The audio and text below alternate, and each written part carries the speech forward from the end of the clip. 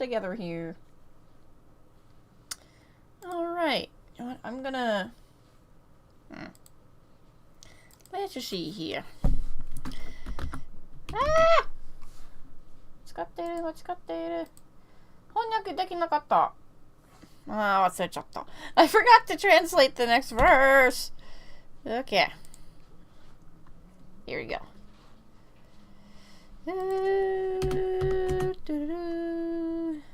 Yep, that's where we're at. 9.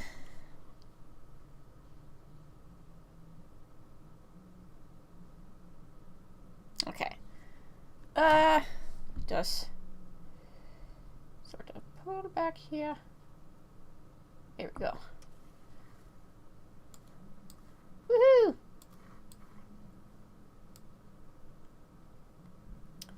Alrighty. Should be good enough. Let's see. Or just gotta go into one place. Dry ground up here. Okay. Let's see here.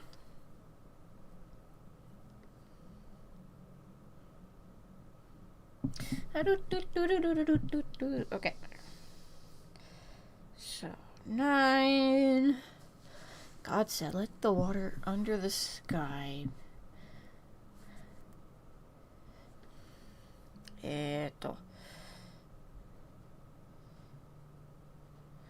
So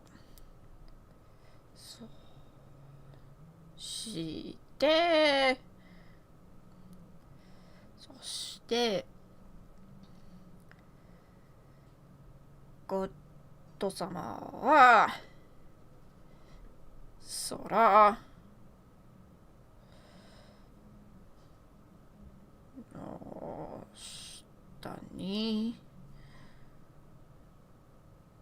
Brother, why you do this to me?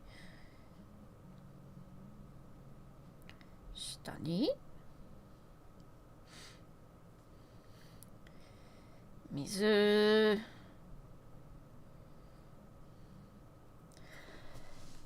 下に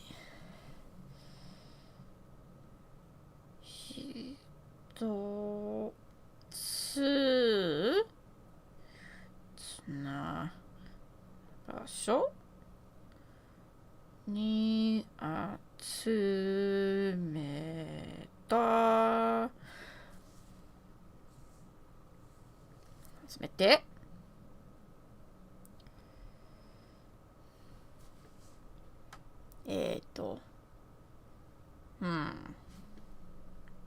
dry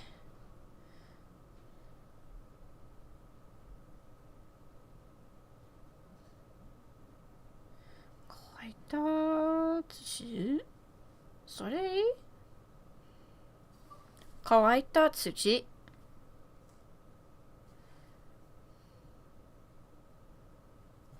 まあいいよLet's see. 乾いた土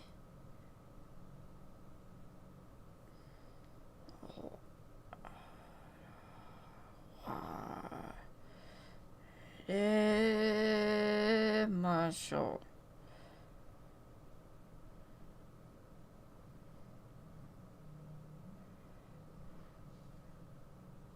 ういましょうあれます現れましょうはいましょうそうと言って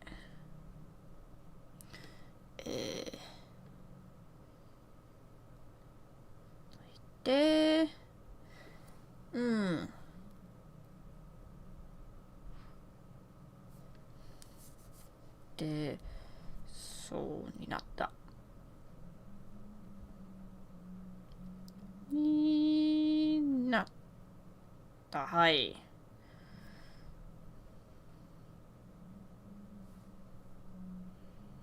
ボーン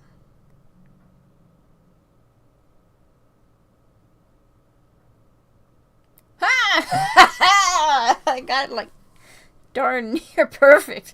Okay. Sorry about that. Whew, I was very busy trying to get everything set up. I did a lot today. I did the laundry, I cleaned the kitty litter and tossed it outside. I do not want to go outside a third time. Because while I was doing the laundry, I went out to exercise. And it's freezing cold out there.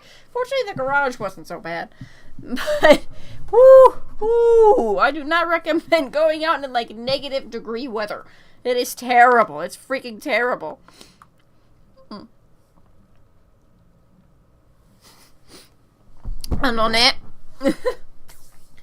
今日すっごく忙しかった。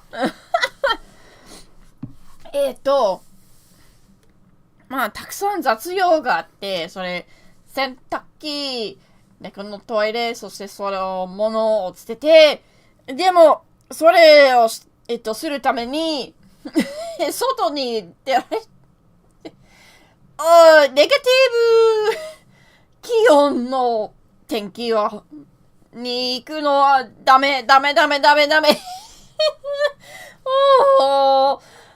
寒すぎる。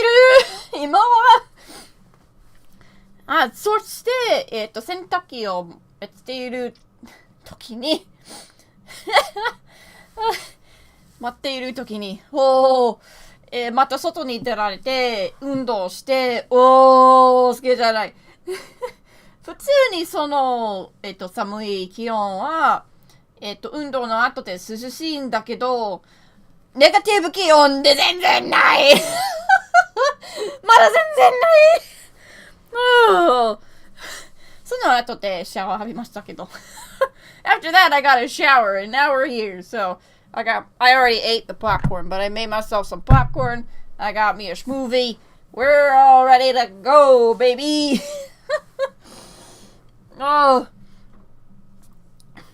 そして、ポップコーンも食べたけど、そして、スムージーも作って、全然準備できた。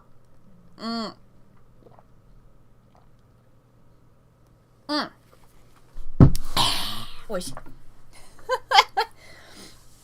Okay. Anyways, let's move on to today's verse and then let's get on to what I tried to prep anyway. So, we have, in the beginning, God created the heavens and the earth. Now the earth was formless and empty, darkness was over the surface of the deep, and the Spirit of God was hovering over the waters. God said, "Let there be light," and there was light. God saw that the light was good, and he separated the light from the darkness. God called the light day, and the darkness he called night. And there was evening, there was morning, the first day.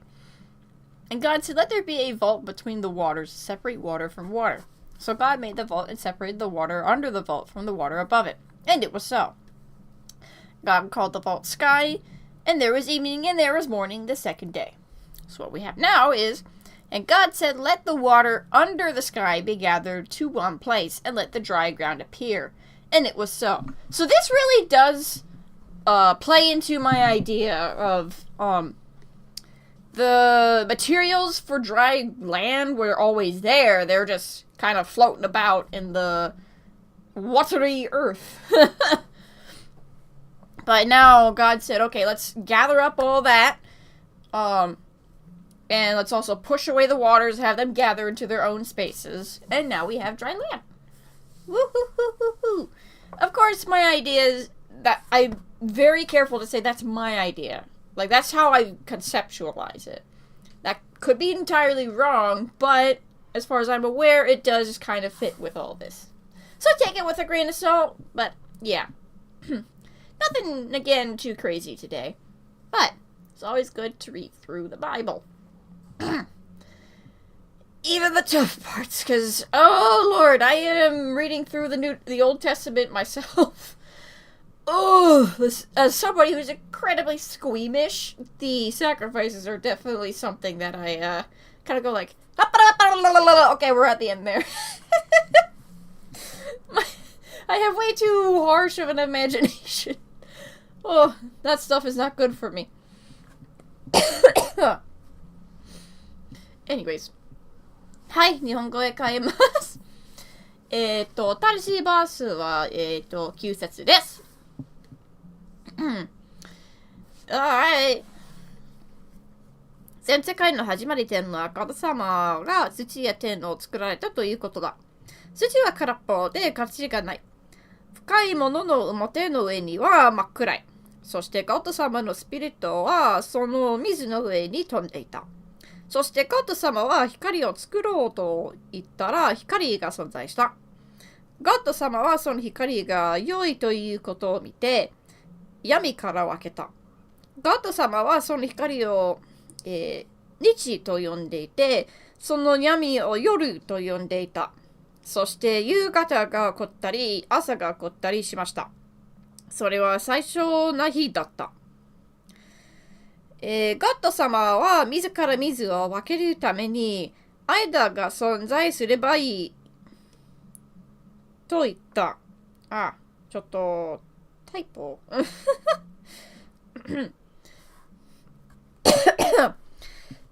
だから、ガッド様は、大空を作って、大空の下に水から大空の上に水を分けた。ガッド様はその大空を空と呼ばれた。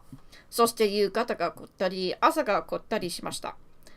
二つ目の日だった。そしてガッド様は空の下に水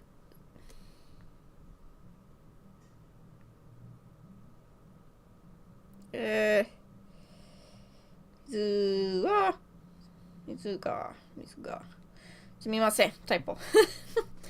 そしてガッド様は空の下に水が一つの場所に集めて、川原体しまった。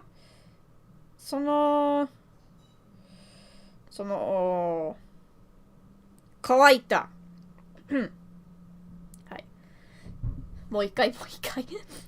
そしてガッド様は空の下に水が、一つの場所に集めて、乾いた土を洗れましょうと言って、そうになった。はい。まあ、あまり正しいものではないんだが、私のアイデアを支えます。多分。それは私のアイデア。100% で本日かわかりません。でも、役に立つ、うん。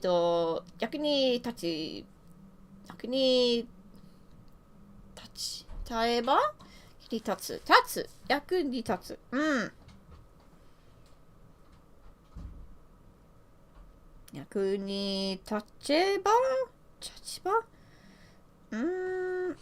もうそのバカな。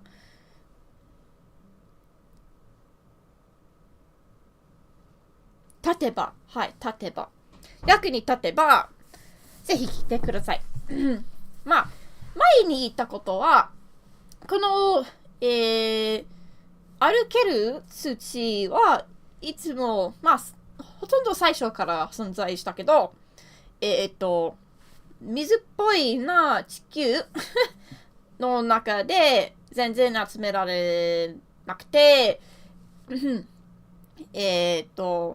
あちこちで、水に沈んでいたかも。はい。でも、このバースで、その、土を全部集めて、その水を、土から分けて、その水を自分に集めて、そういうことが起こったりしました。と思います。起こったりしたと思います。はい。それは100%、100% で本日かわかんないけど、私の考え方だけです。はい。それにしても、すごく面白いよね。全部が作られたということがあまり考えられない。うん。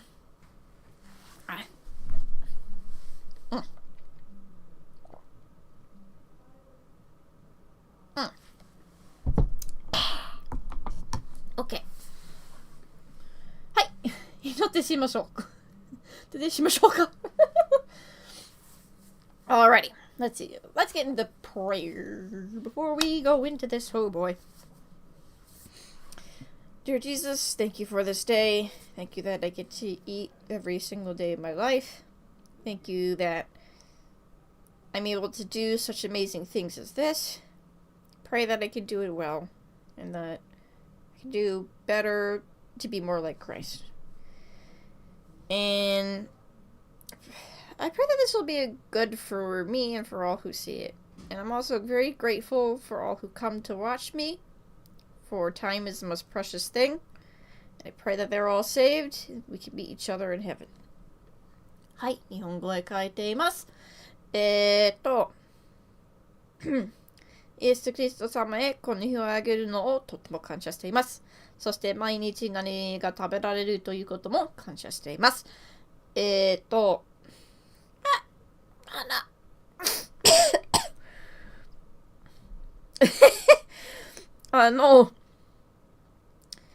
の Steam ということができるということもとっても感謝しています。よくできてお願いしています。そして、私を見る人にとっても感謝しています。その魂を作って、いつか天国で会いたいということをお願いしています。すみません。はい。終わり。Amen. Hooey! Alrighty, what we gonna do here? You know what, we'll pull these over here because I don't really need them.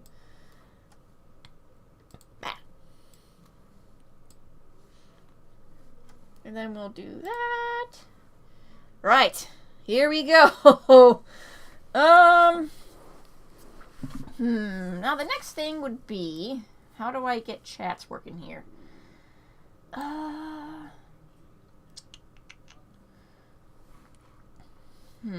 Because if I do it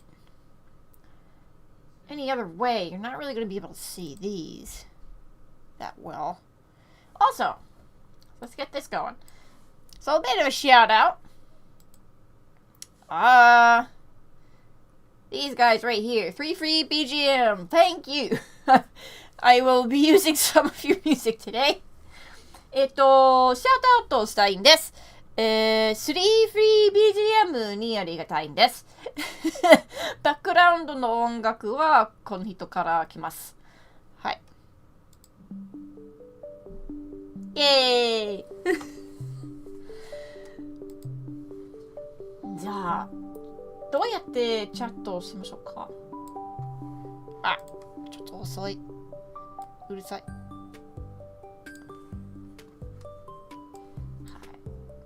そして、あ、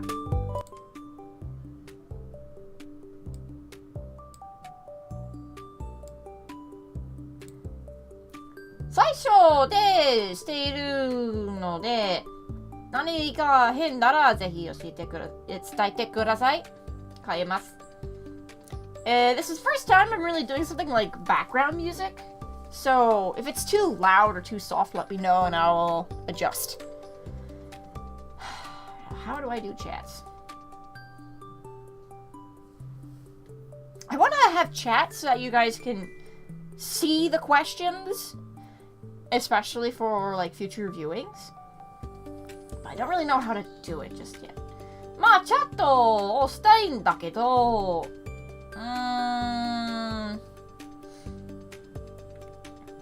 まあ特に質問があればぜひ伝えて、未来にまだ見たいので、どうやって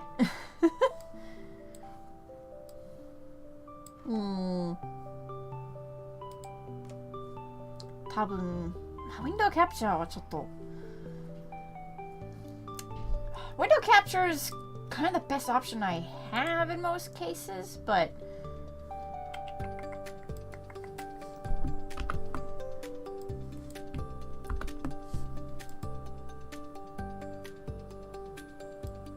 Okay. If I do this.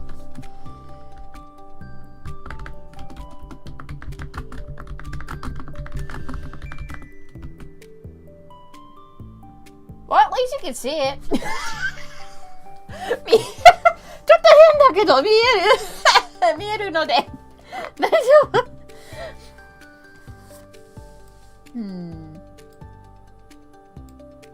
ああ、すごく変だよ。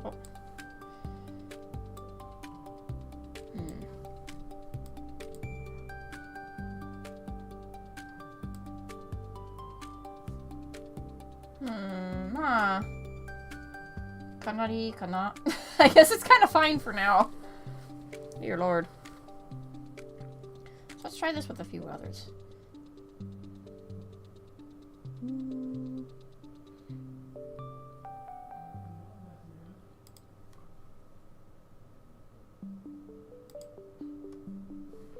Let's see. If I do it for here.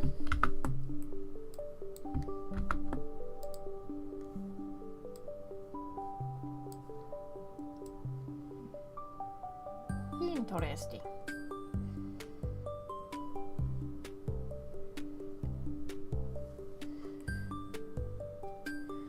Okay, let's try it. Actually, let's do the fun route.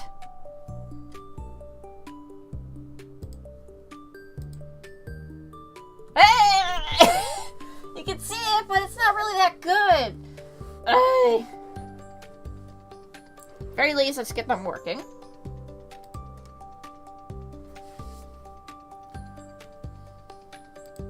見えるけどちょっと下手な。それは。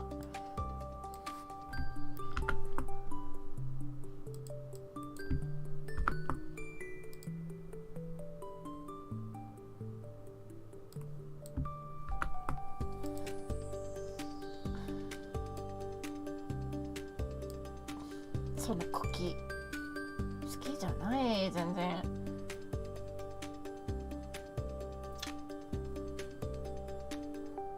I think that's the one where it's just not going to work out well. So we'll use a window capture.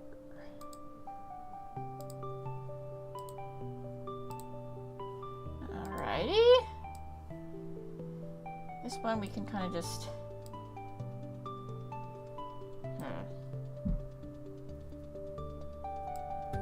This one we will kind of wait on it. So let's see.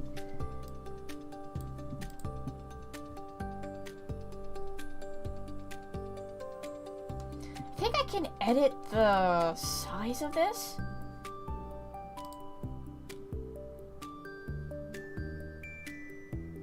Oh. Ooh, that's better.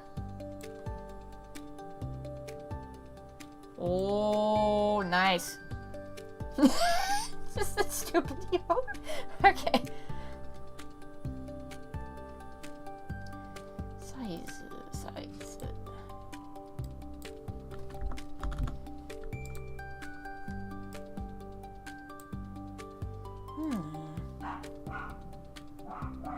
Ah, 犬。その犬。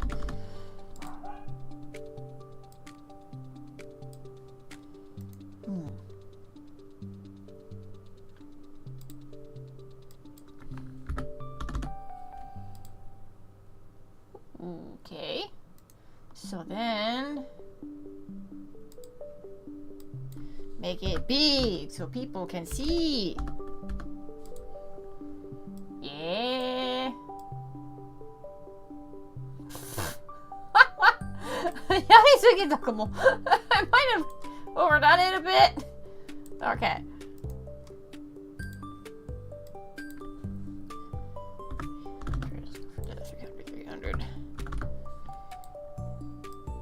I think that should be fine for now.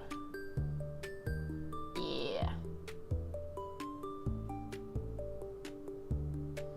Keep it to that. Okay.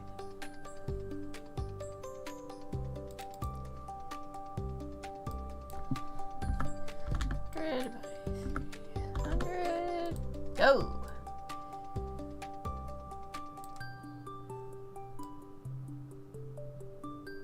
Alright.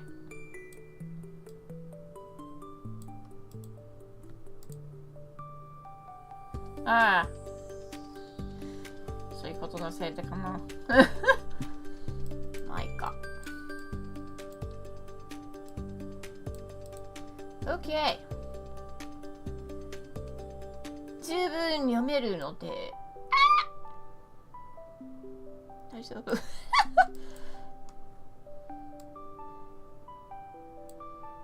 ゃあ。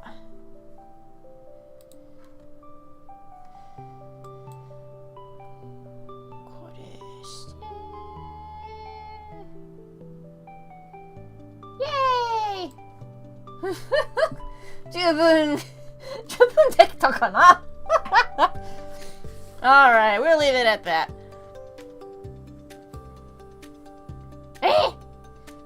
それは、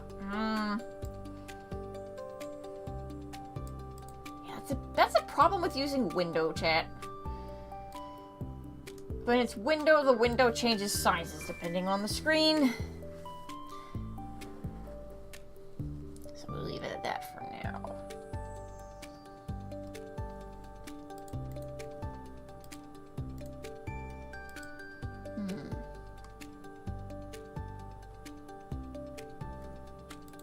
Let's get this a little bit nicer looking.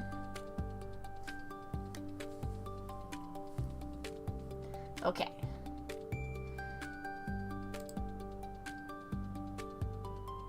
Oh.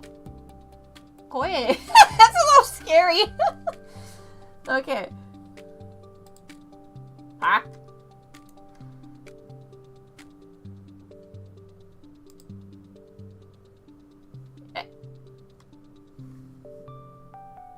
Huh?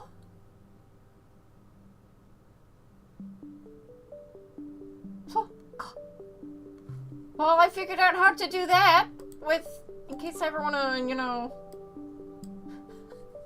have it as an overlay. Okay. Here we go. Alright, that's already undarkened. Do light. What? That is not what I wanted to do. Yeah, I think maybe just leaving it like that is fine for now.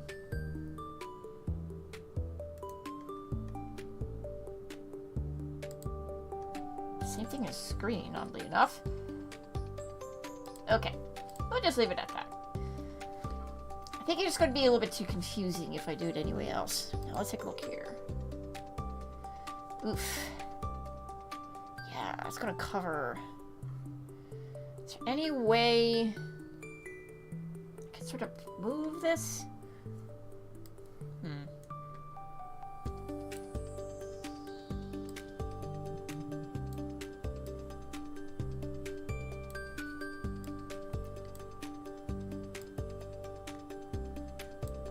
Go. I really need to see those. But let's see here.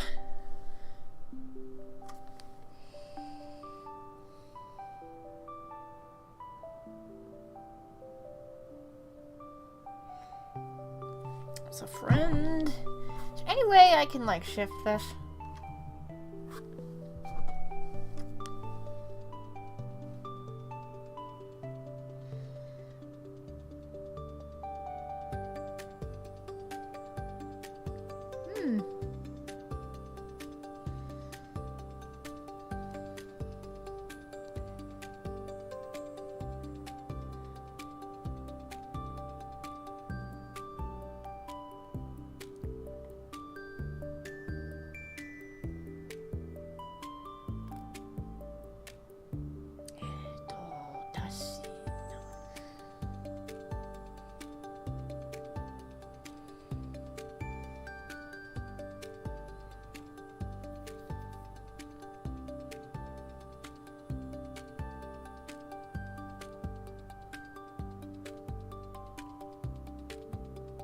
Okay. That was a friend. 友達友達だった。Okay, let's actually Google this. Can I shift the position of the document? Go docs. What?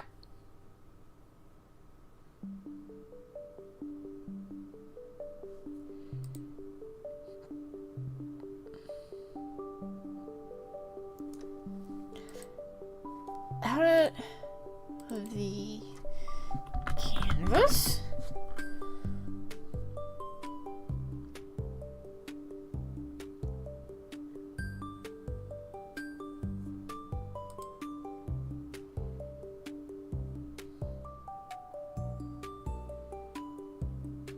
Cannot manually shift the document. Okay.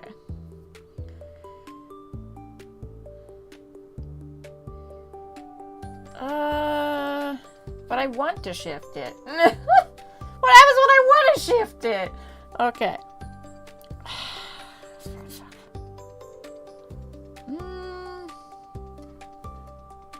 View. Format. Well, that sucks. I don't have to shift it every stinking time. Let's see. Just do that. I mean, that's better, but how much do I have to shift it in order for that to actually... Okay. What I do here... Oof.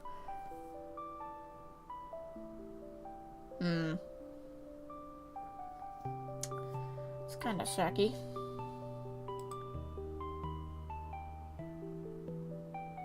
That's really shaky. So in that case, let's try doing something like... Not like that, no. Do it over here instead.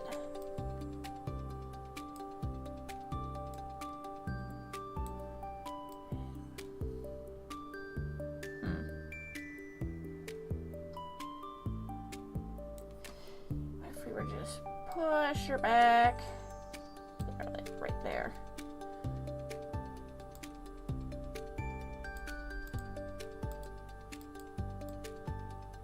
Do that.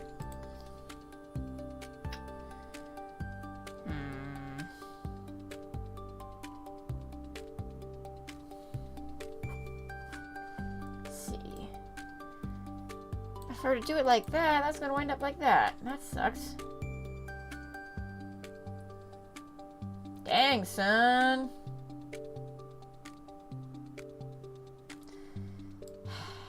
Okay, let's do back here. Okay. Any way to like put some space between here? No. Not doing that. Bruh, why is it over there? Okay.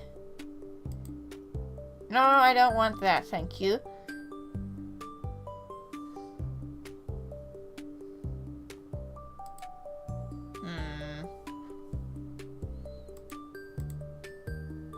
How do I do this? If I could just push this over to the side, then it would be fine.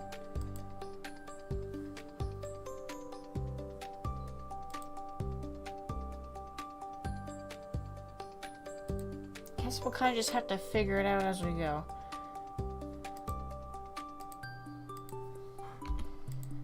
Okay. No, we can just start with B. So, just do this. You can use that for like personal notes, maybe. Can we color it? 色ができるかな? あ、そう。バット。Okay. Oh, やっと。Like I said, I cannot guarantee the quality here. Quality が約束できないんだけど、十分できる。うん。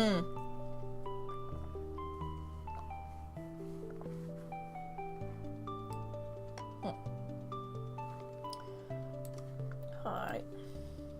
タブを送って、私はちょっと、はい。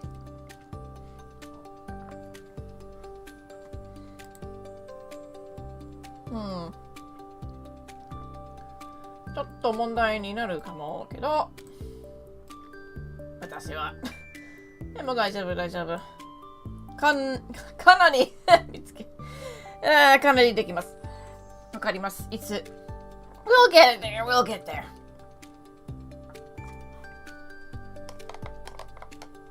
Alrighty. So, first things first. Welcome to the very first language classroom, I guess. I do not know what I'll be calling this series. I'll figure it out. This was very much a sudden decision, as things have happened in the background, I guess, but hey! So, はい、やっと始めたいと思います。私の初めて言語の、ストリームにようこそ。まだ名前、タイトルとか、まだ決めていないけど、それは急に決めたので、いつできるかなまあ、私の、要点、まあ、私のつもりは、日本人だったら、ぜひ、英語がわかんないという質問を、聞いて、私は、頑張って答えます。はい。でも、普通に日本語を教えるので、ぜひ手伝ってくださいね。So my idea for this series is that I'm going to teach what I know of Japanese, but just that Japanese friends aren't exactly, aren't excluded. I figured it'd be a good idea where if they have any questions about English, I'll do my best to answer them. And they can help teach Japanese as well. Obviously, you guys can help teach English too. But we'll kind of figure it out as we go. This is definitely one of the more experimental things on my end. Because I'm going to take this very seriously.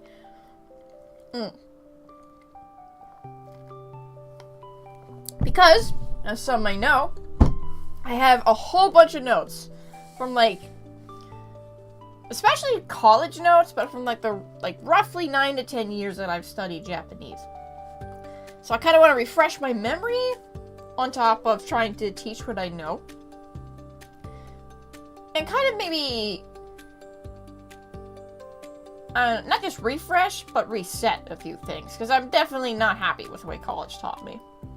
So this will be a combination of me teaching and reassembling my notes in a way that makes much more sense. Hi. And hey, I may actually sell some of this as well. Try to find a way to make it like a downloadable document or something. But that's a little bit future forward thinking. まあ、未来に私のものを移るかもね。でも、日本人にあまり役立ってないけど。まあ。はい。それは、未来。Hi. Alrighty, so let's see. I was just gonna look. So, learning Japanese preliminary thoughts. So that's what we're gonna do here. Alright. So, how exactly am I going to go about this? Well,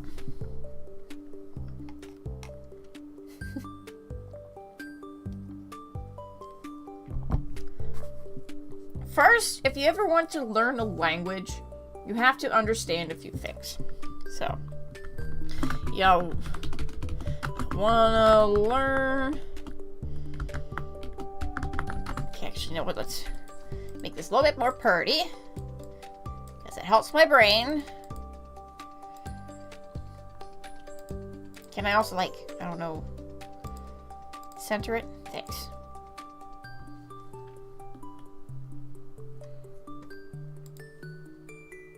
And do like that. Yeah, it's fine. Want to learn a new language? To do so, you should keep these things in mind. Oops.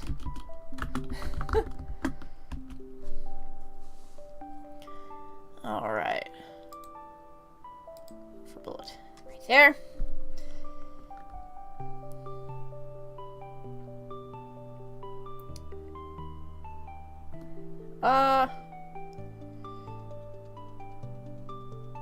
Yeah, I'm just gonna slingshot it. So, language is a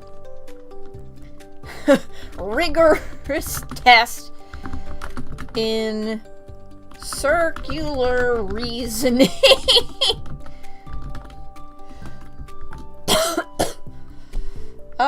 You know what? Let's do this. Spacing.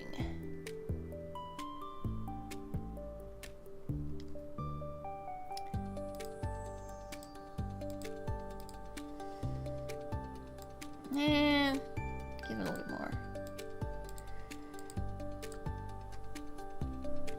But you know what? Let's not do bullet. That's probably not going to be as helpful here.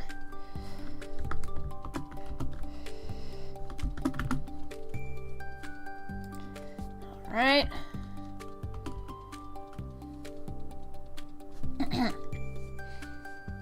So what else? Let's look at this its own color. Not like, ew, oh, that's bright, ooh. Doesn't really stand out too much. That's fine. Hey there, CatXTV, how you doing? You want to learn some English or Japanese? Tacos? And beer. Okay. Not quite sure what you mean by that, but we'll take it.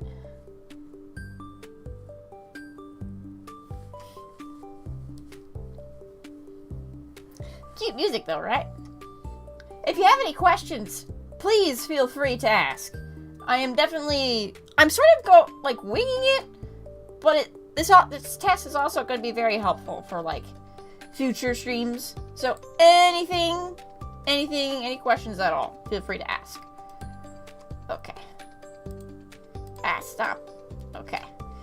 I want to be able to see, can I please see when somebody freaking chatted? Where's the settings? I have to go to Rumble for that, huh?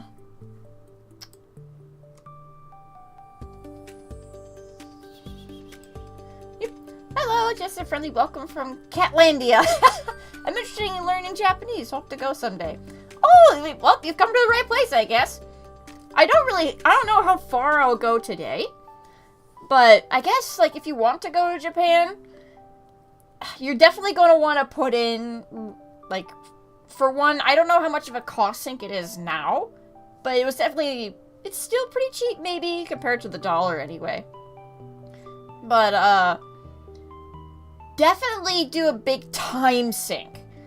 Because Japan is one country, but it's almost like America in that there's specific regions with different cultural stuff.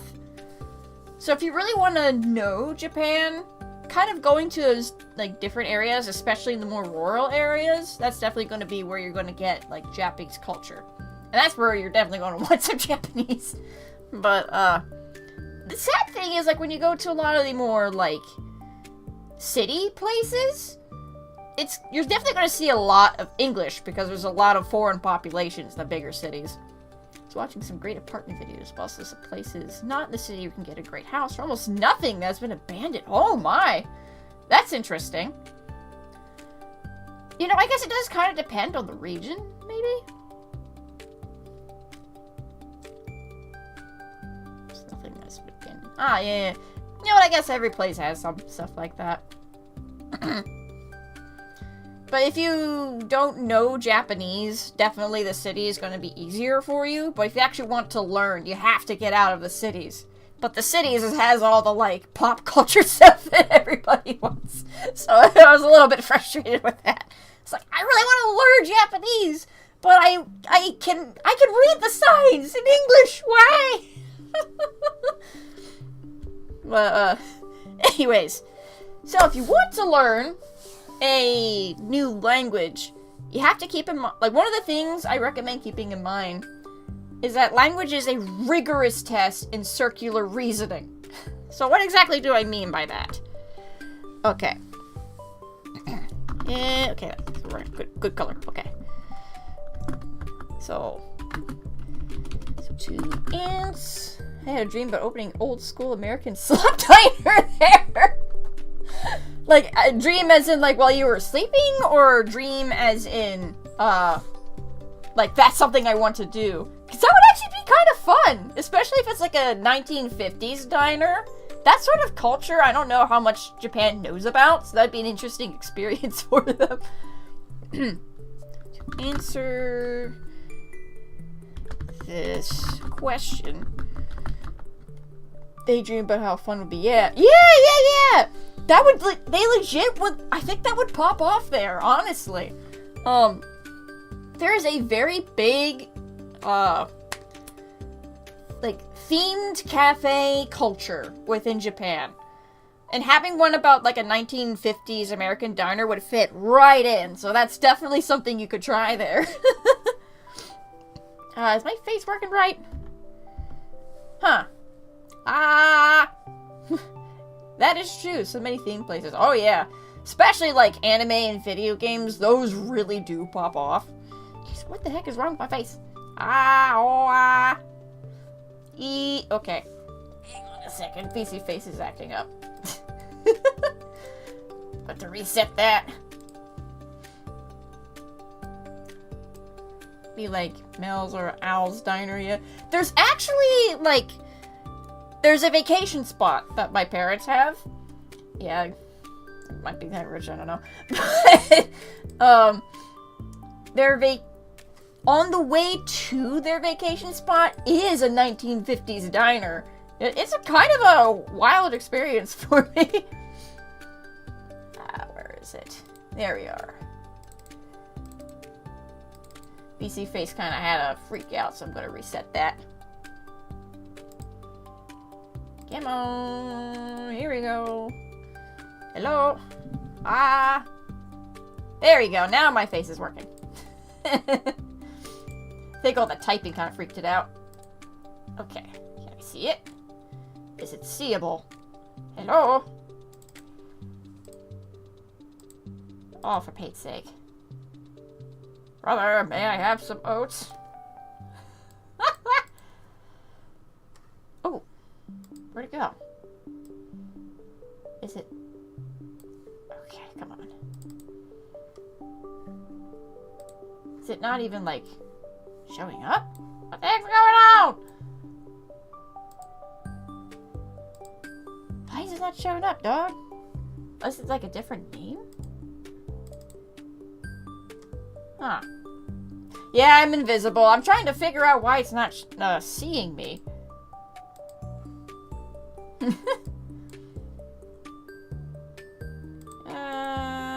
Okay, you know what? We're just going to delete that. This up here.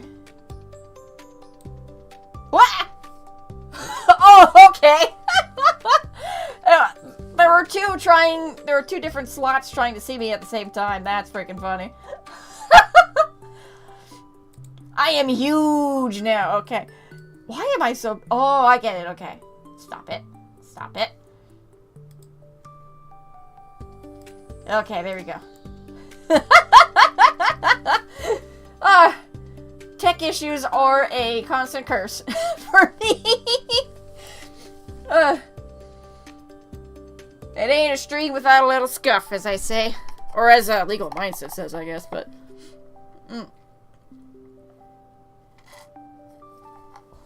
I love smoothies. I make my own smoothies.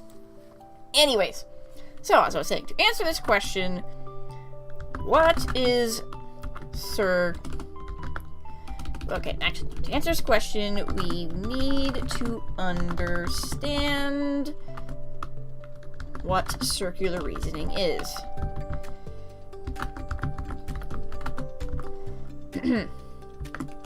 So, you know what? Let's actually just Google it.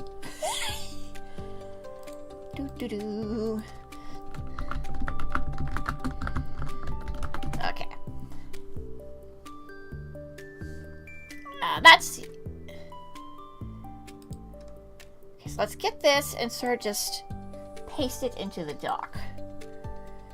Woo! There we go. Copy. Use VTube Studio. Used to use VRoid. Hey! I'm actually getting my own custom model, but we are having some issues in trying to get it usable within VC Face. That's what I use. I have used like Waterdoll and Vinyan. Waterdoll and Vinyan are basically the same thing. I just didn't like, for Vinyan, the mouth movements were very slippery. I didn't like it. Waterdoll was okay, but it's like 3D movement is kind of jank. VC Face doesn't have 3D movement, and I wish it does, but it has the best face tracking that any 3D program that I've used to date has. And I can get it to work with 3D movement, but I'll have to get some external applications for that, which I don't mind, but I'll have to keep that in mind. Boom. Okay. So,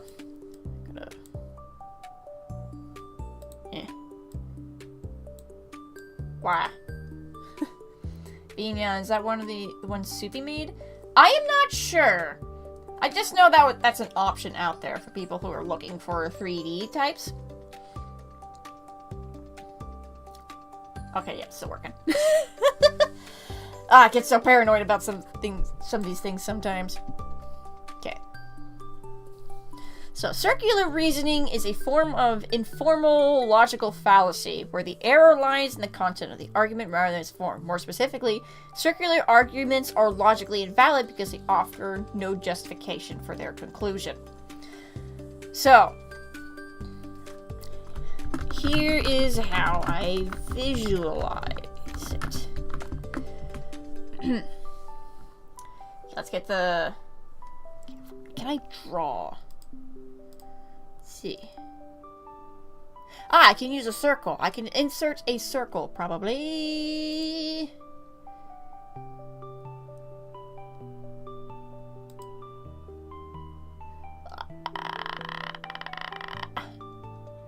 Smart clips, signature drawing. Chart, symbols. Thank you. Yeah. Bruh. Bruh, why? I just want a circle! Google Docs suck! Anyways. Let's see.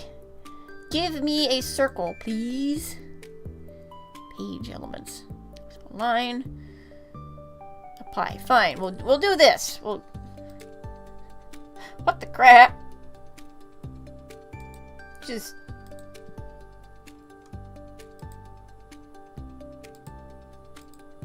What? Okay, this freaking sucks, genuinely. Alrighty. Insert. Drawing. Chart. Show characters? Is this gonna work? Ooh, this might actually work. For symbol... Can I go for like a shape? You know what? Anyways. This should actually do it. Nice.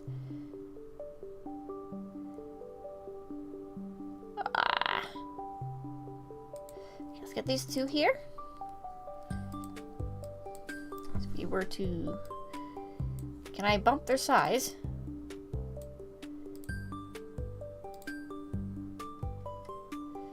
Okay, let's make these freaking humongosaurus.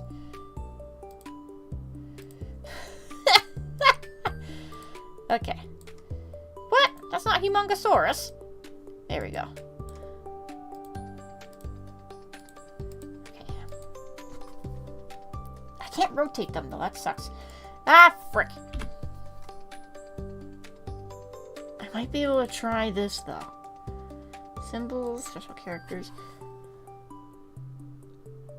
There's a few other options. Aha! These should work. Okay.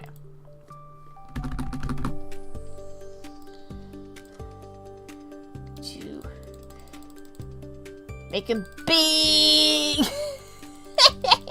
Oh geez, sorry for the epilepsy. Okay. That's fine. So then we're going to... Can I insert like a text box now?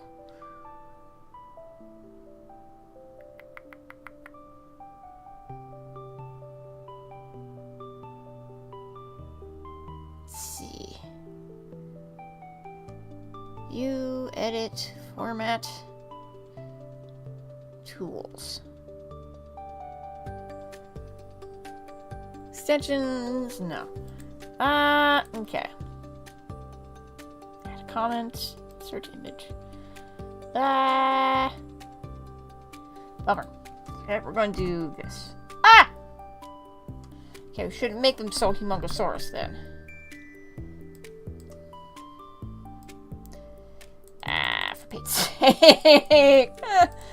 Okay. Make it 90, back to 96. Here we go. I'm gonna try. This is not working. You know what? Go back to 13 here. We'll whip out the drawing pad. Because, like, it ain't like we don't do that enough out in the internets. Okay. Paint. Here we go.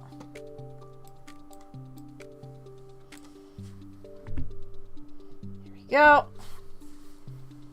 Let's add a tab that you can see. Media source? Would that work? I don't think so, actually.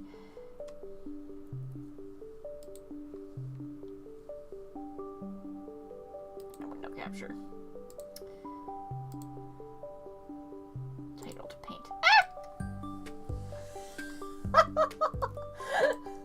What the heck? Why is it all black?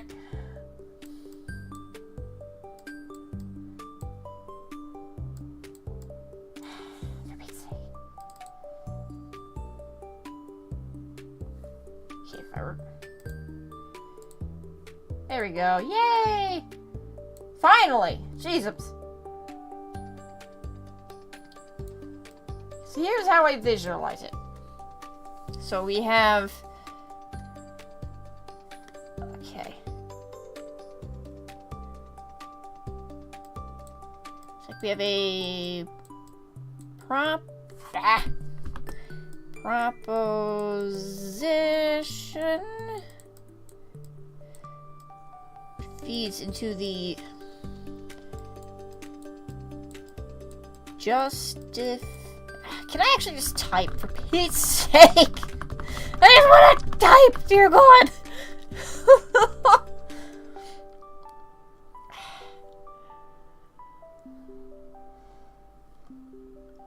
There we go, yay!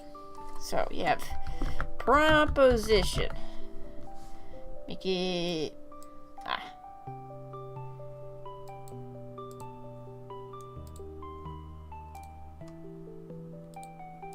There we go.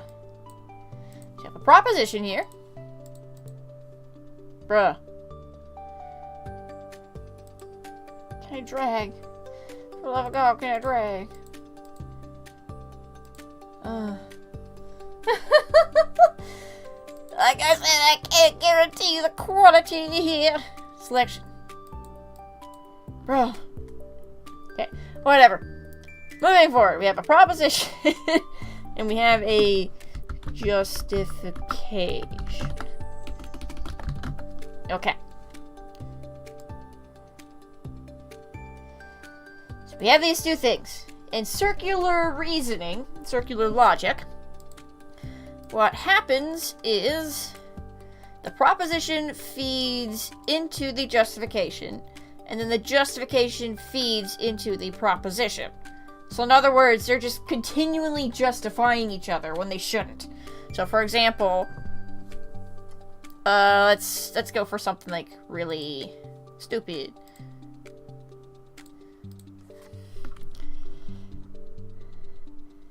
Cats are great because it's great because they are fluffy, I guess. Let's try that.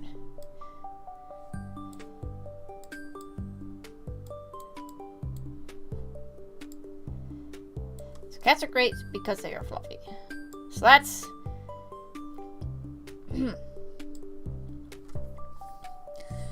so that's like a proposition. And then we have fluffy things are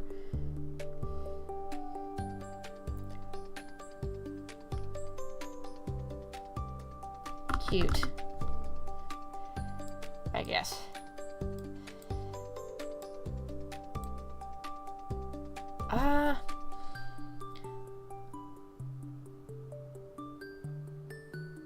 Actually, you know what? We need to do this. I think a better thing is cats are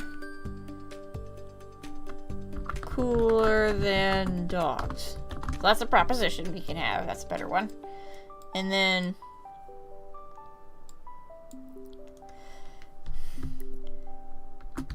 dogs. This is hard to do on the fly, I'll be honest. Cats are cooler than dogs. I like cats. There we go. That's something we could work with here. Stop!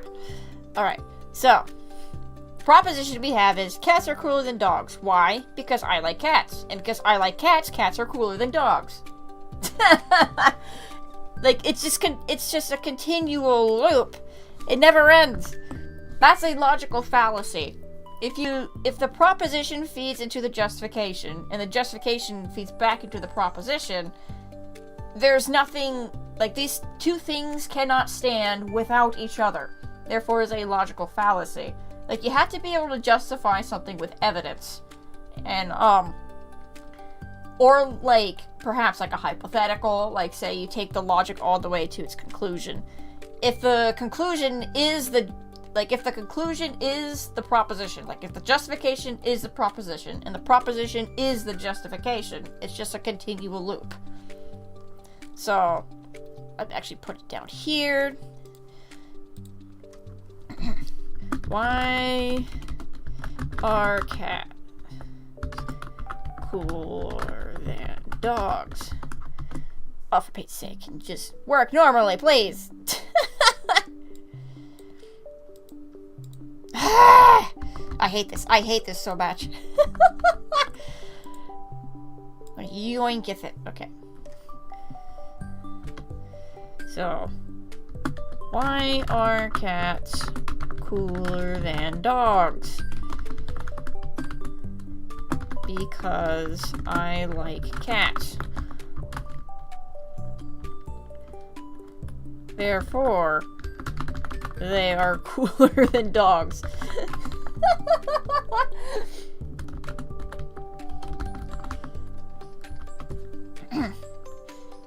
That sort of justification Just goes round and round and round. Where does it stop? Nobody knows.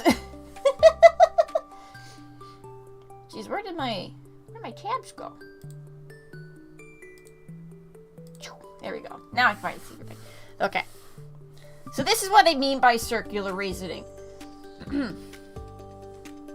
So we're going to do this. Take a screenshot.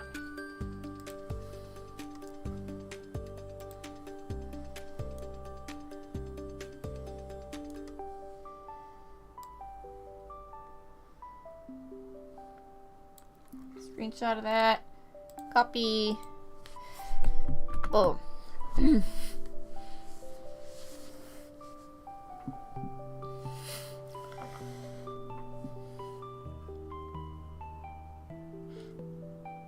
Okay. In other words, the evidence for the conclusion is the conclusion itself.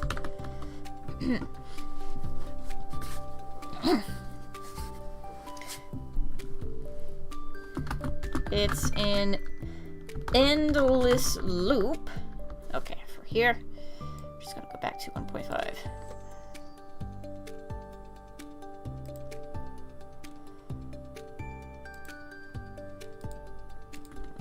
Tab.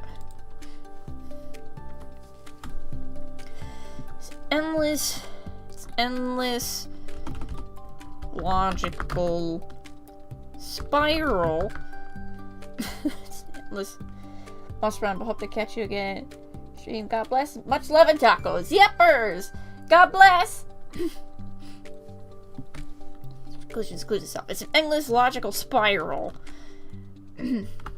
Because the start and end are exactly the same.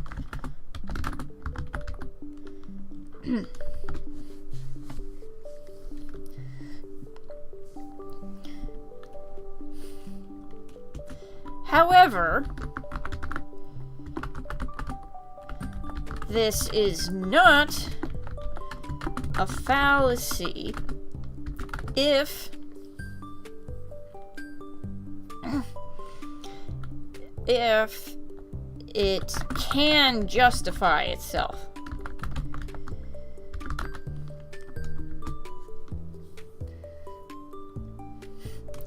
So, to take the above example,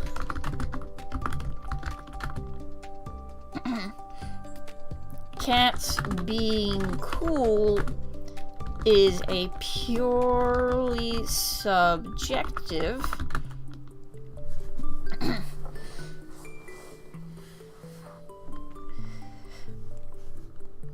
cats being cool is a purely subjective opinion. And liking something is also a matter of subjective taste.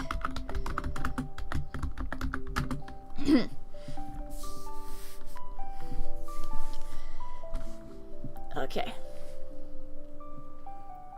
There is no way to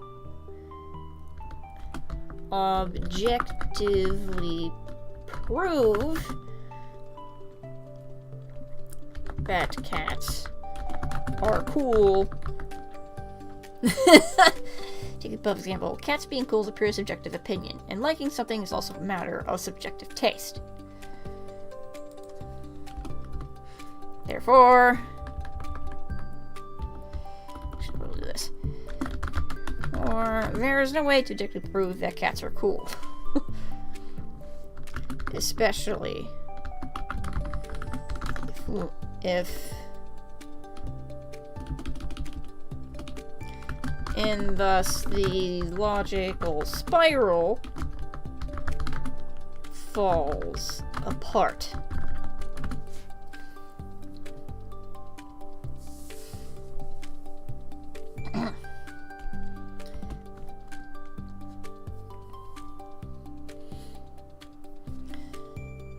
Okay. Alright. Thinking Lincoln.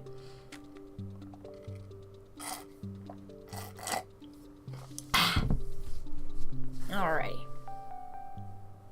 The logical spiral falls apart. So let's take another... Let's use another example.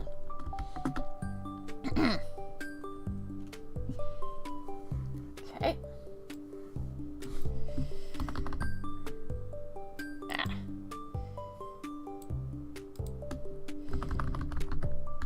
Well, that's just a screenshot.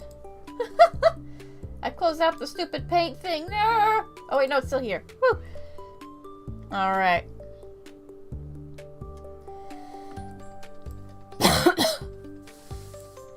Alright. So let's use a different example here. To get a little bit religious, how about we go for God does good things.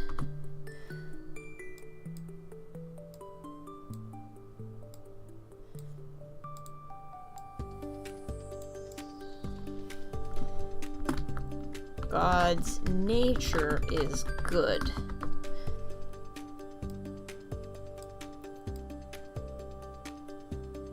Okay, so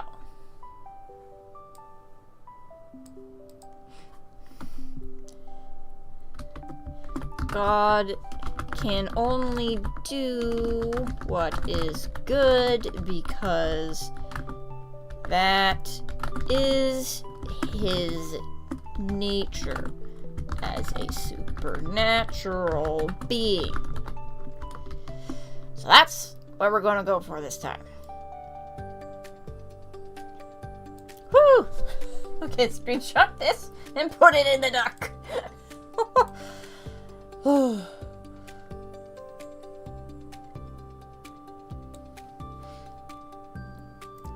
Copy. Finally, I'm just gonna... I don't want to save that. Copy. Boom. Yeah. Bruh. Bruh. Why? How could this happen to me? I made my mistakes. I know where to run. Okay. Okay, we'll leave it at that. Finally.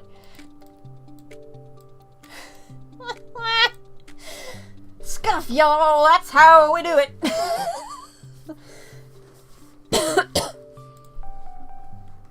Okay.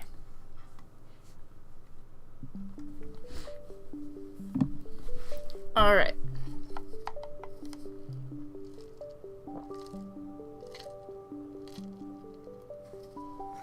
Okay. Ah! In this example, we examine the nature of supernatural beings.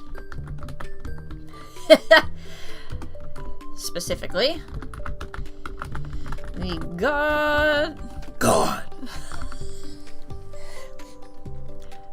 of the Bible. It is explicitly said that God's nature is good. So let's actually whip out an example here. Nature is good, verse.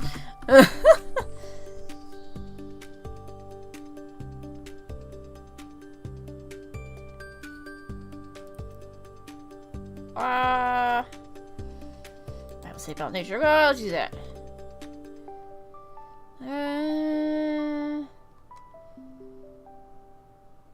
Okay.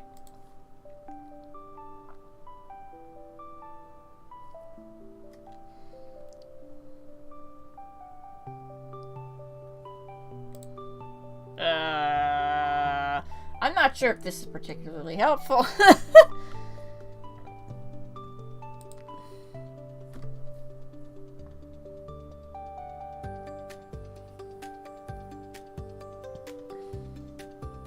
So let's use that. So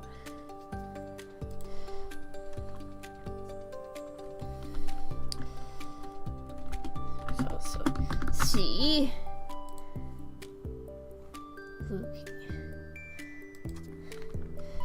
Luke 18, 19, and 1 John 1:15. John 1. Right, is that what it was? 1 John 1:5. Whoops.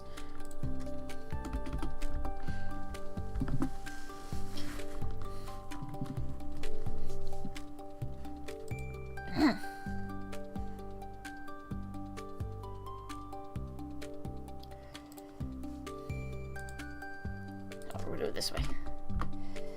Nature's good, and that no darkness or evil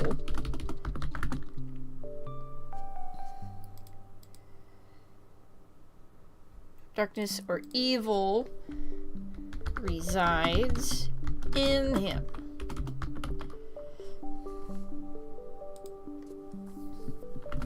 Therefore, if this is true, then all he can do all of his actions are good. How about put that quotes? It feels debating.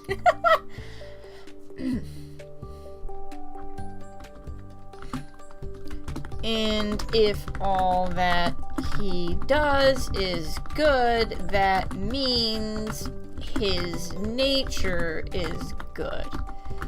For his nature to be good,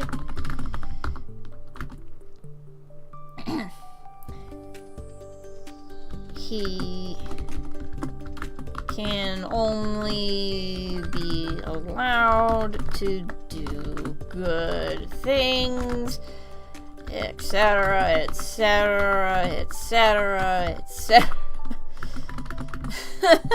So in this example, we examine the nature of supernatural beings that the God of the Bible. It is explicitly said that God's nature is good and that no darkness or evil resides in him. See Luke 18:19 and 1 John 1:5. If this is true, then all he can do, such all of his actions are good. And if all that he does is good, that means his nature is good. For his nature to be good, he can be allowed to do good things, yada yada yada. So the spiral goes on and on and on and on and on. But in this case, it's a spiral that actually works. Like, sure, you can perpetually say that cats are cool because you like them, because you like cats, cats are cool. But that doesn't really hold up in reality. This does.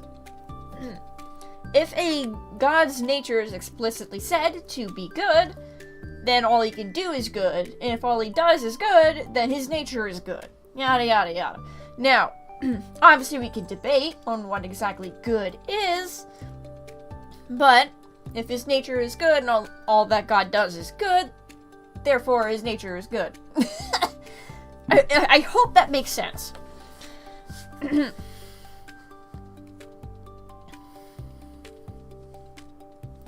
Okay.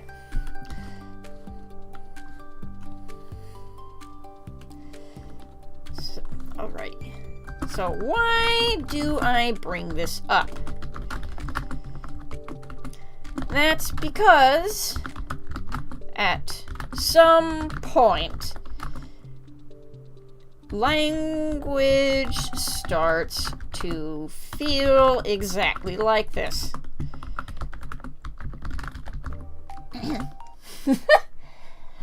Oh, happened to BGM.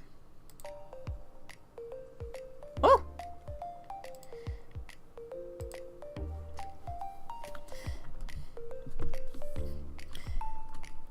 If you ever wonder why something is that it is,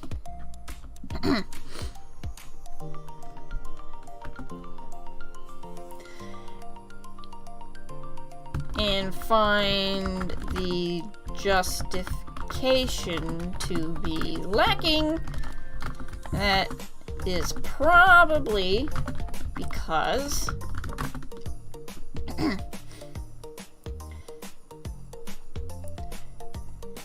it is a circular logical.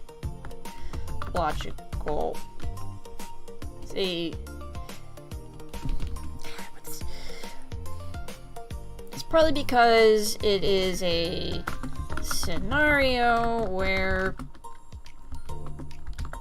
it's just that. It's just that way.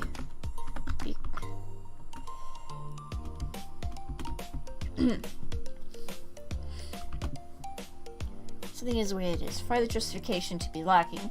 That's probably because it's a scenario where... How do I put this? It's just a circular reasoning.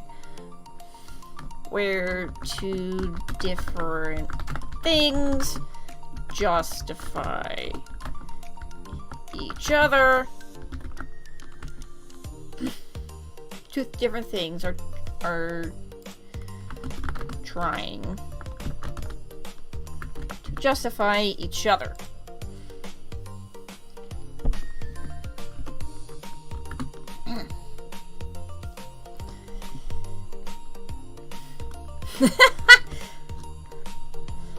To quote a certain song, it just works.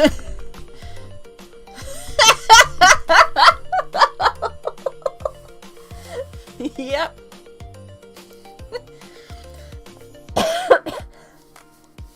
Okay, so why do I bring this up? It's because at some point, language starts to feel exactly like this logical spiral. If you ever wonder why something is the way that it is, and find the justification to be lacking, that's probably because it's a scenario where two different things are trying to justify each other. To quote a certain song, it just works, it just works. It's all... Or perhaps it's always just been this way. That works too. Sometimes you'll definitely come across this when you're learning languages. And if you do come across that, don't be discouraged. That's just the way that it is, and eventually you'll get used to it. That's the bottom line. The bottom line. You are not crazy.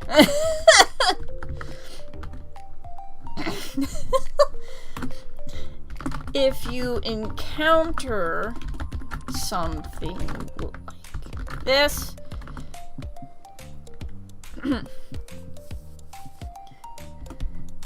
just bear with it until it starts making more sense.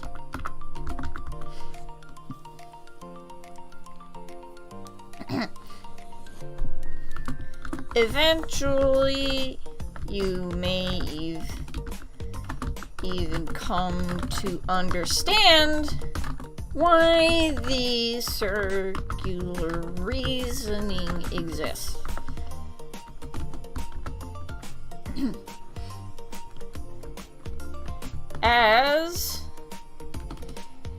Because, and here's the next point I want you guys to keep in mind. No! That's not what I want. For double. So, 2.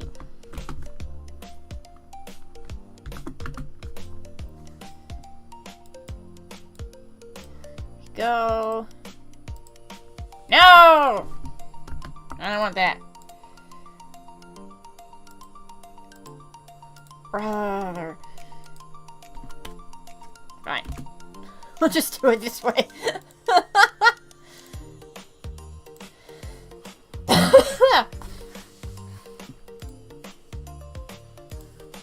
to. At the end of the day, language is a flawed tool to help flawed people communicate with each other.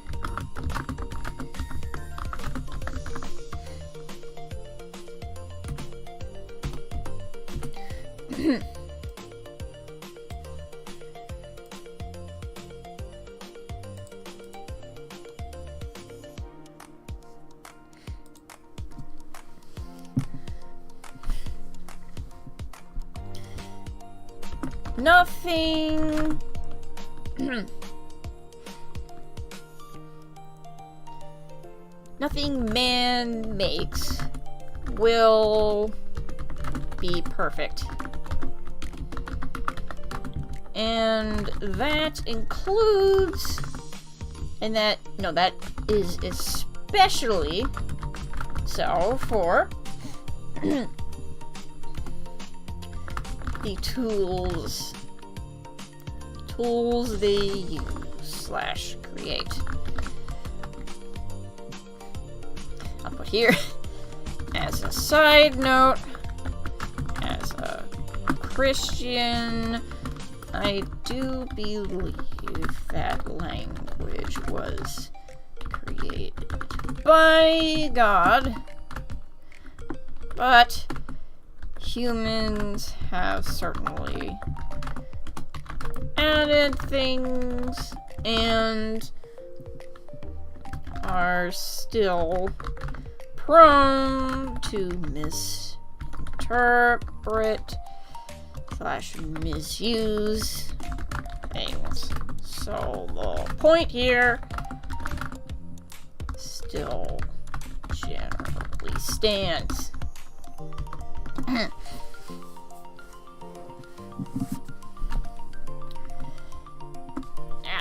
Smoothie time.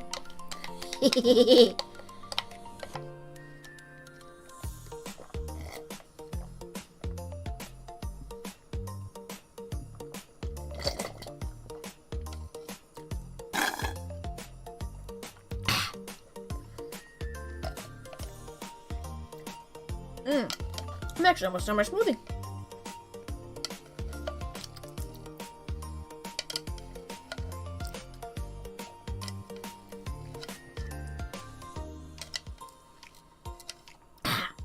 Oh gosh, so good. Yo, I need to start learning to cook more. Man, I don't. It's an 8 to, just even 8 to 5 or 9 to 5, you really don't have a whole lot of energy when you get home. Kinda sucks. Anyways, that's my smoothie. Eee.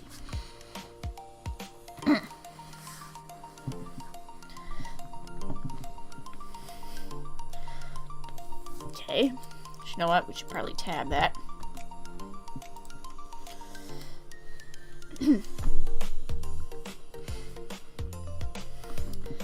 Thus, when you learn a new language, not only will you see the flaws and weaknesses of the foreign one,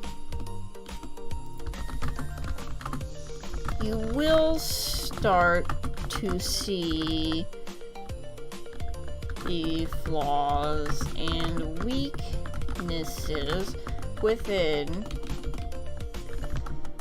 your native tongue. So nothing man makes will be perfect, and that is especially so for the tools they use and create. As a side note, as a Christian, I do believe that language was created by God, but humans have certainly added some things and are still prone to misinterpret and misuse things, so the point here still generally stands. Thus, when you learn a new language, not only will you see the flaws and weaknesses of the foreign one, you'll start to see the flaws and weaknesses within your native tongue. Excuse me. Conversely, you will start to see the strengths of both.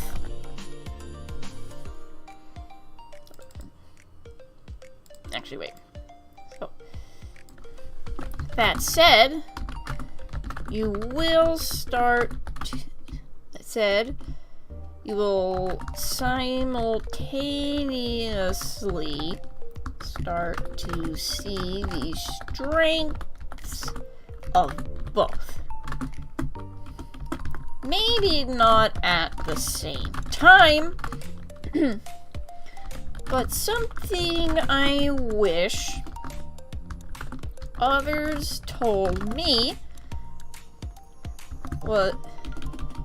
before I started learning Japanese is that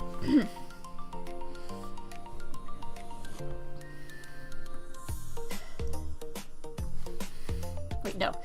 Simultaneously start to see the strengths of both, but maybe not at the same time.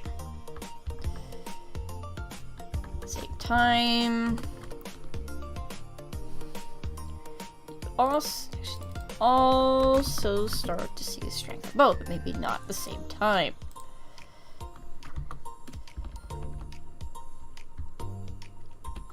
Something I wish others told me before I started learning Japanese is that at some point you will develop inferiority complexes, but also that they will pass as your understanding deepens.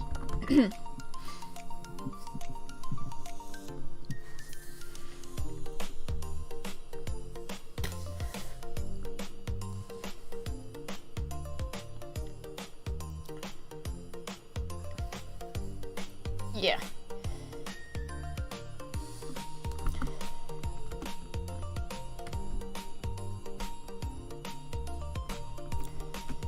So, I guess again, the bottom line, again, do not be discouraged. Many things okay.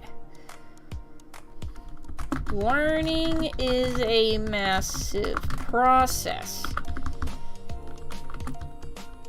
And your thoughts, feelings, and even passions maybe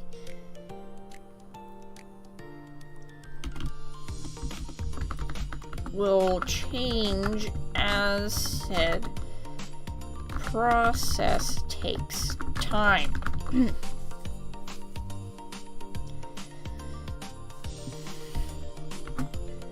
But as these can be fickle,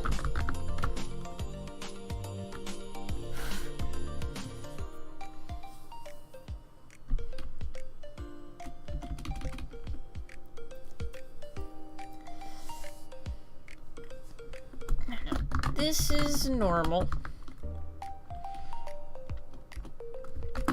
Frustrations are a normal thing in said processes.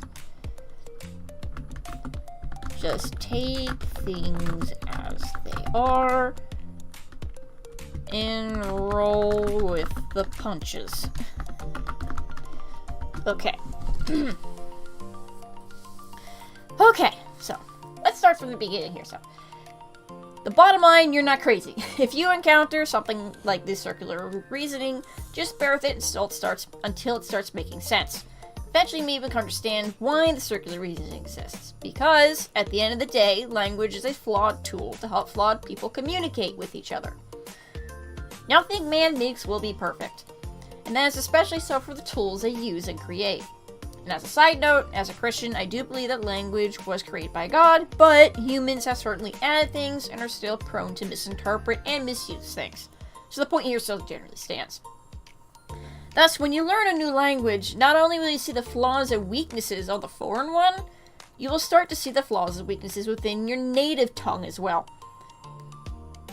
Hello?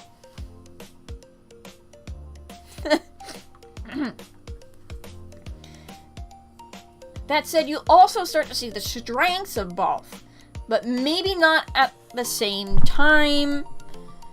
Maybe not at the same time as the flaws. There. Something I wish others had told me before I started learning Japanese is that at some point you will develop inferiority complexes, but also that they will pass as your understanding deepens. The bottom line is, again, don't be discouraged. Learning is a massive process, and your thoughts, feelings, even passions will change as said process takes time. Frustrations are a normal thing in said processes. Just take things as they are and roll with the punches. Language is a lot more vibe-coded than most people realize.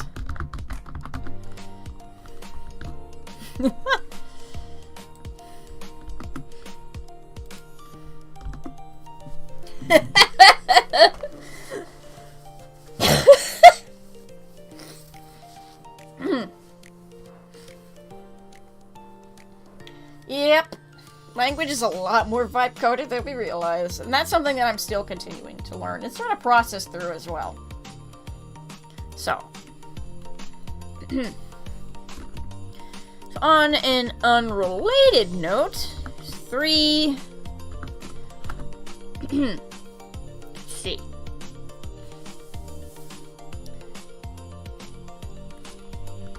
Every language has Yoda speak.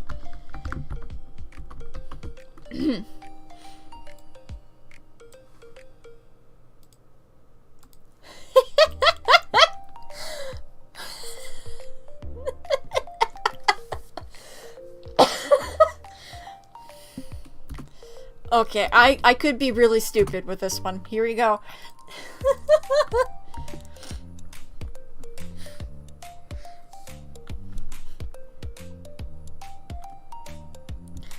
The mark of native fluency.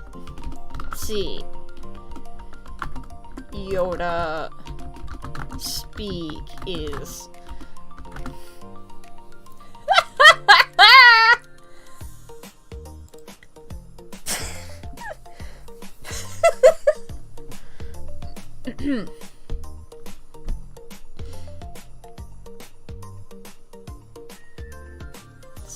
Speak.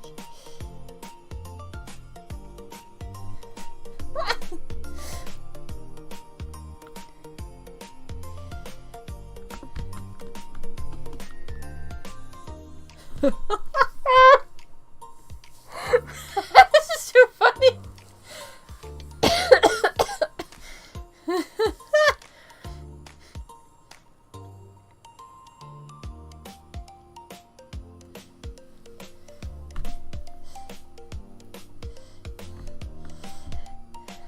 Okay, I don't think I can keep up with this bit.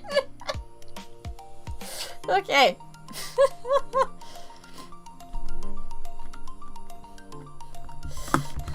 Alright, I won't do a bit here. LOL.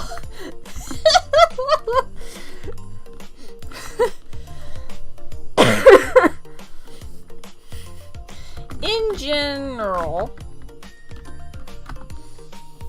Okay, I could also just do it where... Okay. In general...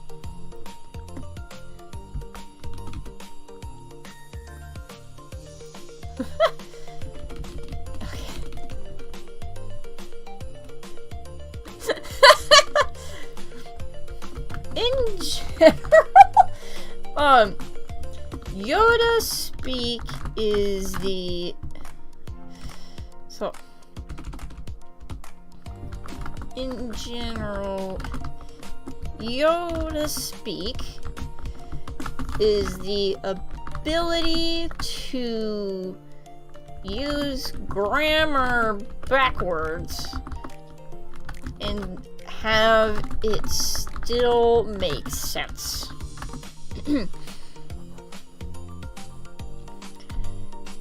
This isn't common in English.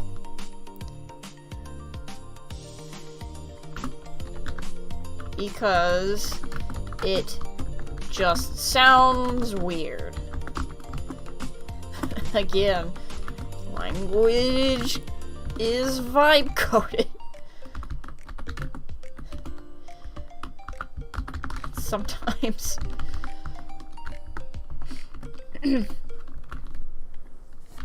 But with Japanese specifically,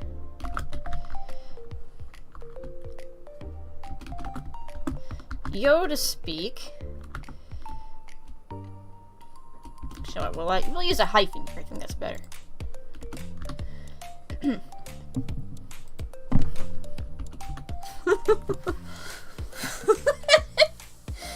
Okay.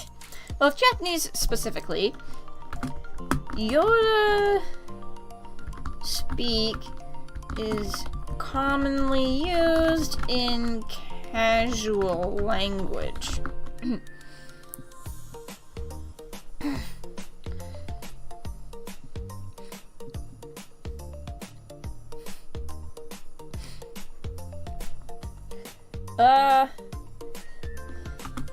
Here is an example.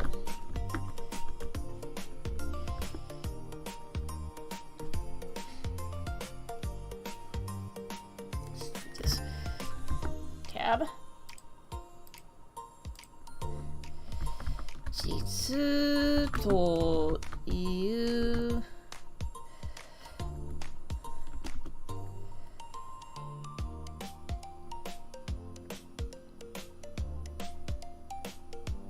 There was a very recent example that I saw.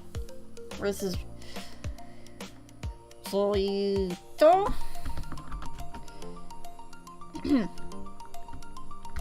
つも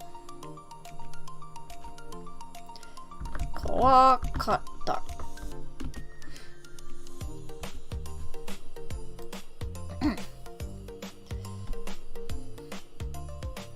Yeah. So you know what? Nah, I'm not gonna search for it. See, I got...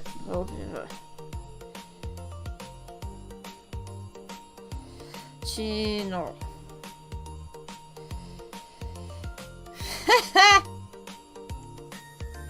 Osaka. あ、Osaka で雪が降った。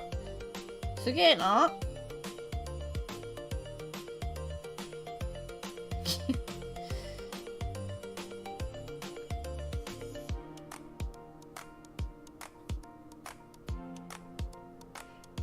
再開大。ああ。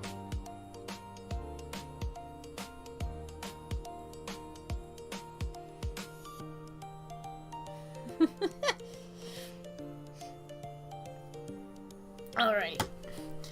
So, I think it was like that.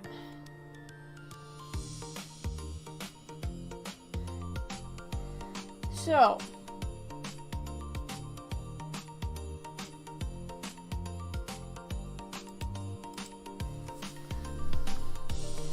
if we were to literally translate this phrase, if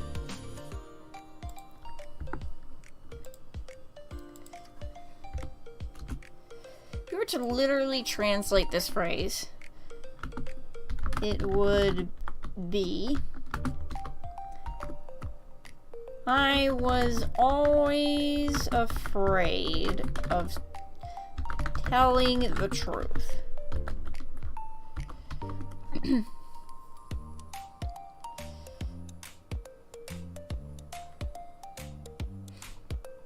believe that's what it was.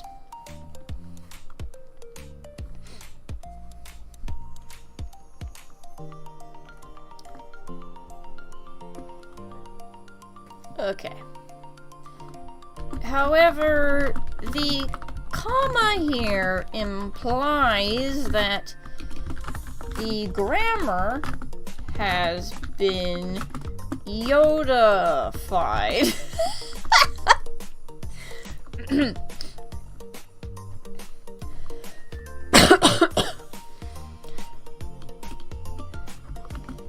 This would change the meaning to be honest, I was always afraid.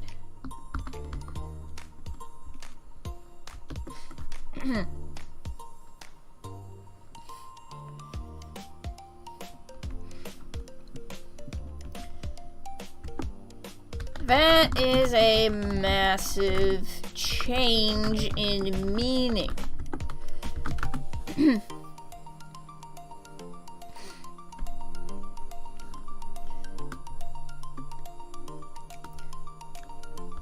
Which the first implies that the speaker is a liar, whilst the second implies cowardice, albeit perhaps a suppressed cowardice in the face of adversity. Okay, yeah.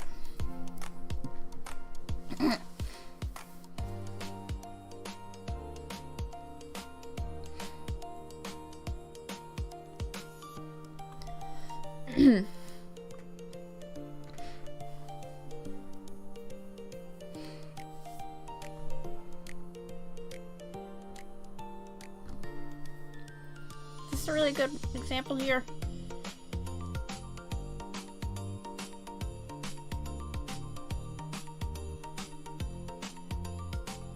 This may not be the best, because that's honestly more of like a predicate, I guess. You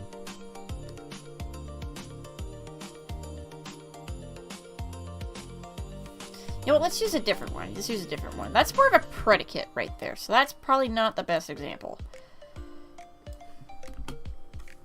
Let's see.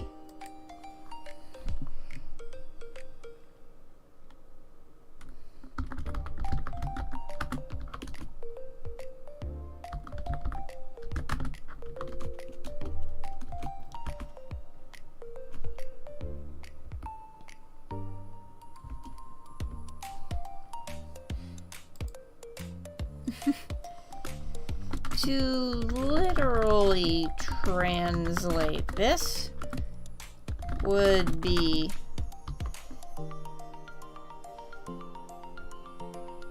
cold 2 days.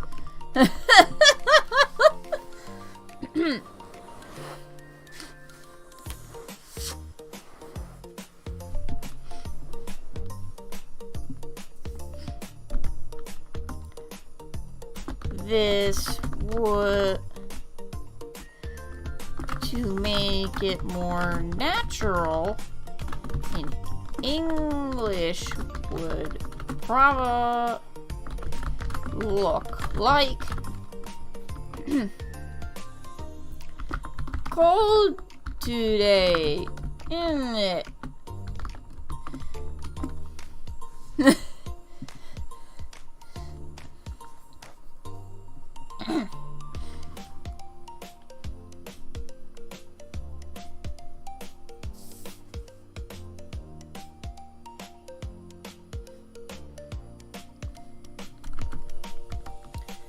The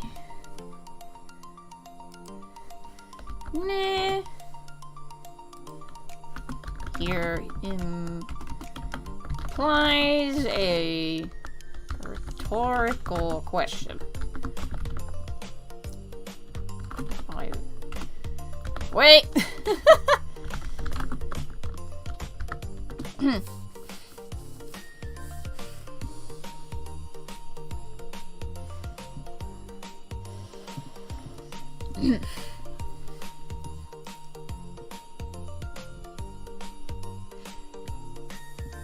I gotta pee. Alright.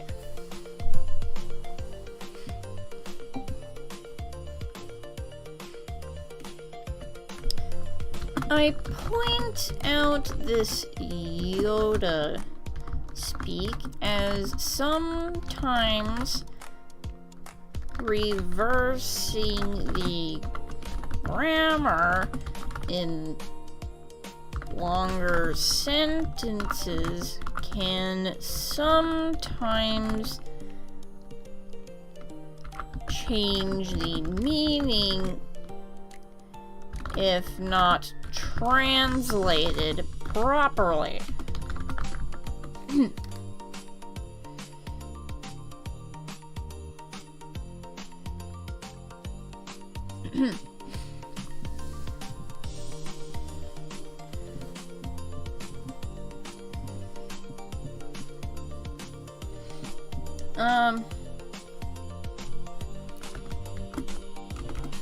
Also, just because there is a comma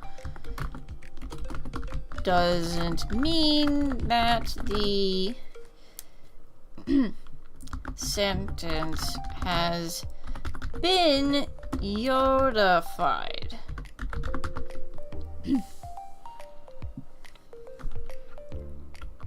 In translating as such, also would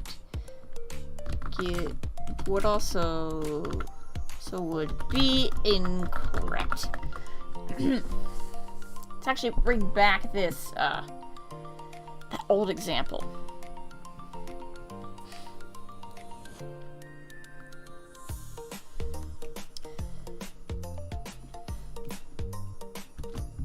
For example, I recently saw that this sentence, I keep using A there.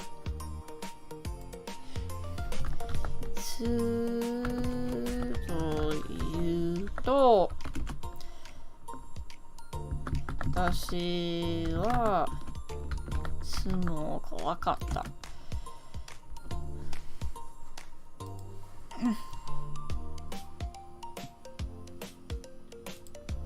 Sentence was translated as I was always afraid of telling the truth. That is not correct.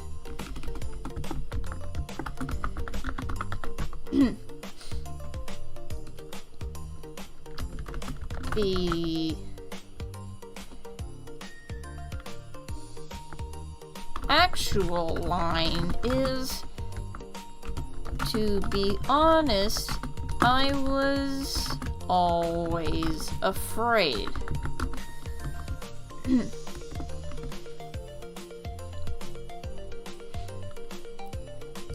The comma here indicates a predicate, which is a sentence piece that cannot, just a sentence piece that enhances a fully functional line of grammar.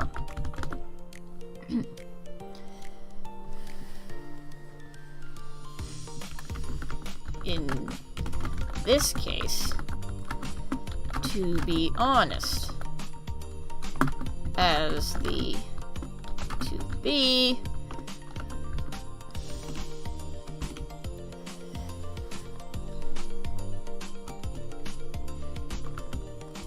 This phrase indicates.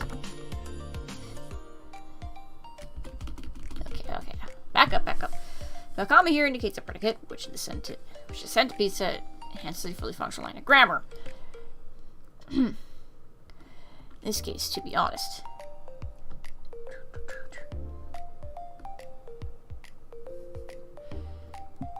To be honest. Okay. This phrase provides context to an otherwise banal comment and heightens the I spelled that wrong.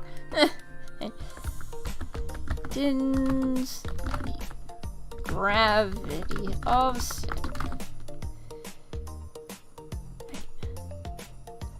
comment by heightening its gravitas. Which gravitas is like pull, weight, heaviness, especially in terms of like feeling or emotion.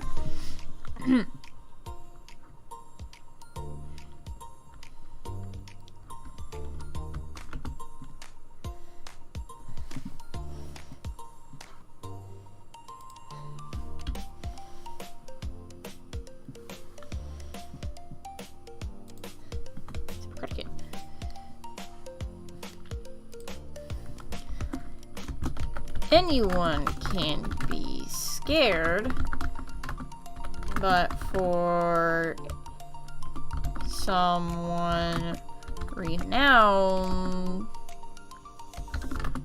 for their courage, it would be surprising for them to actually be a scaredy cat.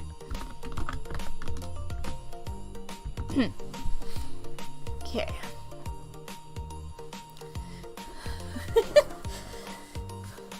Alright.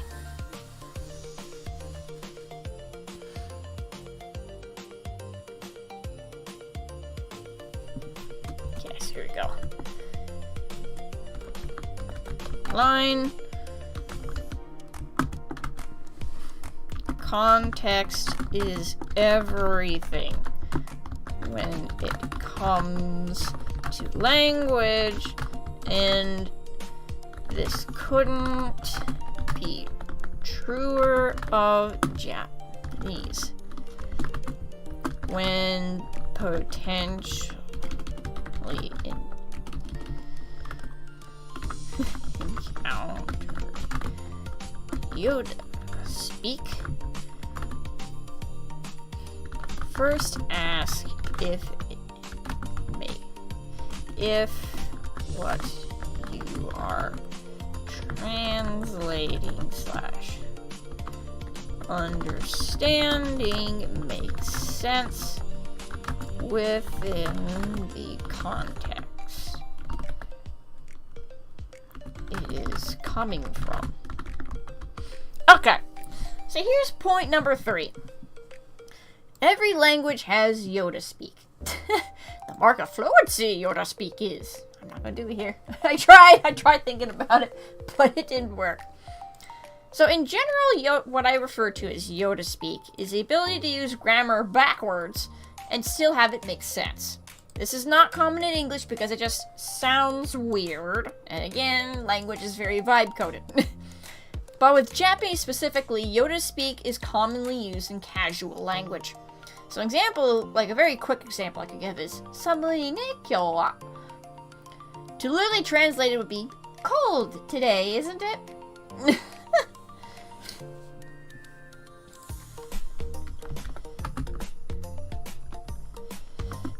I'm just gonna do that.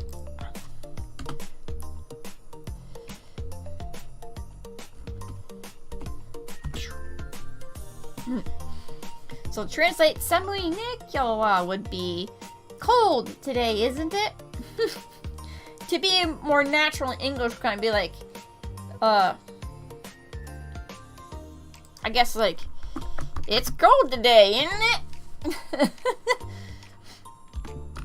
it? I point especially because this is typically a very casual phrase.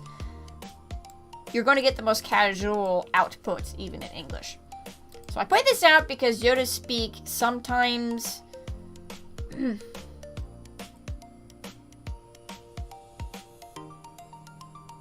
okay, I point this out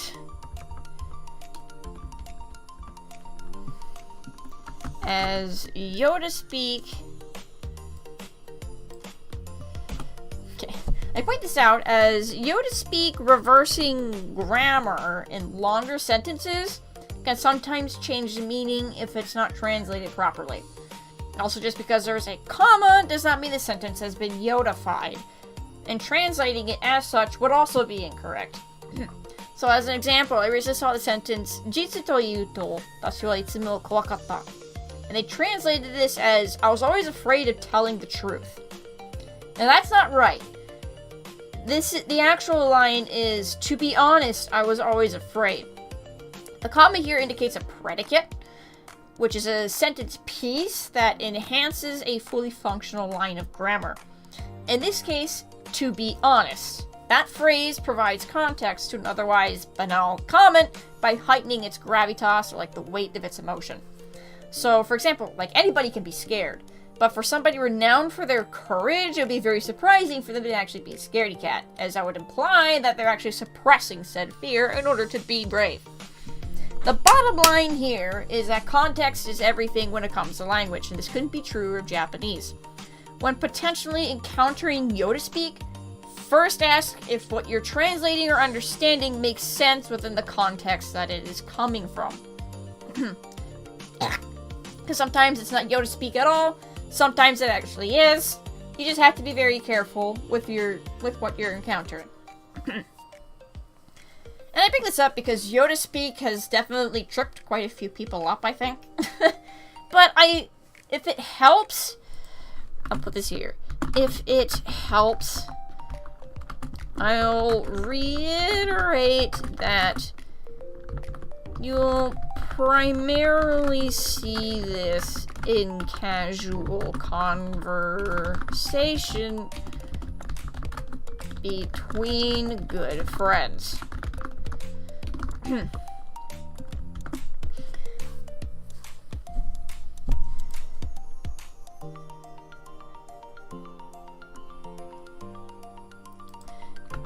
Japanese.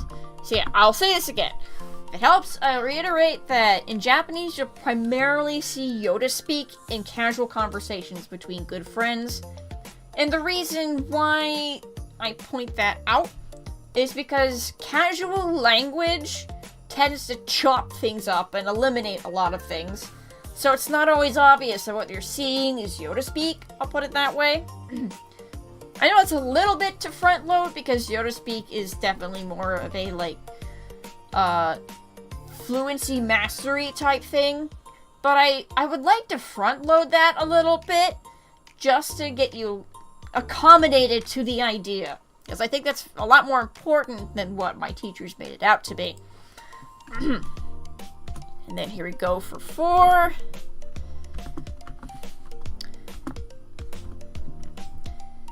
People live short lives, so their ultimate goal with language is to convey as much as possible with as little as possible.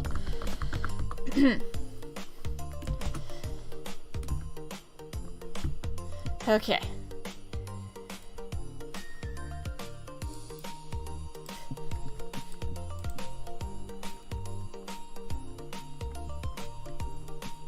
Okay, this is actually pretty good music.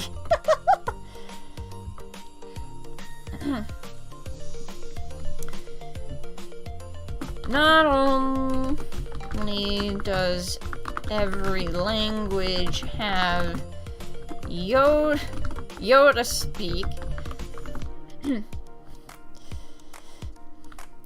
they also always have casual speak.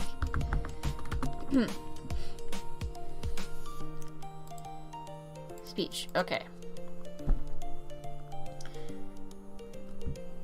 This entails shortening of words, grammar, and even sometimes eliminating parts that are roughly half necessary.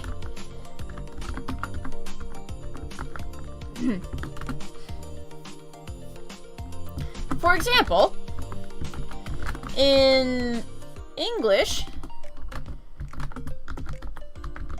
we have both lingo and slang.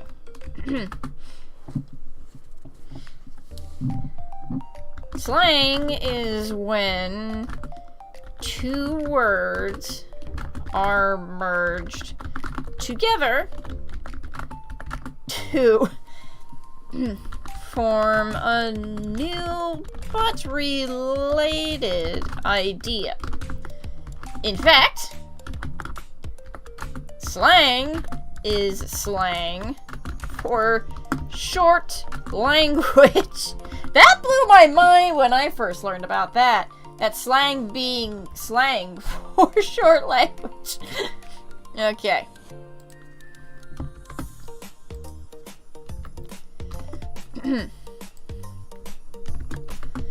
Off the top of my head,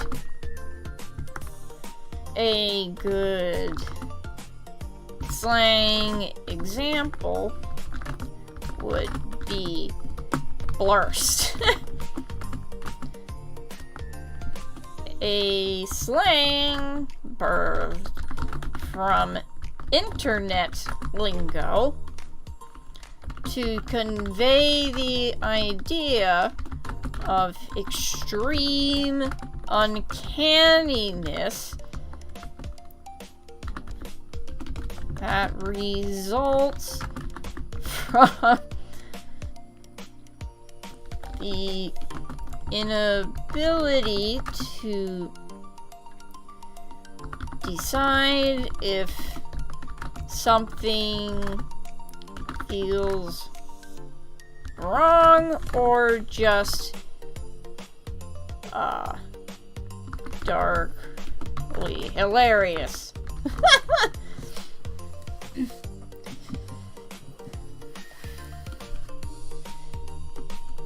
Actually, you know what?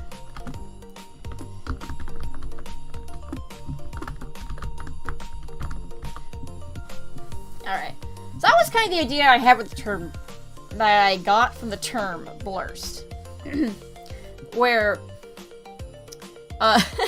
they fused cursed and blessed together. Because, like, on the one hand, for these reasons, this is really bad. This is just, like, wrong. But on the other hand, for these reasons, it's actually really, really funny. And they fused together to create this entirely different vibe. So the internet came up with the term blurst to explain that sort of uncanny valley, so to speak.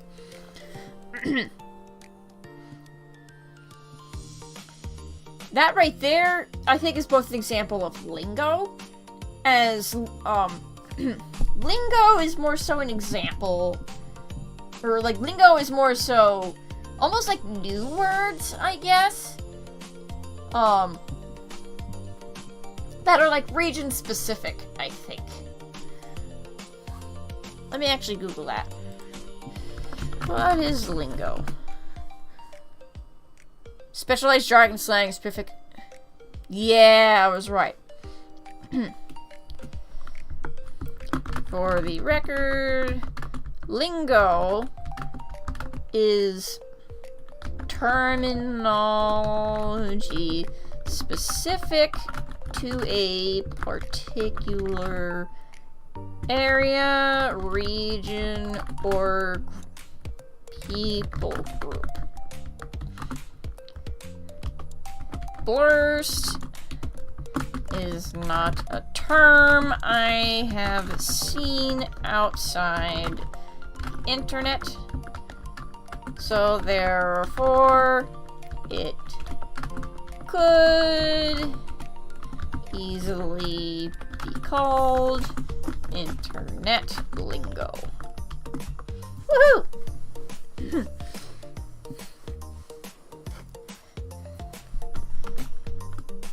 Slang absolutely qualifies as lingo, as some forms of slang are not used in other regions, etc. Okay, now just a little bit of clarification there. So, in regards to Japanese,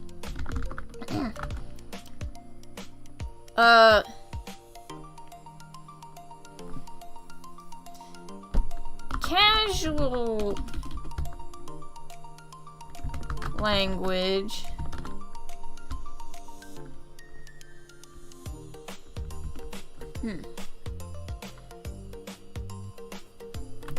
to Japanese, there are actually several ways to shorten language, but all are context specific.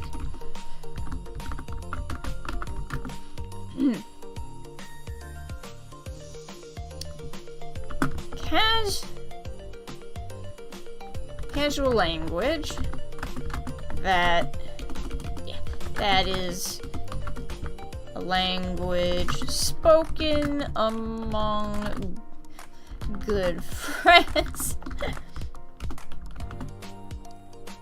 is almost always short.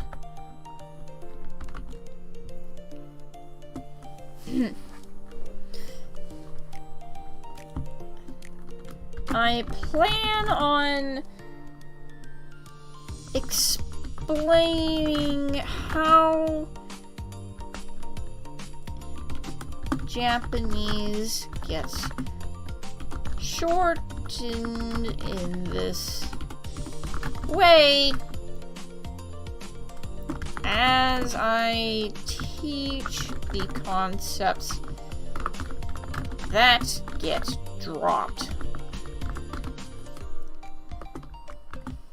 as it's far easier to do so this way.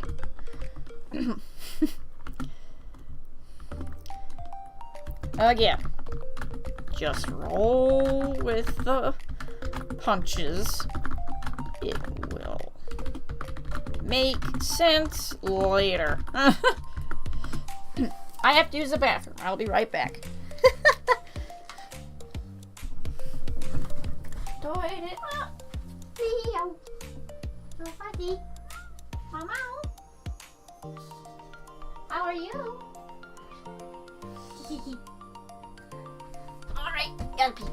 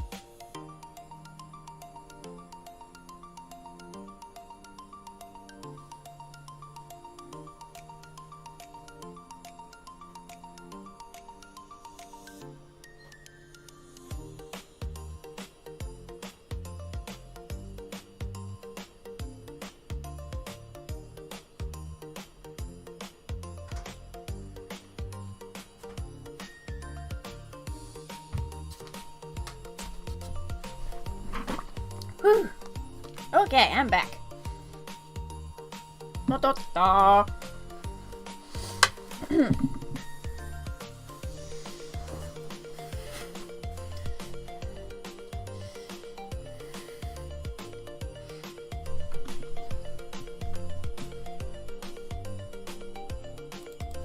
Get changed.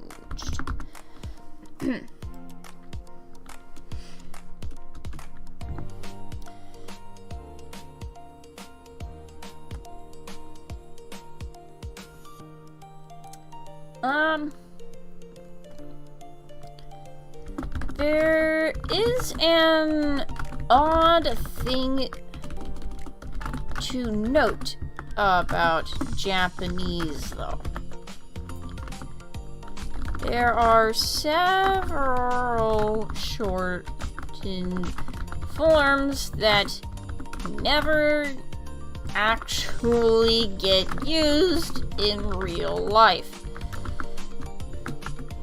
In fact, you'll find most of them in anime.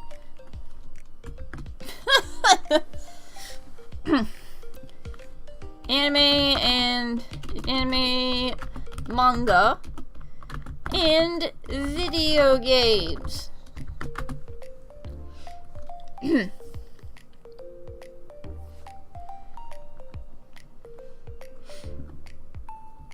This is because these short forms are purely theatrical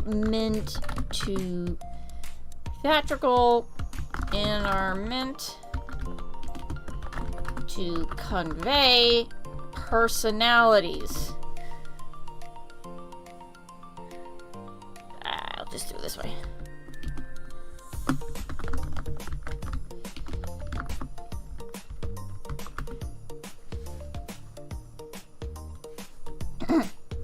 Why did that not work? I do not know.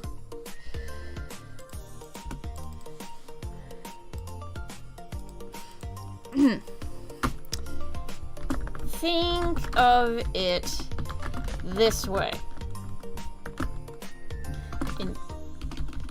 In English shows, if a character were to suddenly to speak Shakespearean English in modern times,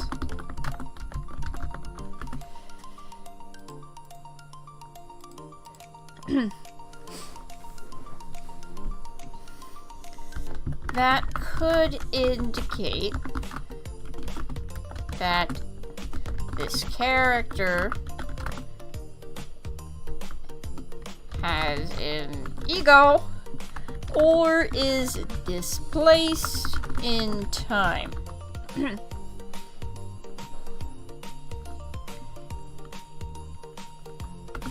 Likewise, a teenager that speaks super casually and flippantly, with a flippant vocabulary, also has an ego, but with a sort of "you can't tell me what to do, Mom" type edge. This makes sense. Think this way. In English shows, if a character speaks Shakespearean English in modern times, that could indicate that this character has an ego or is displaced in time. Likewise, a teenager that speaks super casually with a flippant vocabulary could also have an ego. Well, also indicates an ego, but with a sort of "you can't tell me what to do, Mom" type edge.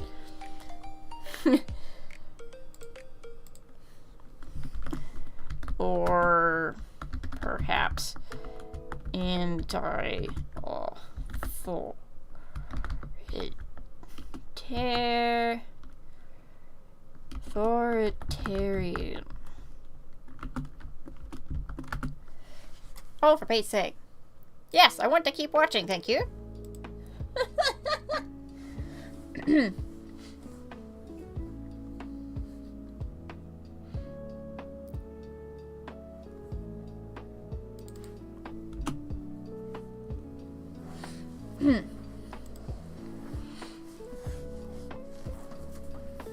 Okay.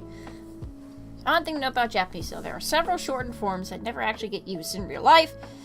In fact, you'll find most of them in anime, manga, and video games. This is because these short forms are purely theatrical and meant to convey personalities. Think of it this way. In English shows, if a character were to speak Shakespearean English in modern times, that could indicate that this character has an ego or is displaced in time. Likewise, a teenager that speaks super casually with a flippant vocabulary also indicates an ego. But with a sort of, you can't tell me what to do, mom, or perhaps anti-authoritarian edge.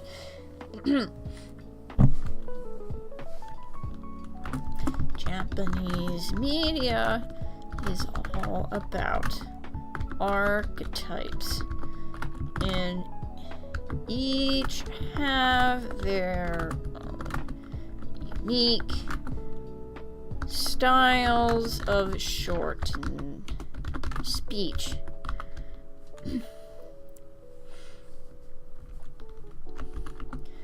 If you watch anime subbed regularly, you may have picked up on this already. That's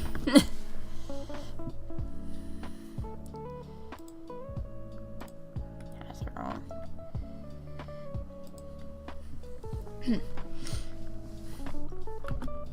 Thus,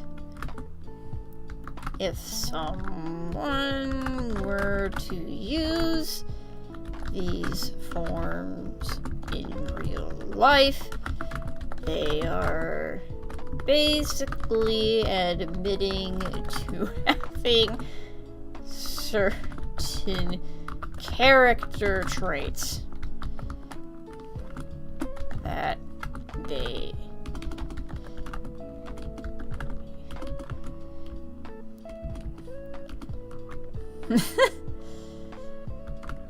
which is very cringe.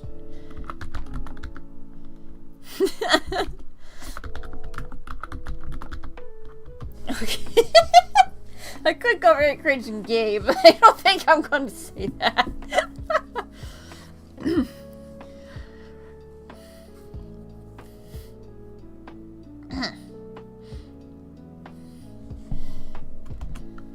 So I guess another bottom line.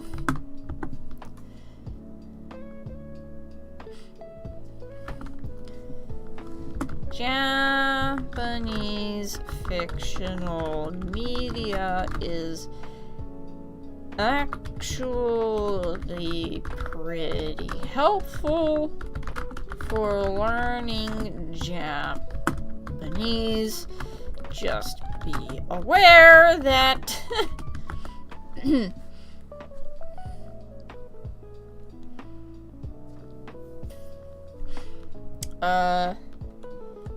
it is not really like practical, useful. I don't think those are quite right. Yeah, that is not really real Japanese. Yes.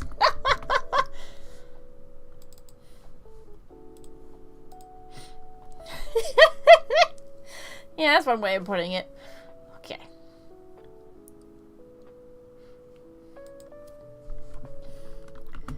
Also, if a Japanese person is using shortened language around you, that means they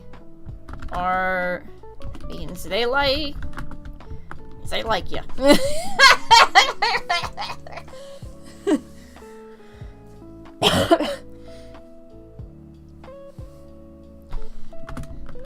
Not all is romantic, though. Lamau.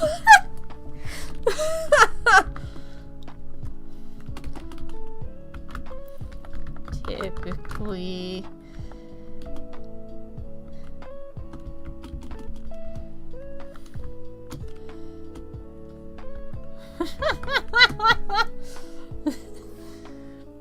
Okay. Alright, so let's read through what I just put here. So, point number 4. People live short lives, so their ultimate goal with language is to convey as much as possible with as little as possible. Not only does every language have yo to speak, they also always have casual speech. This entails shortening of words, grammar, and even sometimes eliminating parts that are like roughly half necessary. For example, in English we have both lingo and slang. Slang is when... Oh, hello. Slang is when two words are merged together to form a new but related idea. In fact, slang is slang for short language. Isn't that wild? Off the top of my head, oops. Boop. A good slang example would be blurst. A slang birthed from internet lingo to convey the idea of extreme uncanniness that results from the inability to decide if something feels just plain wrong.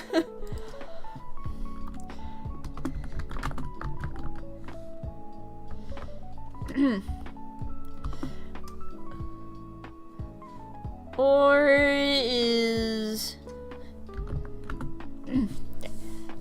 So off the top of my head, a good slang example would be blurst. Oh, for Pete's sake.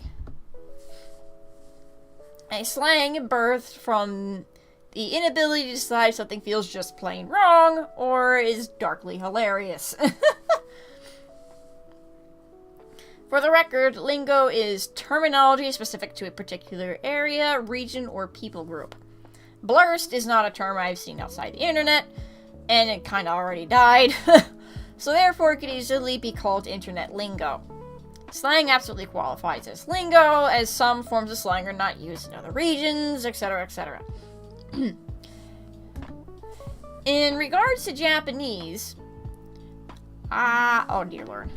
Okay. In regards to Japanese, there are actually several ways to shorten language, but all are context specific.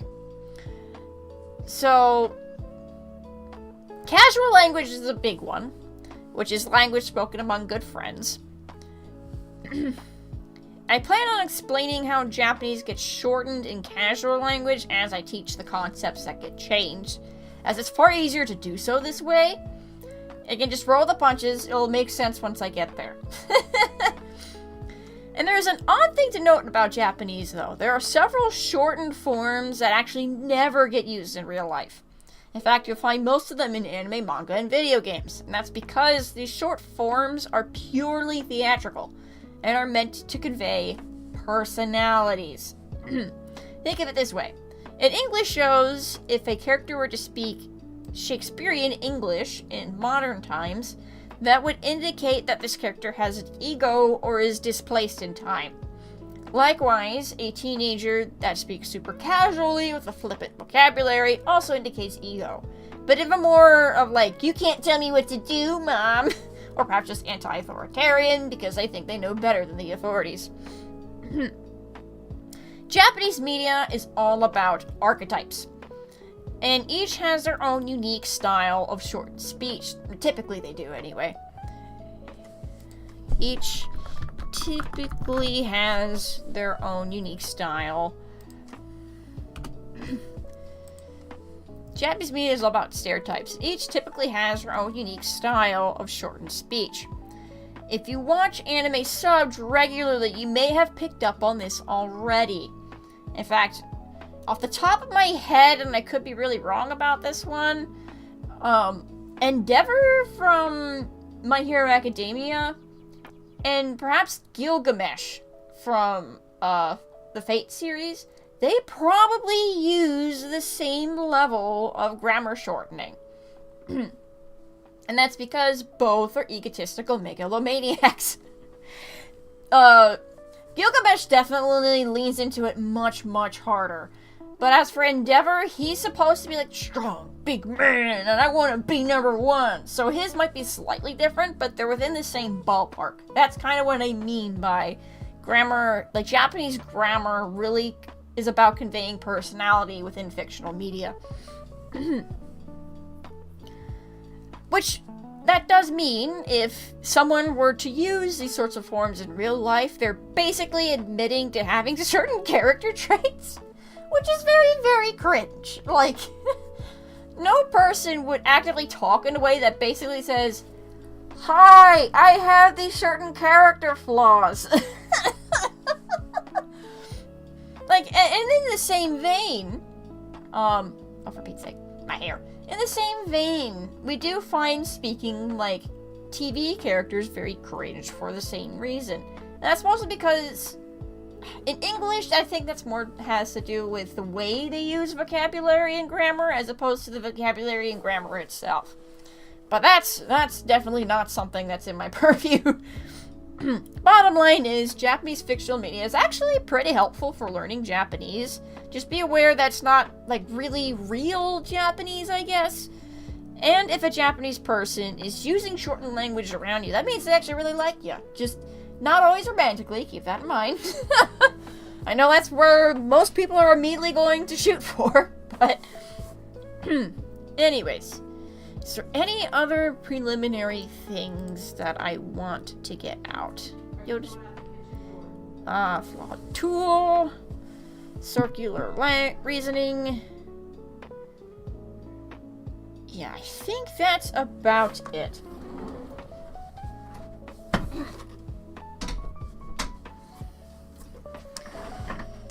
Okay. Oh, that's a little dinging on the floor there. Woo.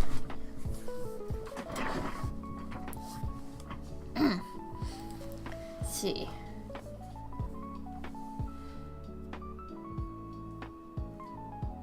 Anything else? Okay. Actually, you know what? I think there is at least one more to this. Japanese and Asian languages in general are extremely social hierarchy dependent.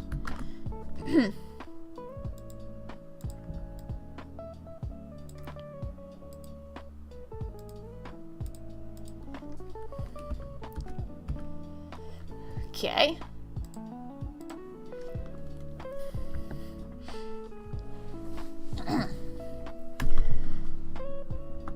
This means that your entire grammar and even vocabulary, grammar structure, and even vocabulary will change depending on where you fit within your social hierarchy. It is very confusing. And sometimes not even Japanese people know right away. These people know right away.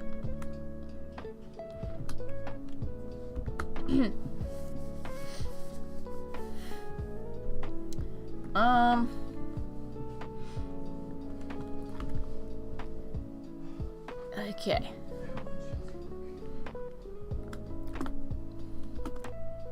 It is also worth pointing out that this hierarchy is based in Confucian standards.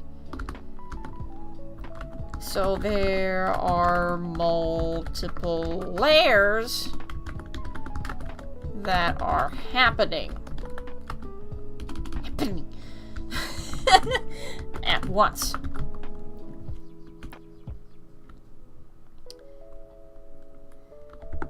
In no particular order,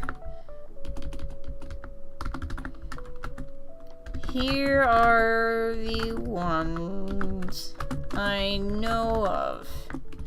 So we have, I'll get a bulleted point here.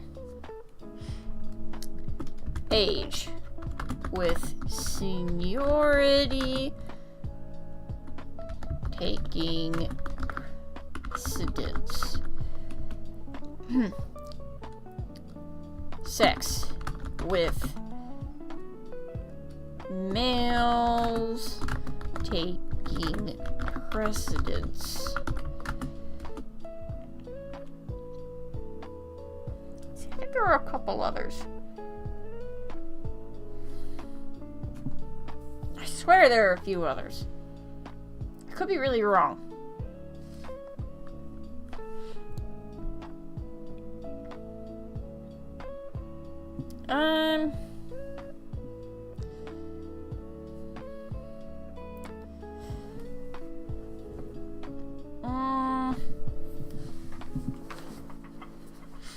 Okay, I think those are the ones that I really know of.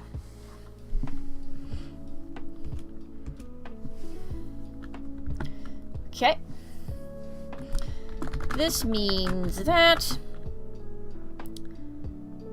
ladies have different vocabulary from men, and the elderly get more respect than the youth.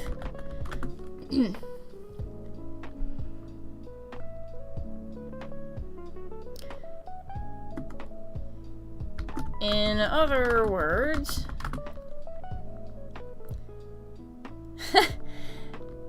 the elderly can have as rude and crude of speech that they want, and no one will really criticize them for it.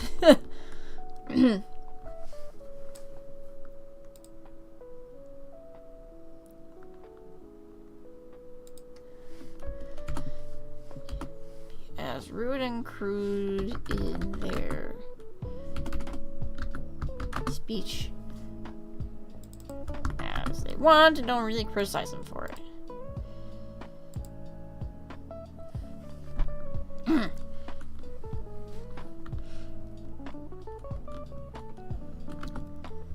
Outside of maybe trying to deliberately hurt someone with it.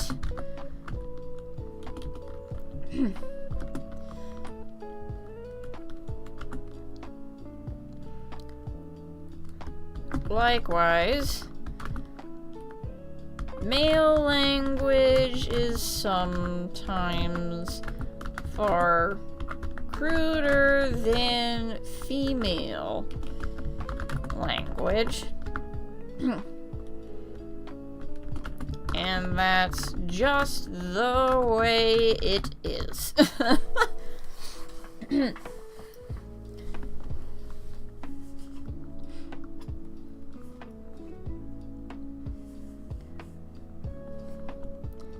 These can combine in various ways. For example, the eldest of a group of ladies will likely have cruder language than the rest, as a sign of her status. Bosses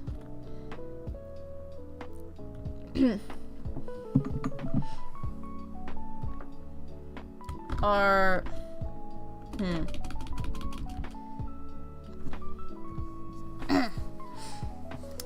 how do I put this? Ooh, oh dear. That didn't change any. Okay, we're good.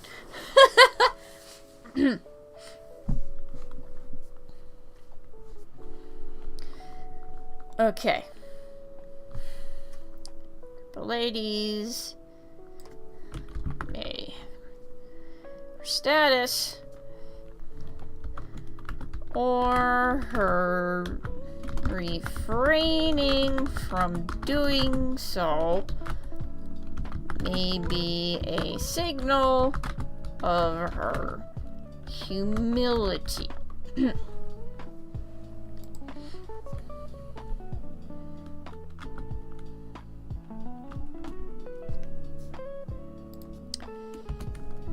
Head of the house.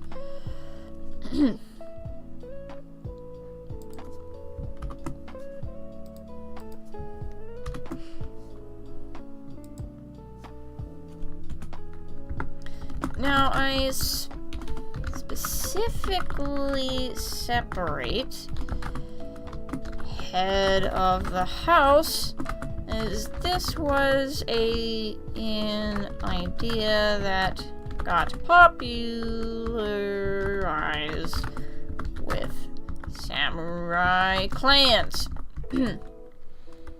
The head of the house / familial clan had the utmost respect, and as such he could speak as he wanted to his subordinates. Yeah. Yes, there is a lot of... Okay. There's a lot of overlap here with... there's a lot of overlap here with the elderly, as they are often seen as the true head honcho of the family. However, the samurai breed of this train of thought got transferred to the workplace. The boss... Oops.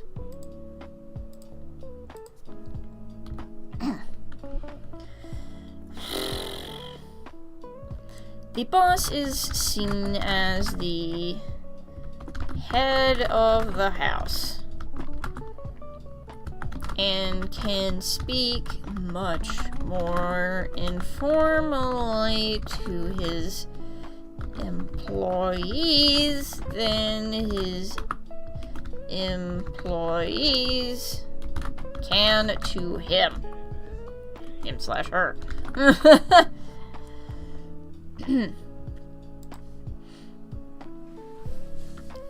Oh boy.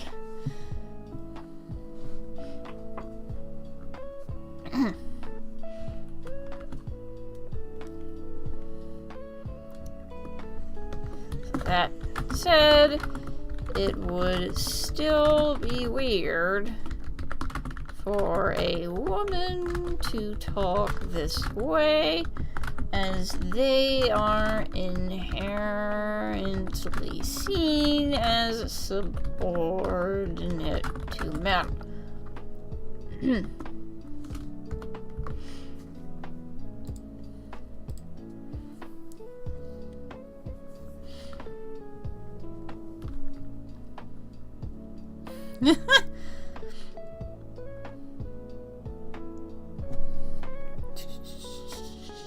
Seen as the head of the house and can speak much more formally to his employees than his can to her.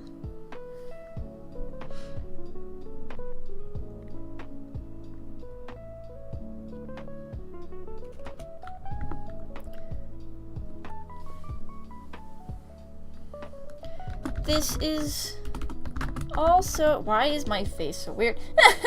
This is also why the senpai kohai dynamic exists.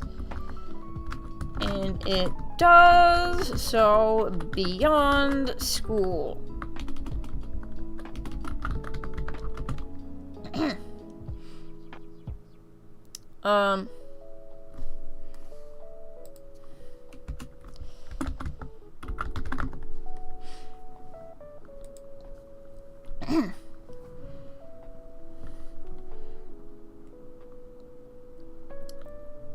A coworker who was hired a mere few seconds before you is considered your senpai.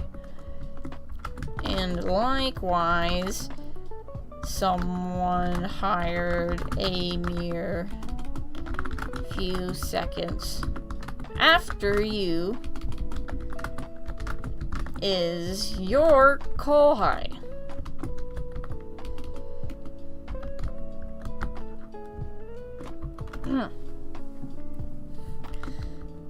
Figuring out these dynamics is crucial to It's crucial to basic communication in Japanese.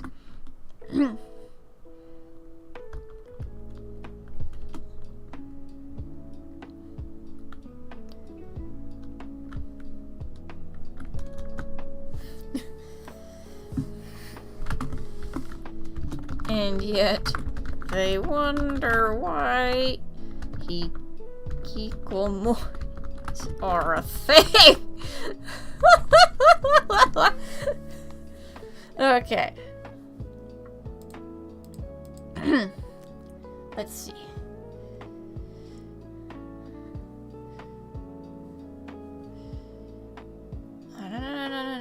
The house speaks much more formally as a place and scan to him her.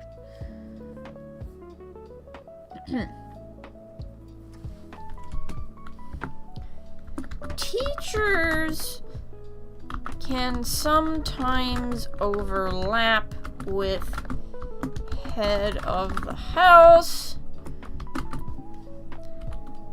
but discipleship has always been its own category, in my opinion. School teachers are given their own unique respect.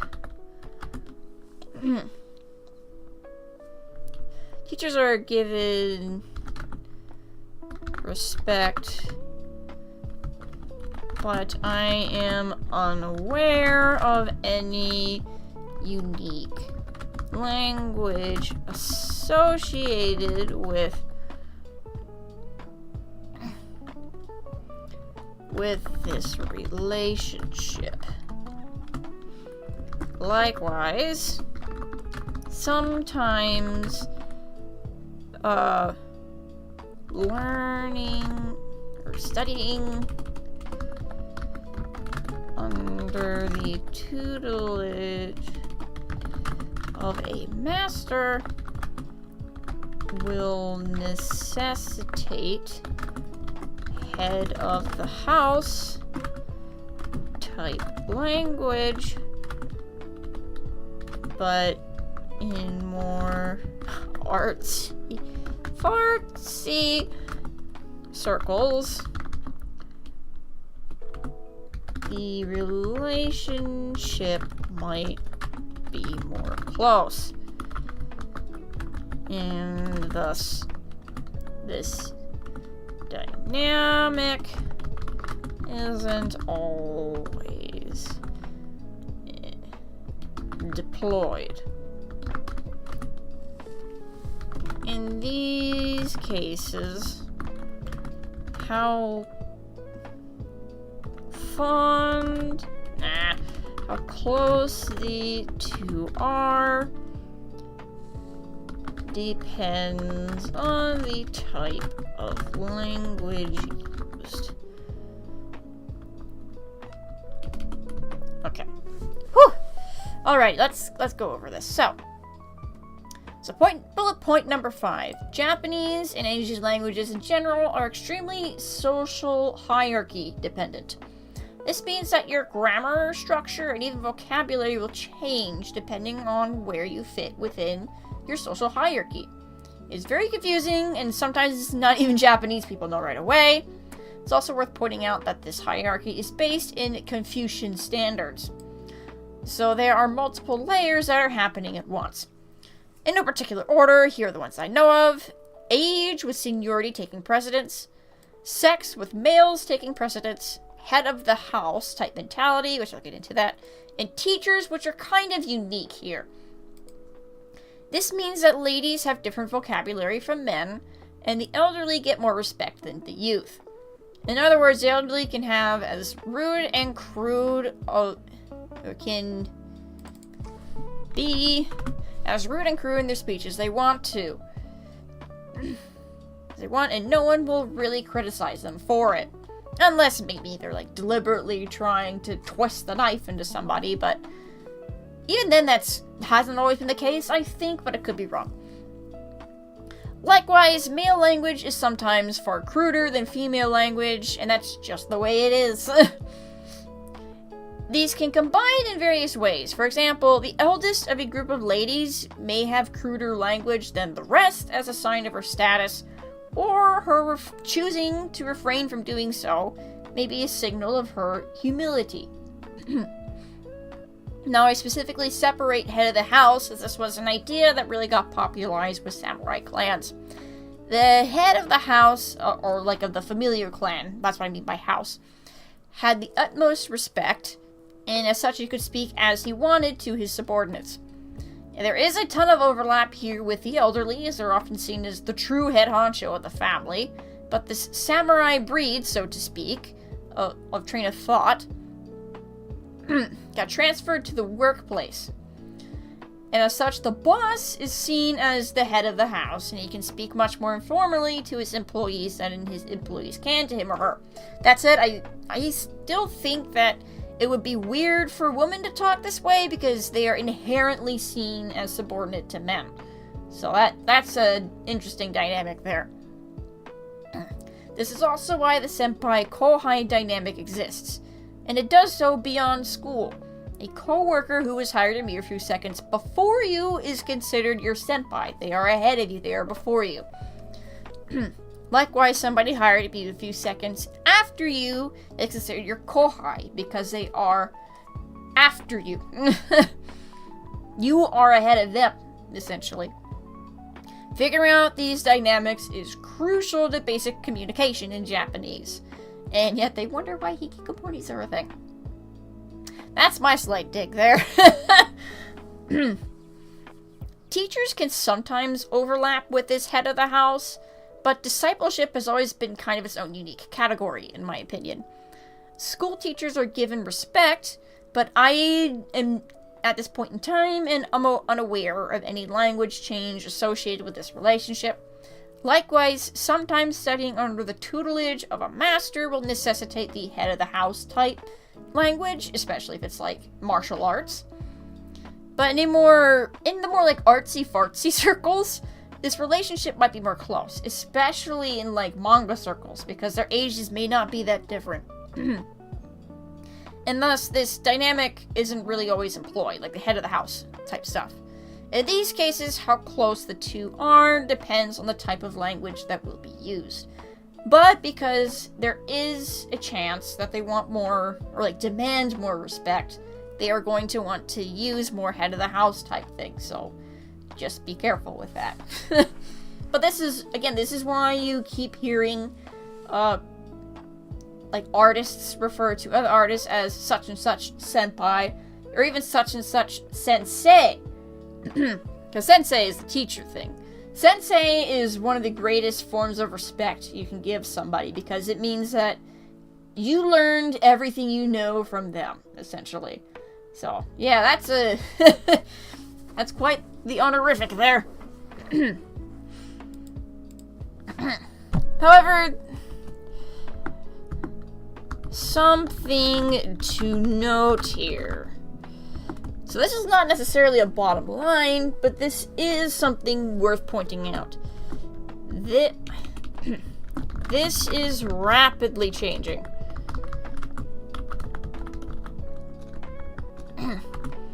With the introduction of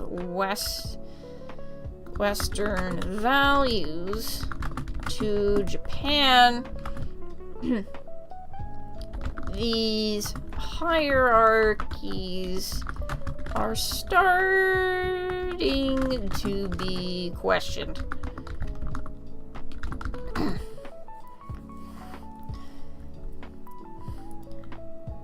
And as such, some of this language is either falling to the wayside or becoming unrestricted. For example, it is becoming more common for women to use male vocabulary and vice versa, as female vocabulary is sort of being rebranded into humble language, and male vocabulary is starting to be perceived as haughty language.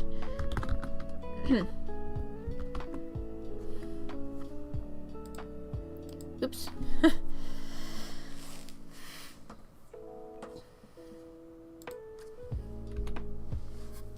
Okay, so something to note here. This is rapidly changing. With the introduction of Western values to Japan, these hierarchies are starting to be questioned. And as such, some of this language is either falling to the wayside or just simply becoming unrestricted.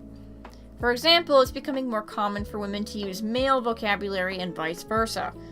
It was always kind of acceptable for men to use female vocabulary in some cases, but much more now. Excuse me. And female vocabulary is kind of just slightly being rebranded into quote-unquote humble language, and male vocabulary is kind of starting to be perceived as haughty language, so to speak. Or like egotistical, I guess. Put it that way.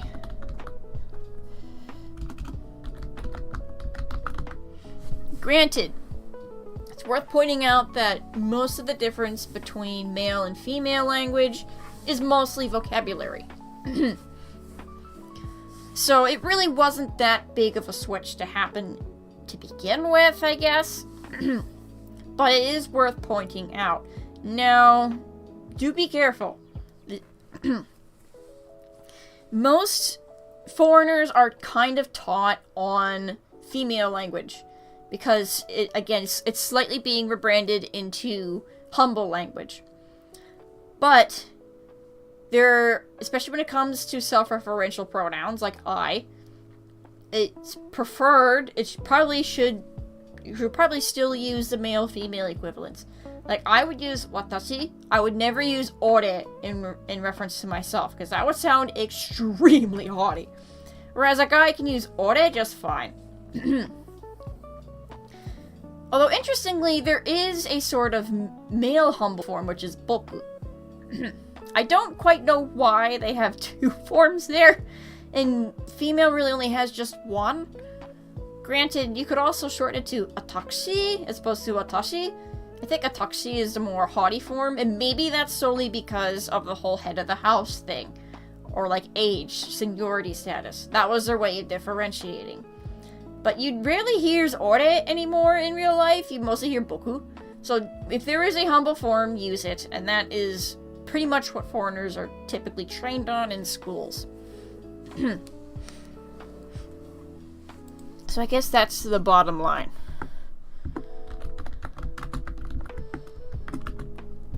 Stick to humble language as much as you can. Ah, for Pete's sake.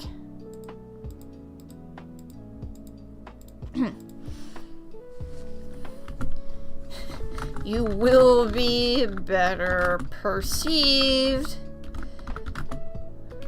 by your peers if you do so. That's the wrong peers. Yes, the boats. The boats will perceive you better. Okay.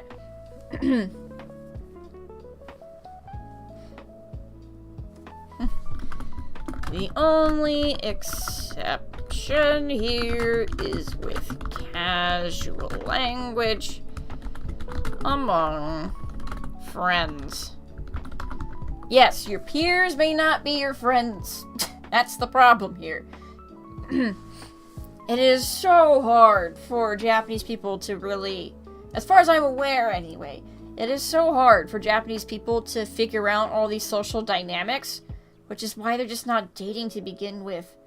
It is so unfortunate. Like, the very customs that make Japan Japan, in my humble opinion, do not have a good foundation.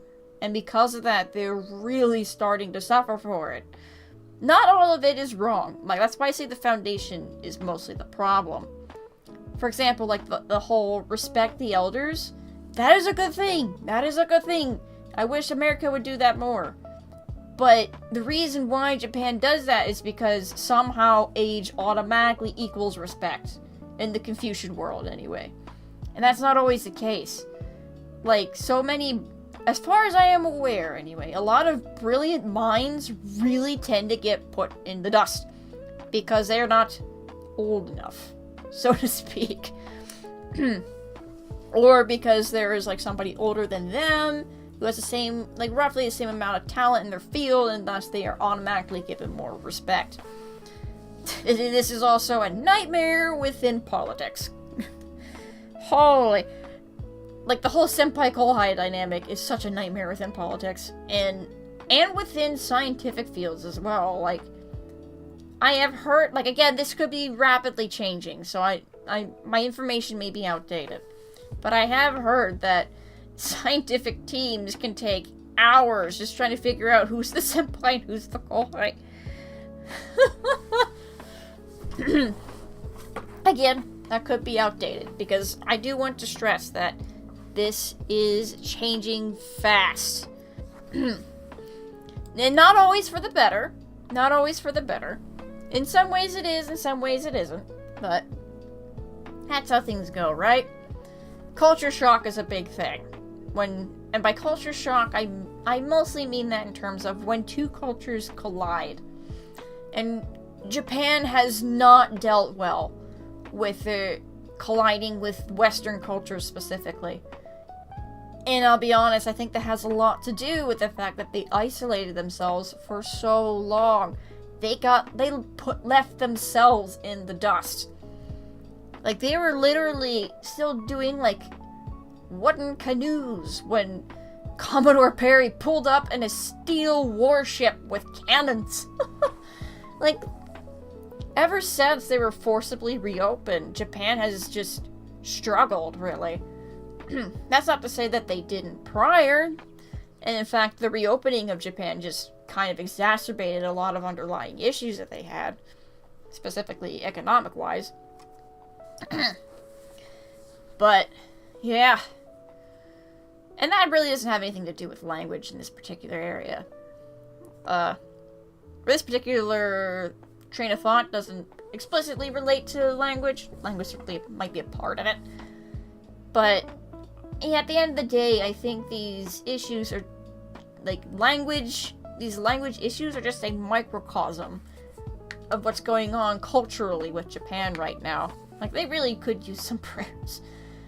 I'll remember to pray for them tonight, I guess. I hope I will. I better. But, yeah. I guess the TLDR, Japan's population crisis is self-inflicted. And the only way to really fix it is to really examine their cultural values hard and try to reevaluate where to go from there. I'm not going to say look up to other cultures, because, let's be honest, a lot of Western cultures aren't doing so hot either. But, that is basically it, I suppose. Try to find the answer internally, I guess, is what I'm trying to say. And also pray to Jesus, because he'll help a lot. Okay. Anyways. Whew. Yeah, that is a lot. That is a lot. What page is this? What pages am I at? Oh, it's 6 pages already? Jesus! I did a lot of yapping here, but I think this is good yap. This is good preliminary yap. Excuse me.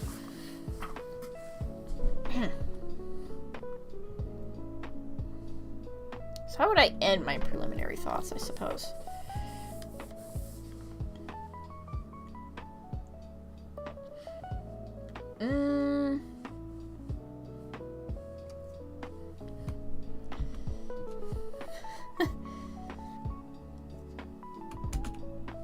Do that.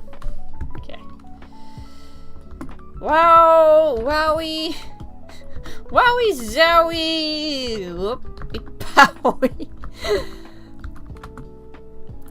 That's a lot of front loading. I am specifically choosing to do it this way, as these were things I wish I knew before diving in.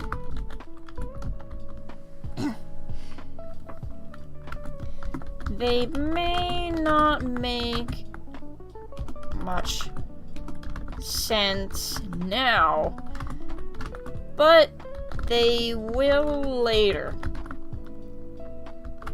And I hope they will. I hope that by conveying these things now,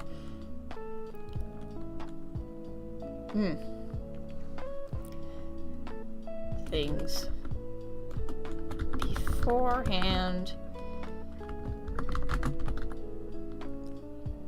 will be helpful as the process of learning Japanese unfolds.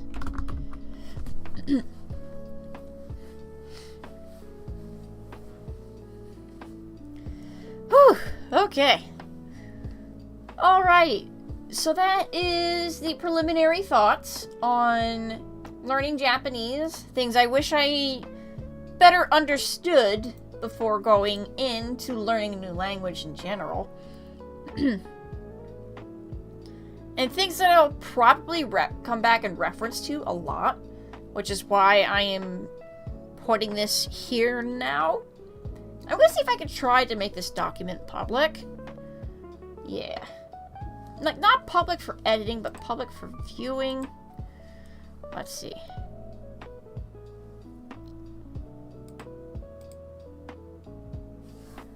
With the link.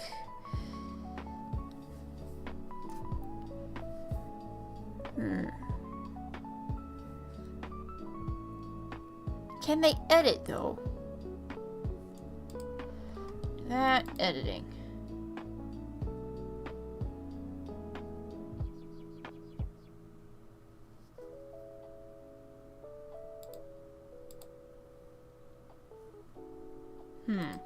Let's see.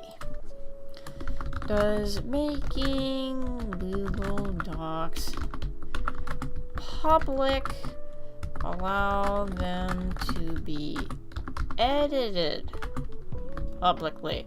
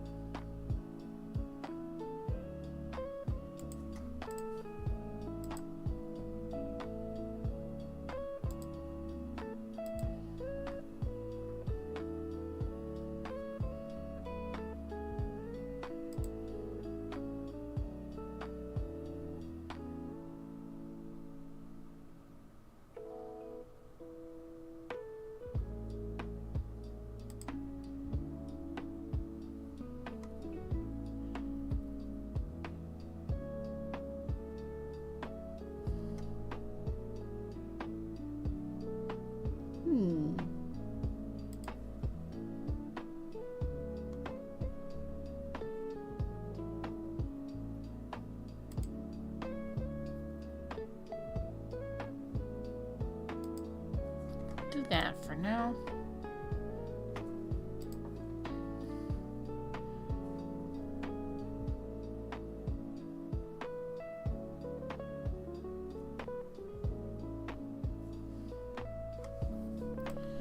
So,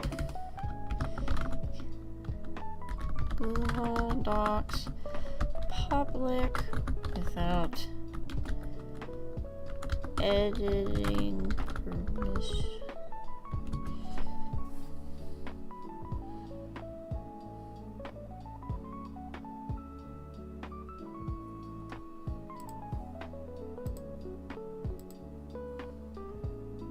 Okay, yeah, we're good. Nice. Whew. Wowzers. Okay. Now that I kind of got those thoughts down, let's see. Yeah, I'll kind of leave that there for now. And then...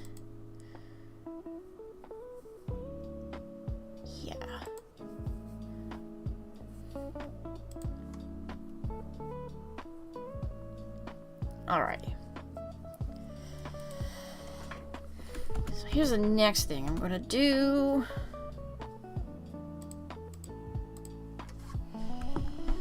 So how will I teach Japanese?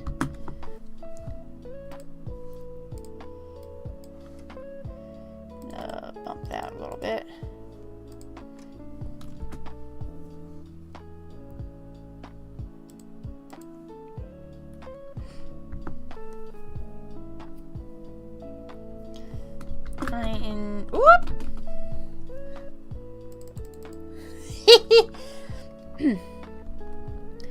I intend on corroborating several types of documents as I go. This is the first as a preface.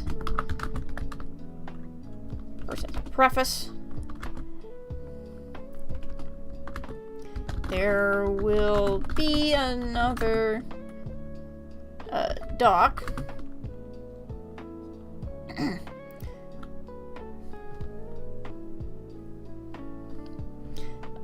Explaining grammar concepts.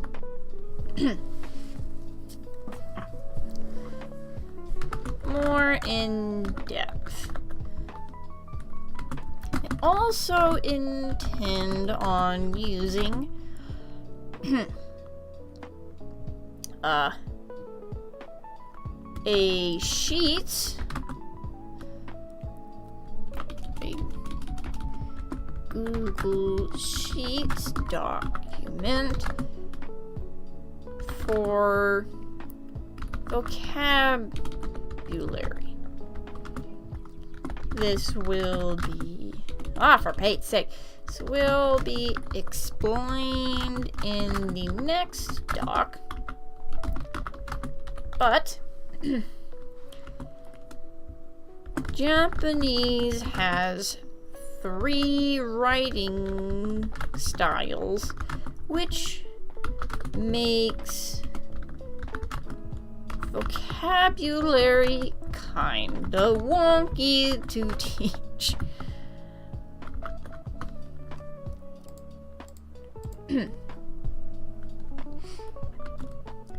This was the area I was most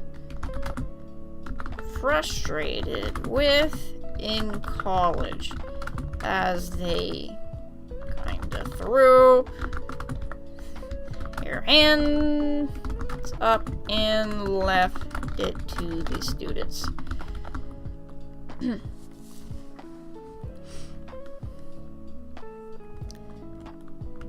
I admittedly didn't touch on this as much as I should have then, but a helping hand certainly would have been nice.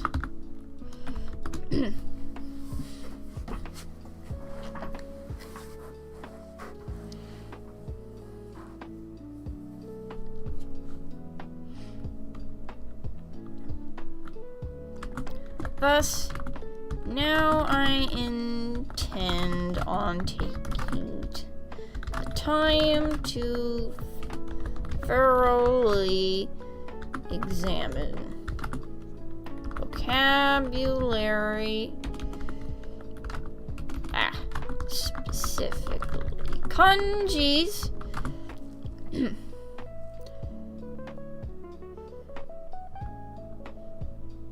and give it the proper attention it deserves then. I intend on corroborating several types of documents as I go with the series. This is the first as a preface. There will be another doc explaining grammar concepts more in depth. I also intend on using a Google Sheets document for vocabulary, which some of you may remember this. But this was more so a preliminary type thing until I could get something better. But I may do this and something else because Japanese has 3 writing styles, which makes vocabulary kind of wonky to teach. This was the area I was most frustrated with in college, as my teachers just kind of threw their hands up and left it to the students. I admittedly did not touch on this as much as I should have then, but I'm a college student. I have so many things going on. A helping hand would have been nice. Or I was a college student. Plus, now that I have the time, I intend on taking the time to thoroughly examine vocabulary, specifically kanjis, and give it the proper attention it deserved then.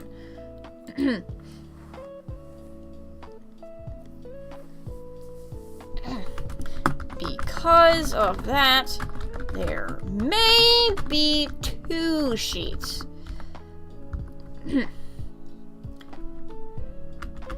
We shall see.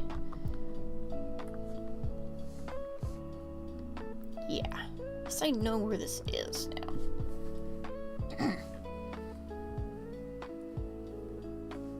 Okay.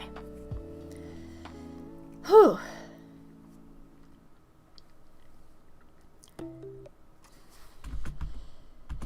Ah, frickin' YouTube. Knock it off. I want to listen to the nice music. I friggin' swear. If I wind up making a whole new program just for this, I have officially lost my darn mind.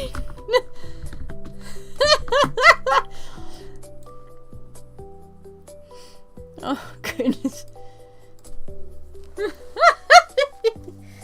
Oh, Lord. There are so many, like, kanji apps out there to help people learn. I would not be surprised if I wind up making something entirely my own. But anyway, that is the preface to everything that's going on here. It is, I would argue it's very important to know, very important to keep in the back of your mind as we go along with all of this. And I will make this document public. So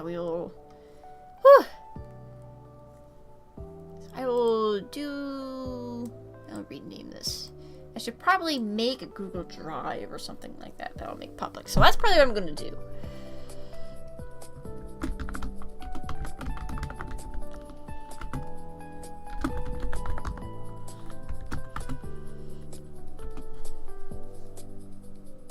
So, Doc 1, preliminary thoughts. Okay. Alright, woo! Now let's make a new one.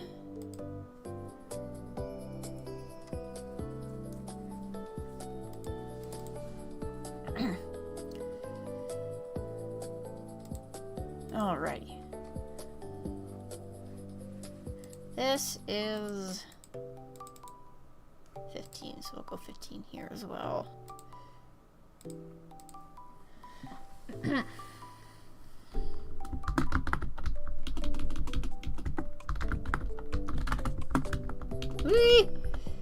Learning Japanese.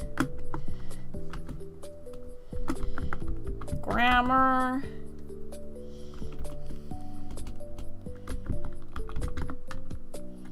Okay. I'll title it that way as well.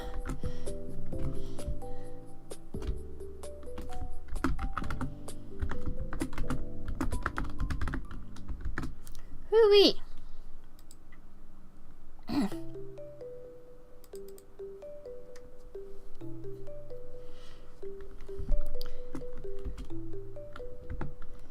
So you want to learn Japanese. What are the basics? Okay.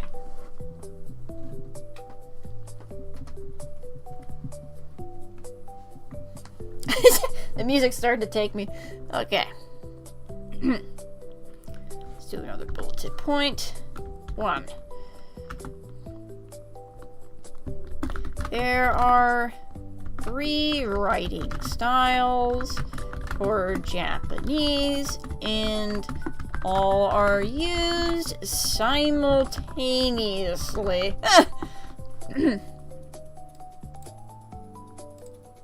This.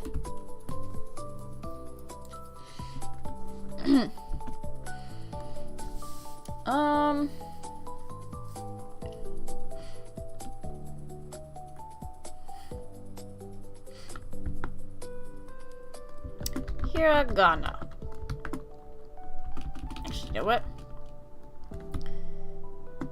So, kanjis. The bulk of Japanese vocabulary.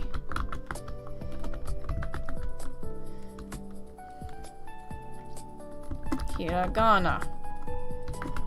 Meaningless syllabary that are charged with noting grammar concepts. I did not spell that right. And katakana.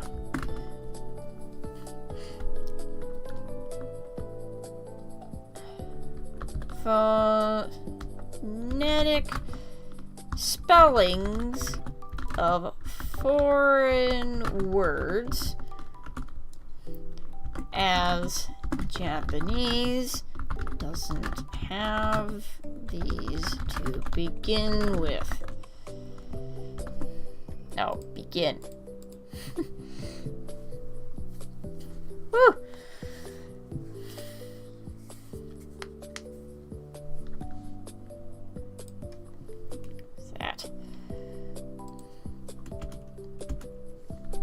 Japanese syllabary is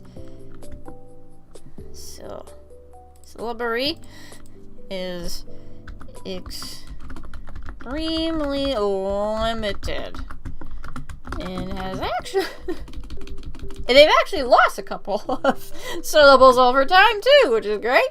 That's fun. Anyways.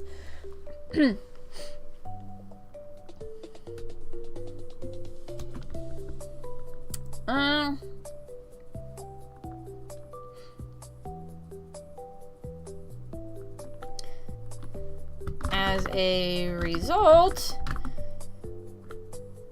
a single word can have multiple definitions. For example, kami, which is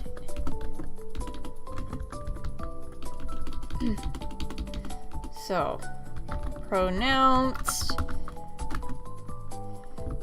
kami, written in hiragana, can mean either paper, kami,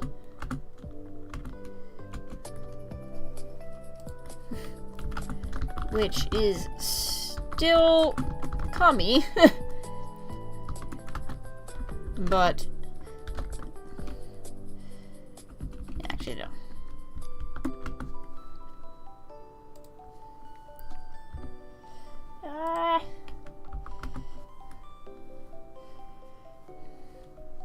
Hair. Do this. Kami.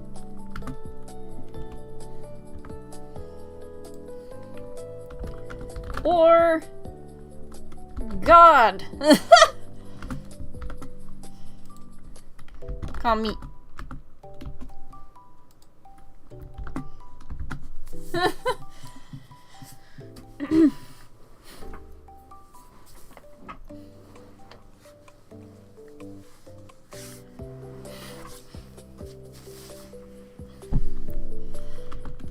All of those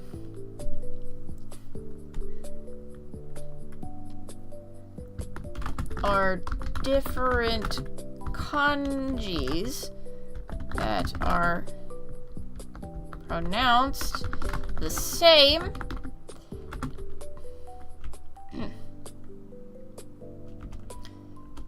All of the parentheses are different kanjis.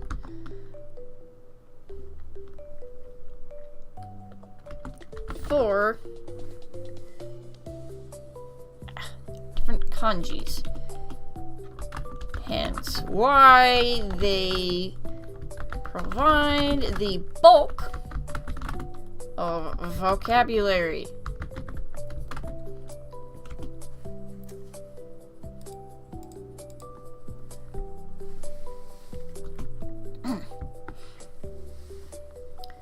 This is also why katakana is actually the final boss of Japanese, as they are Japanifying English words. They are typically...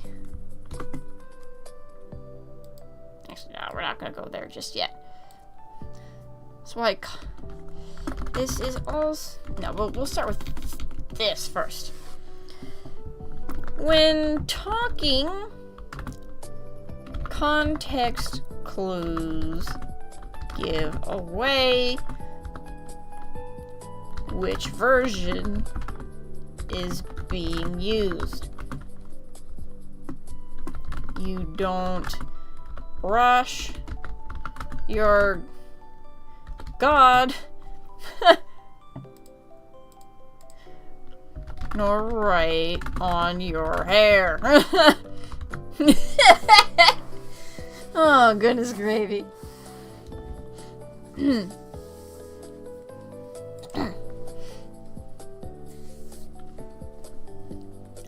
Okay, so, on your hair. Whew.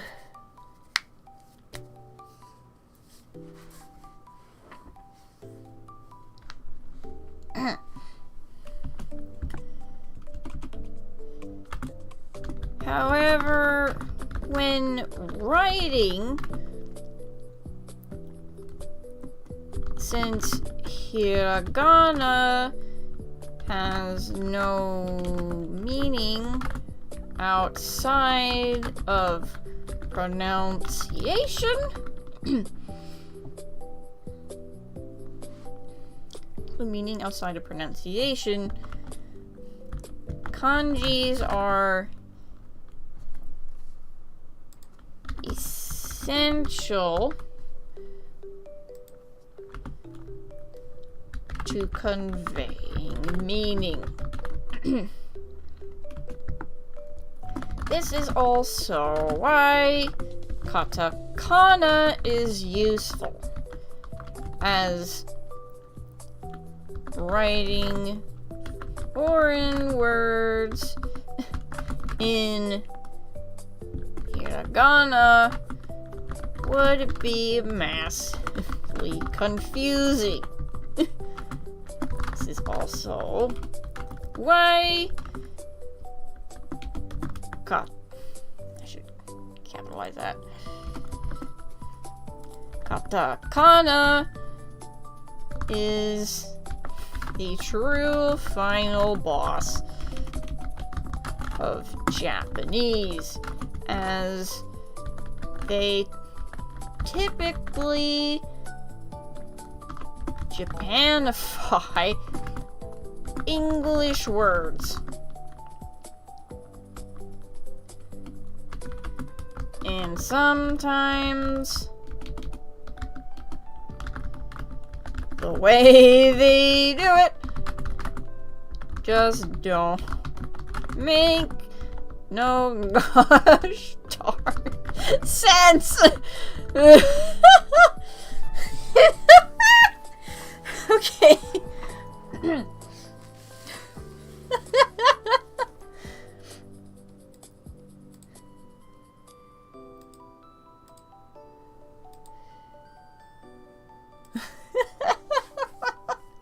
Yep. Okay, so this is also why katakana is useful, as writing 4 words in hiragana will be massively confusing. This is... Likewise,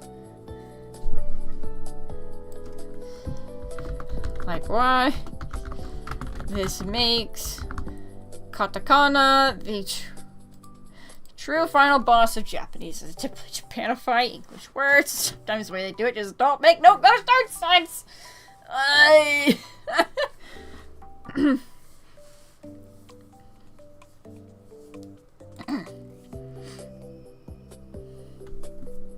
Okay.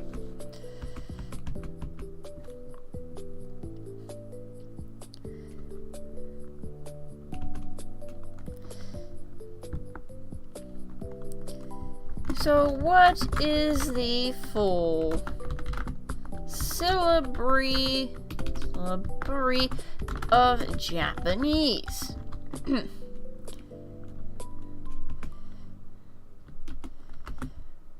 Well, you can actually find plenty of charts online, but for the sake of copyright, I'll make my own crummy one here.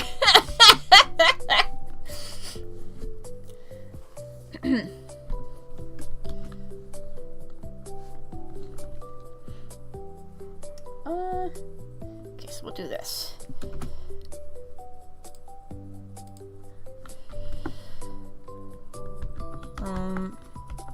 Find pronunciation. Often called Romanji. As in Roman numeral. So we have... Okay, here we go. This is gonna be fun. So, E,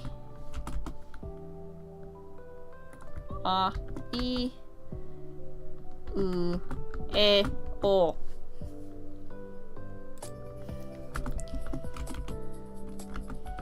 Actually,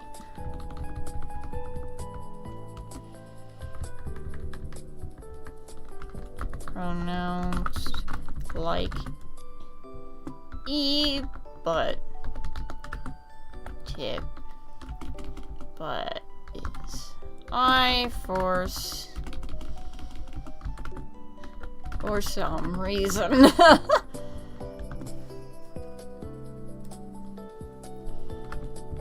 Actually spelled pronounced as eh.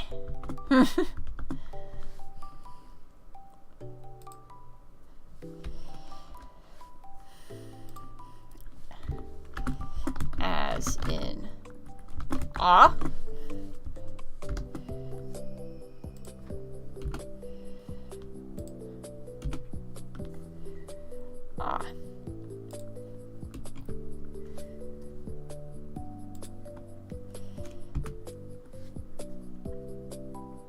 Do it this way.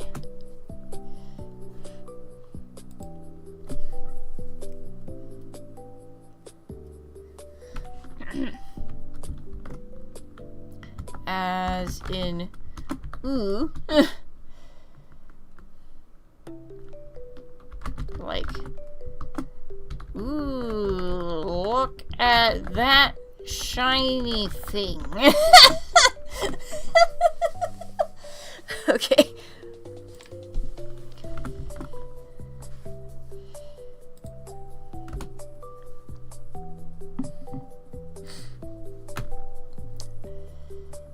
As in, oh, okay, so here is half of the basics here. We have a, I, U, E, O.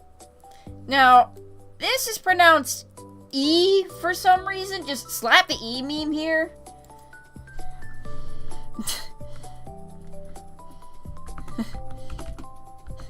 Insert Markiplier here.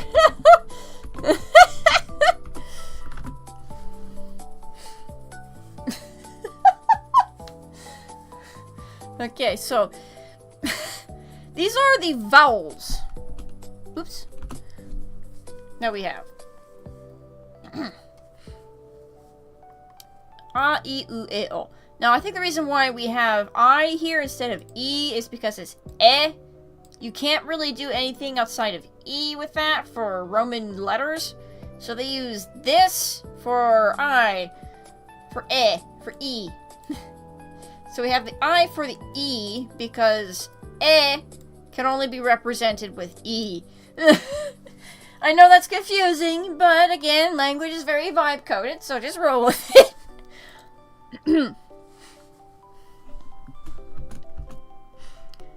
So, yep.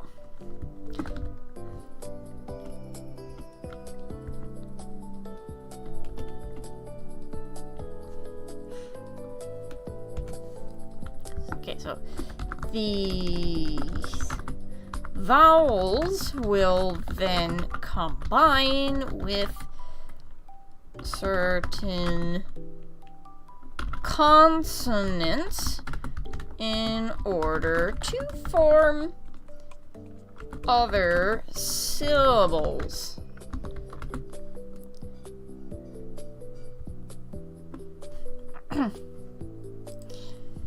Yes, the vowels on their own are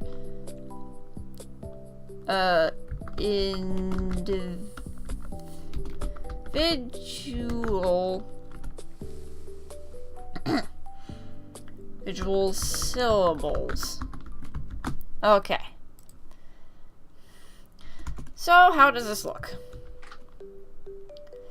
Can I actually put a chart in here?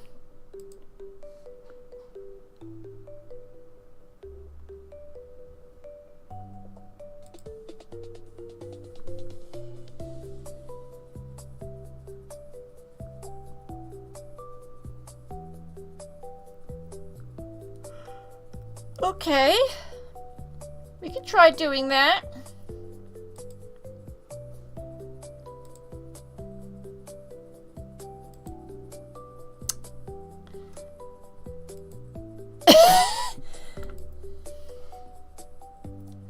Okay.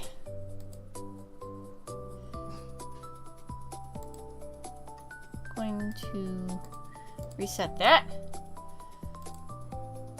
So. I'll actually just make the chart over here. You know what? I'll go over here and kind of pull it. There you go. Now you can see it. So here we have the vowels. And then here we will have the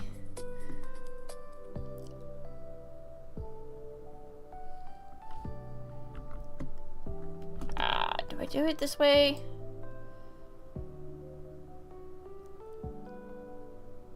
You know what? There's fewer vowels, so we'll do it this way.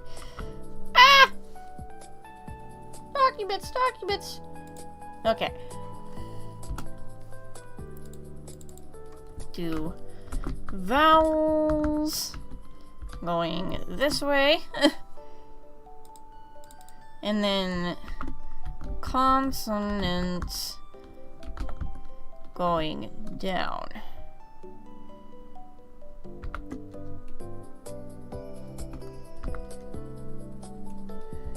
Okay.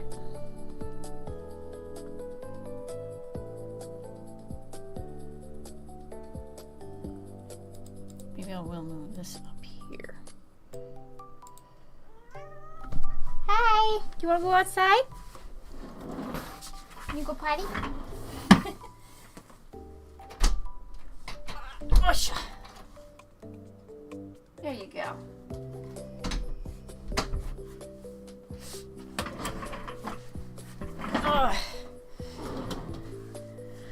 Whew. Okay.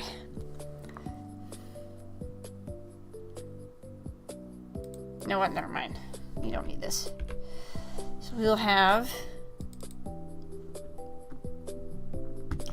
A, I,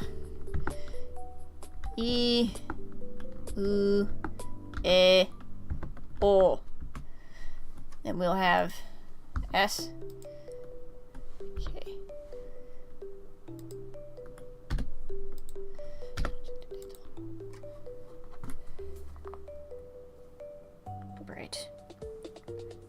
me just look at the typing so. No. Okay.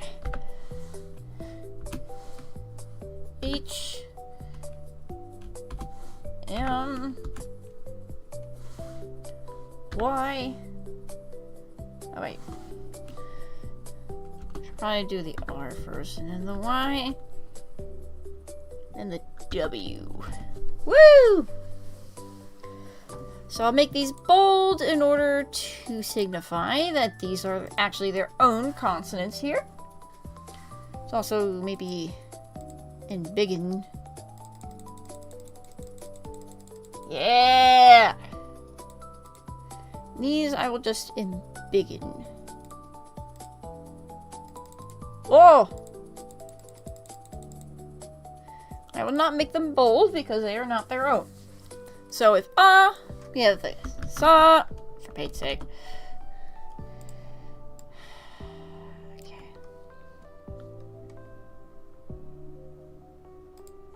Make it like 18.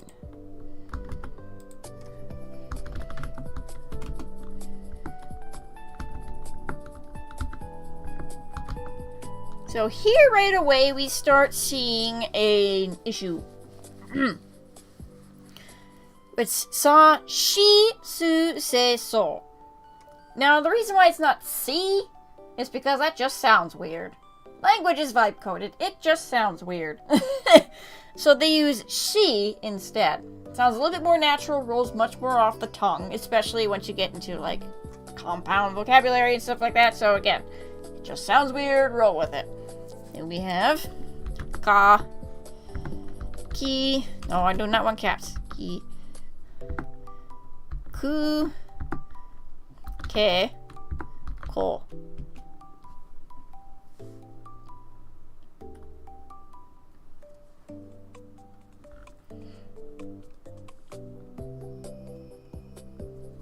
Then ha, he, fu, he,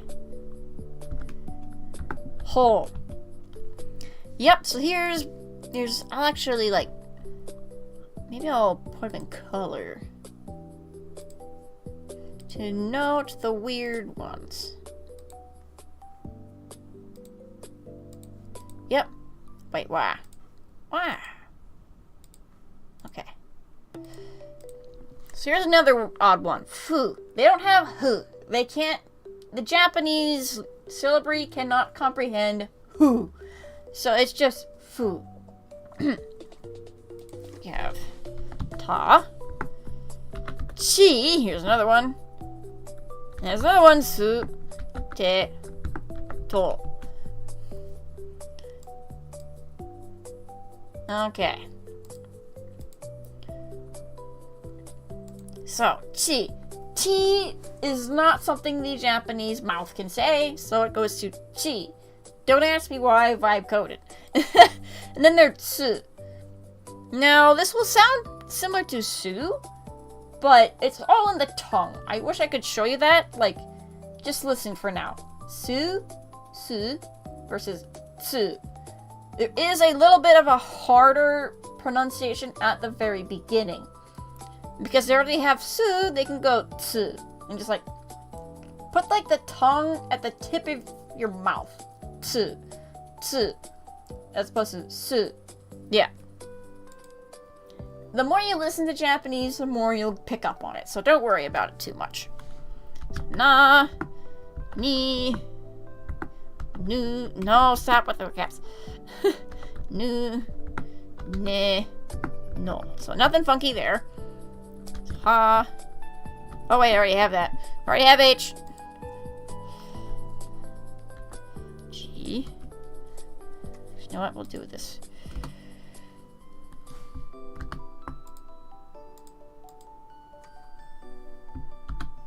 Ah!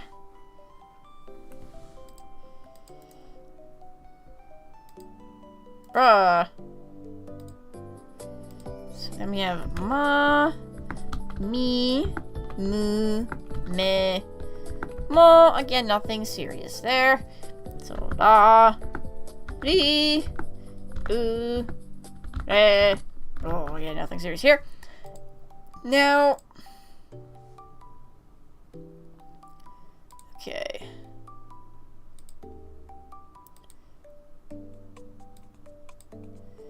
You're going to...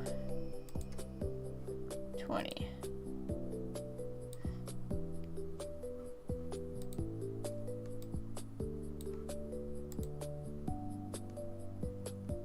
Four.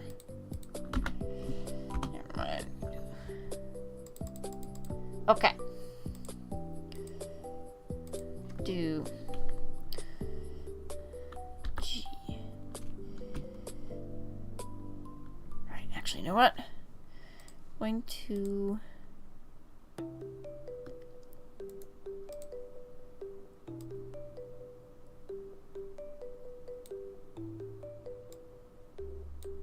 one, no. One down. What?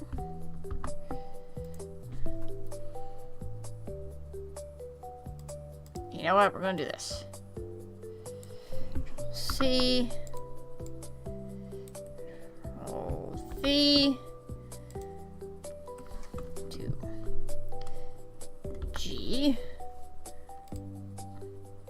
Now, I'm doing it this way because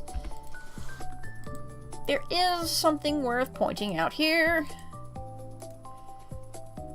Row above.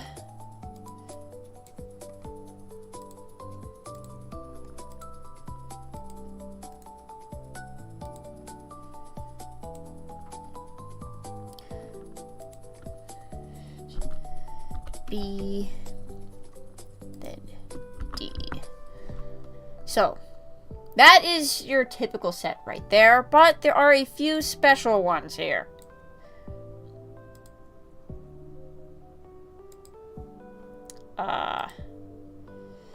You know what? It's blue. Go for the same blue. Ah, for Pete's sake. Ah, for Pete's sake. Brother, pass me the oats. Okay.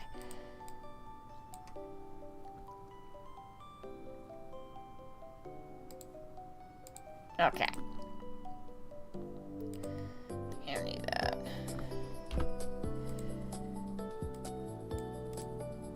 Don't need that. So have W, Y. You know what? We'll do Y first.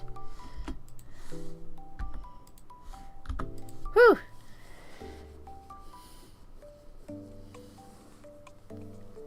Alrighty. So these are really the only ones with a full set that aren't too particularly special in any way.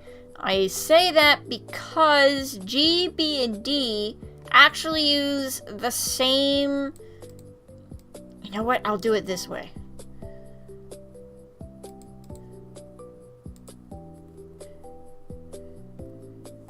Okay. These will have their own color. The foo will still be bonked. These will have their own color as well. But these two will still be bonked. Because they are whack. Anyways. I put these together because their actual hiragana syllables are the same. They're just denoted with a slight mark to show which ones they're actually referring to. So we have ga, gi, gu. Stop it with the caps. Ah, gu, ge, go. And then we have ba, bi, bu, be, bo. Sounds like I'm a baby. Then da. Now this one's weird. G. Give that one the good old bonk. do you really ever hear or use? It is, like, only ever once have I seen it.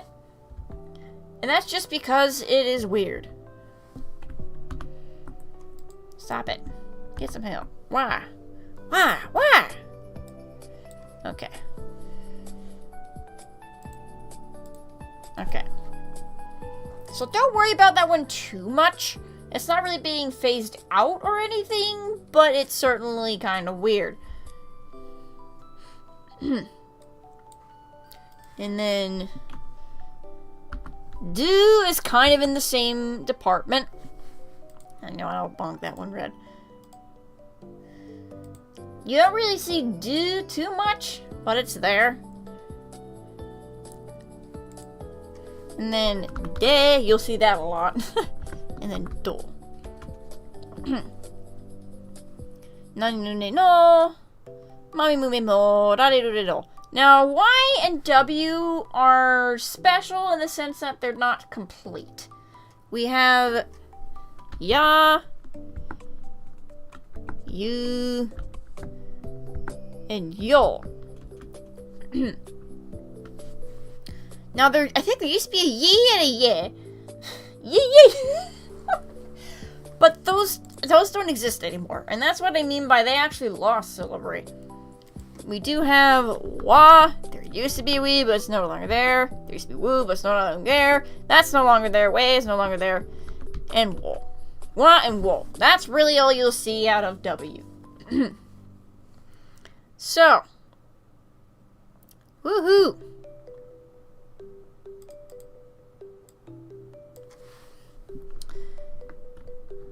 Pronunciation chart.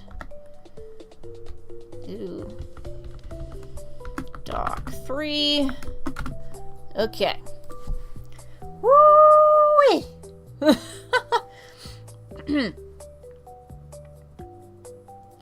So, with this in mind, let us insert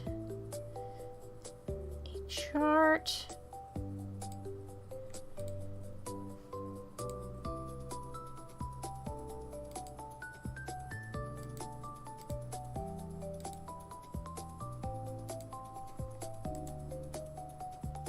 What?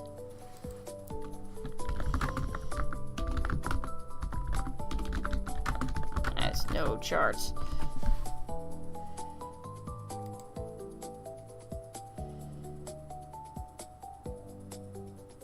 Try with copy paste, okay.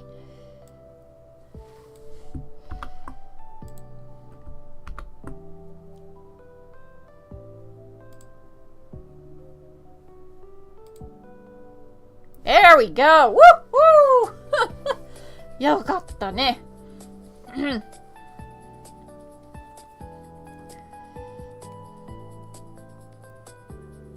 Okay. So here's the code.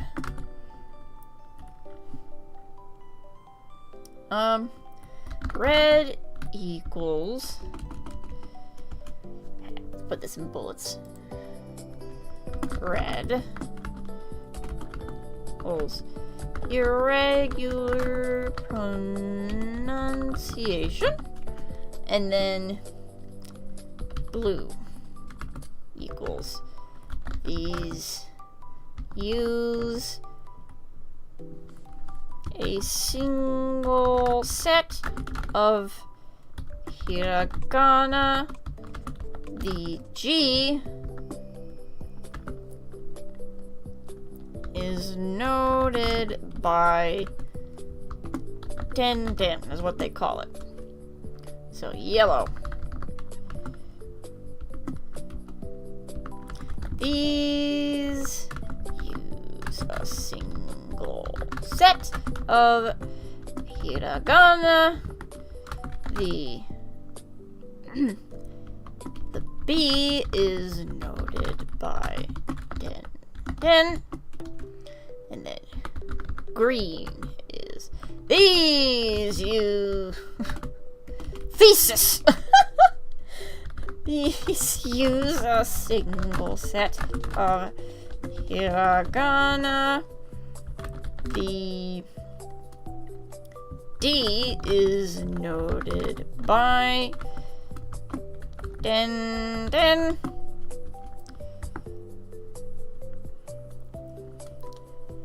So, this is the same with katakana. This is the same with katakana. This is the same as katakana. Woo! Okay.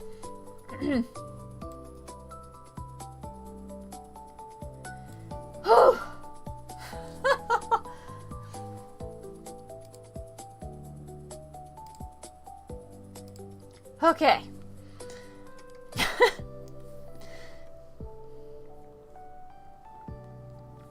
So this is the full pronunciation chart. That is it.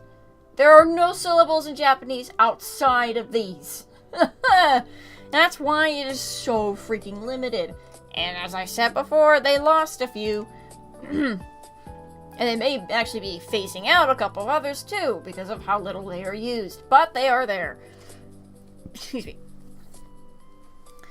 And it is important to note that these come in sets when it comes specifically to their their actual Japanese written counterparts. So,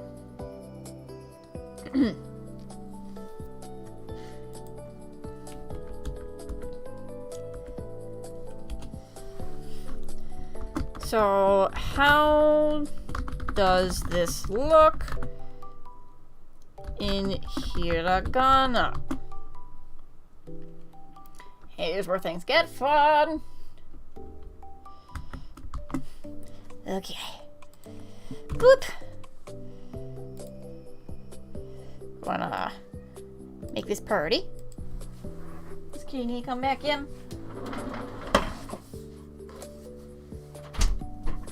Hi, Fuzzy. How you doing, Leo? You are a naughty fart and I need to brush you.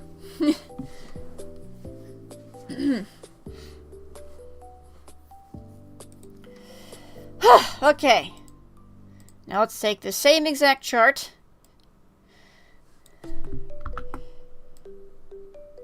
Woo!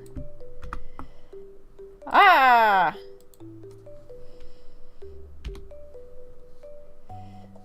And we will make it normally colored. Oh boy. Actually, we can actually kind of just drag this over here at this point. So, here we go with the actual written hiragana. A, I, U, E, O. Nope. Oh, frick. I forgot about P. I forgot P.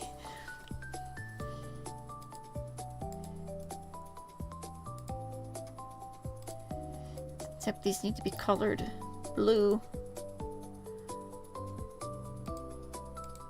Ah, frick, wrong color. Do the same all across the board.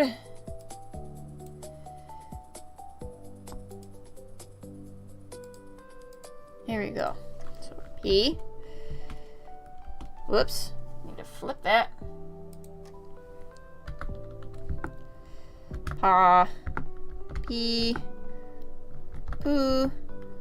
Pe. Po. There we go. Frick. Frick me. Frick me, dog. Okay.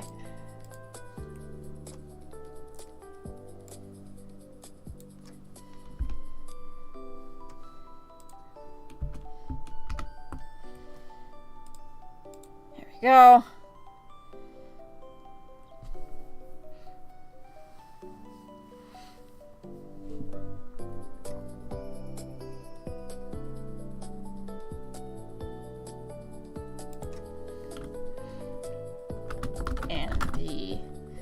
P is circle. I don't know what it's called, but the P is denoted by a circle because these all use the same set. The tenten is for the G, and then the P is denoted by a circle. I don't know what it's called. Just know it as the circle.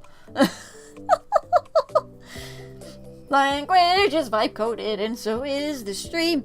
Okay. Right, I don't need that anymore. Yeah. Okay.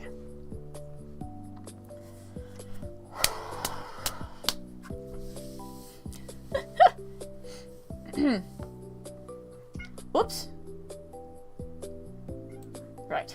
So there we go. There's, you now have the PP. Hi, Leo. Come here. Oh, big boy. Yes. Oh, yes.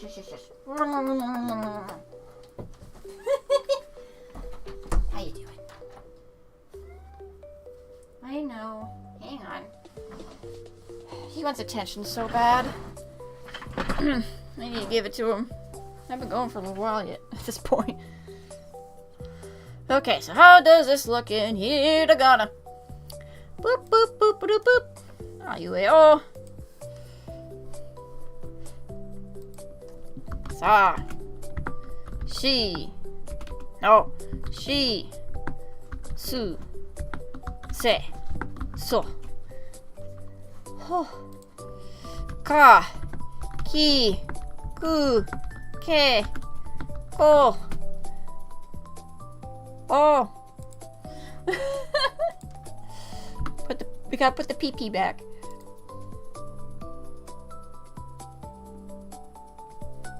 Okay.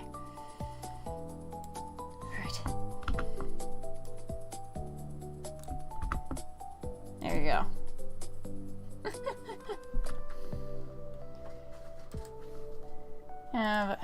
Ga. See, there it is. There's the teeny tenten right up in there. Gi. No! Gi. Gu. Ge. Go.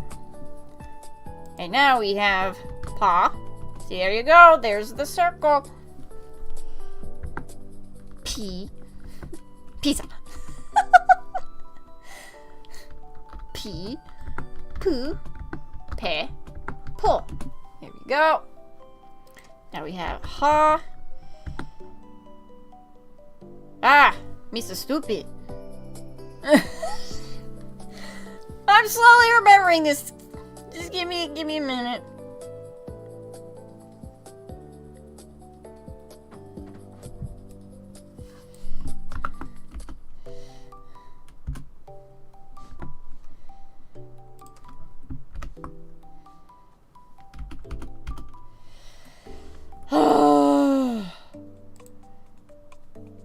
Okay. I'm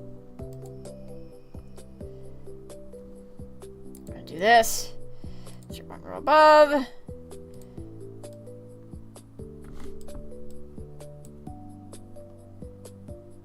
Oh.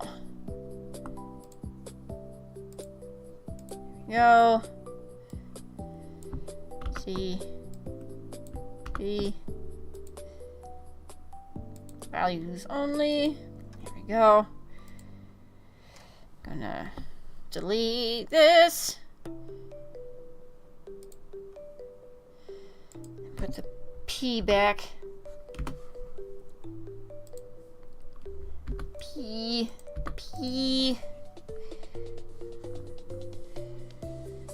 Oy. This. Control Z. Okay. All right. Here we go.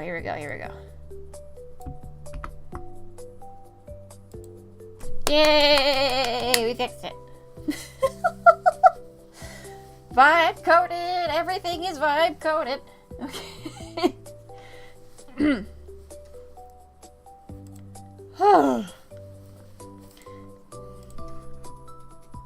Here we go. Ha. He. Fu. He. Ho. And then. Ba. Bi. Bu. Be. Bo. Pa. P. Poo. Pe. Po. Oh, there we go. See, there's a difference. There's the 10-10, there's the circle. This is the only time you'll ever see the circle, so no worries there. Ta. Chi. Chisai. Chi. Tsu. Te. To.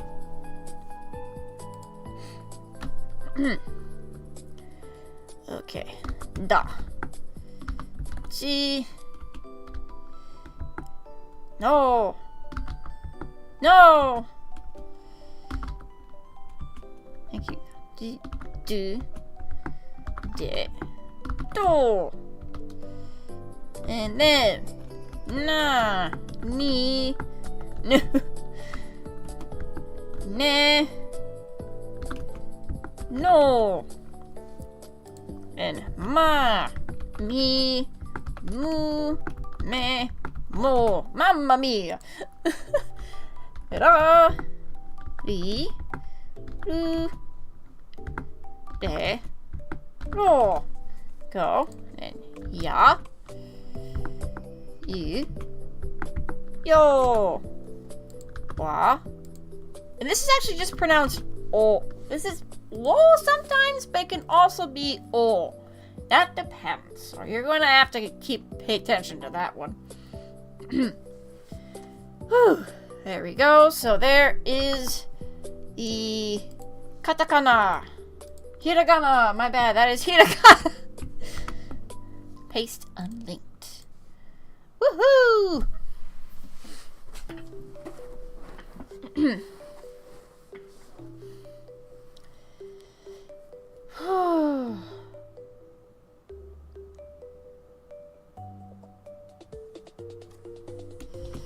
You know what? So there is a specific way you write all of this, but that's not terribly pertinent right now, especially in the digital age. Holy crap. But I'll see if I can make something later to show how you write all of this. Anyways. No, I do not want the Japanese, thank you. If you're curious as to how to write, I'll make a separate document.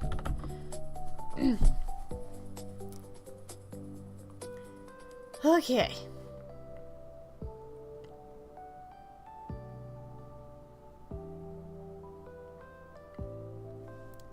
Alright.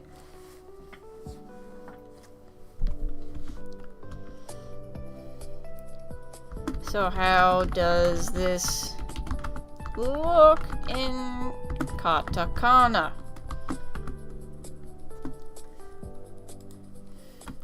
Remember, hiragana and katakana are functionally the same, as in they are representations of the same syllabary.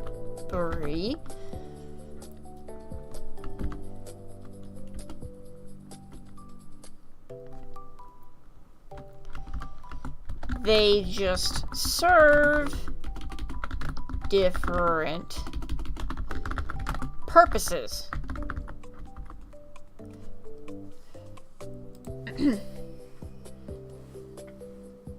So, these, again, I want to stress this again. These don't mean anything by themselves. This is just a representation of the syllabary. Much like how the letter D doesn't mean anything until it's paired with other letters.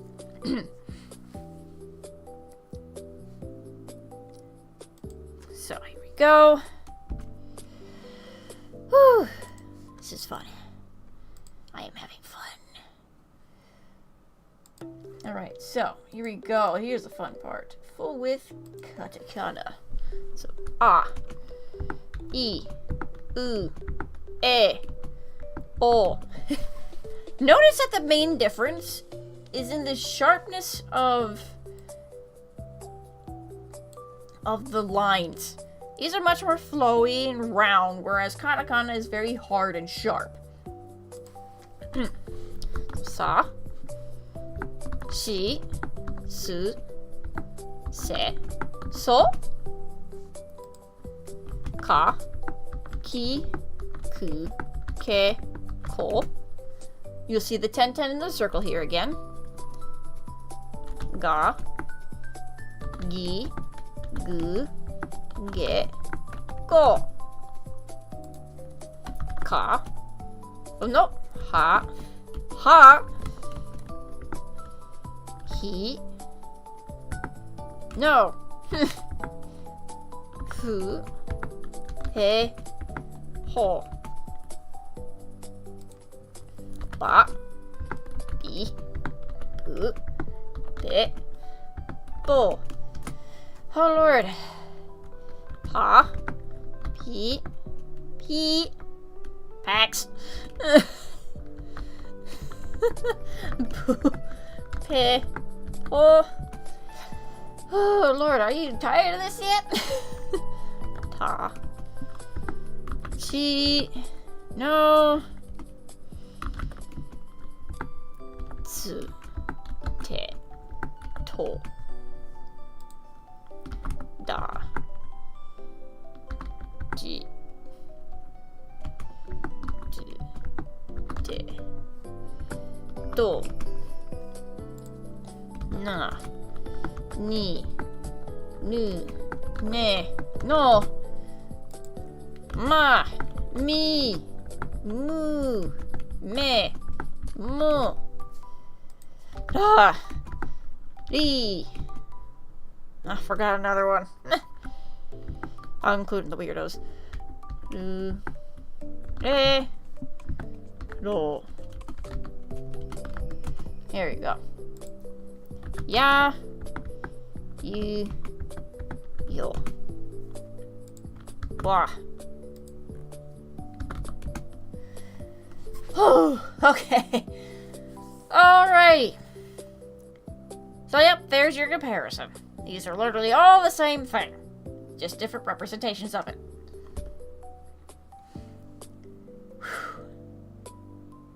Now, there is one exception here. And I'll actually throw it over here, actually.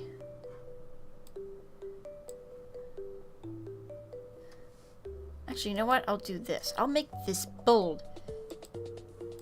Because N is actually its own thing here.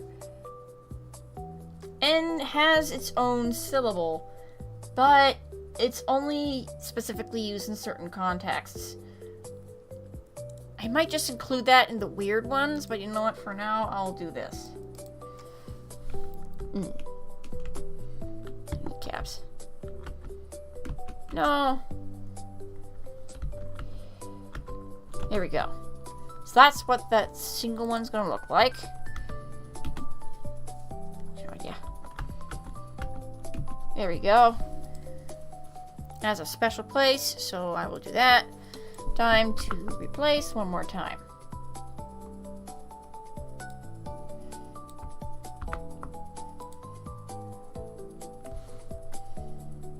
Ah, wrong.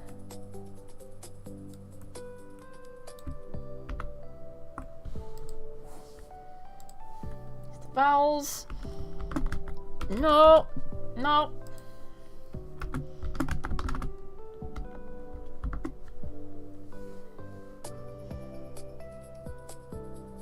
Alright. So I'll go over some corrections after pasting all this in. There we go. And finally, here we are. Oh.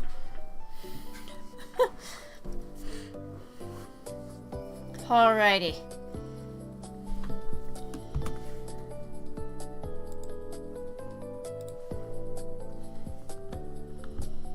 No!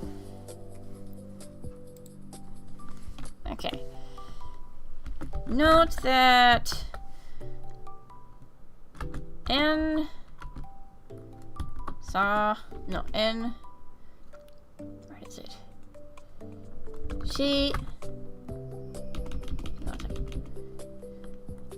N and soul are very similar, as well as she and zi. The way you differentiate these is how they are drawn, and digital forms often accentuate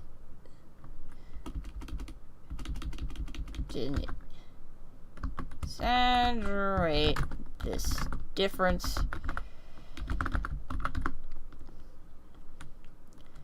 for simplicity's sake. Okay. Oh. Alrighty.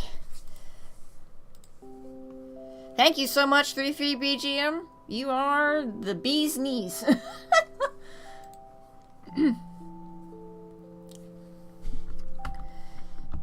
Wool is also rarely used, and you may find some outdated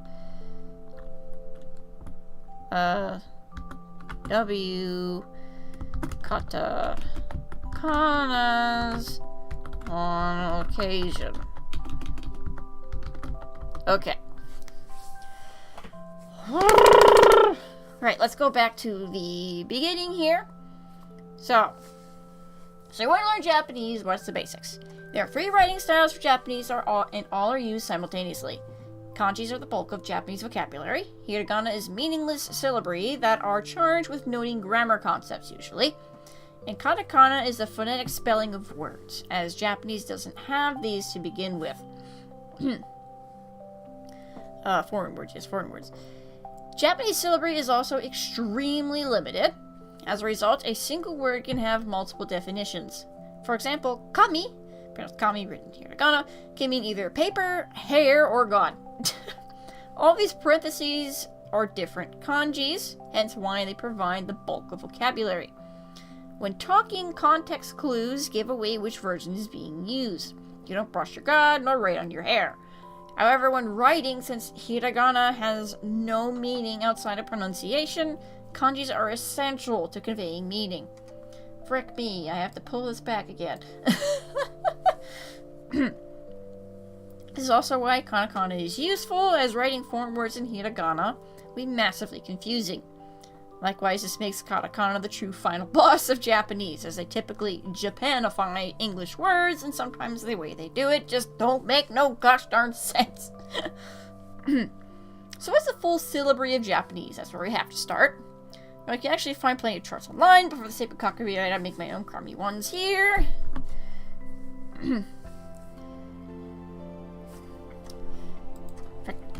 Okay.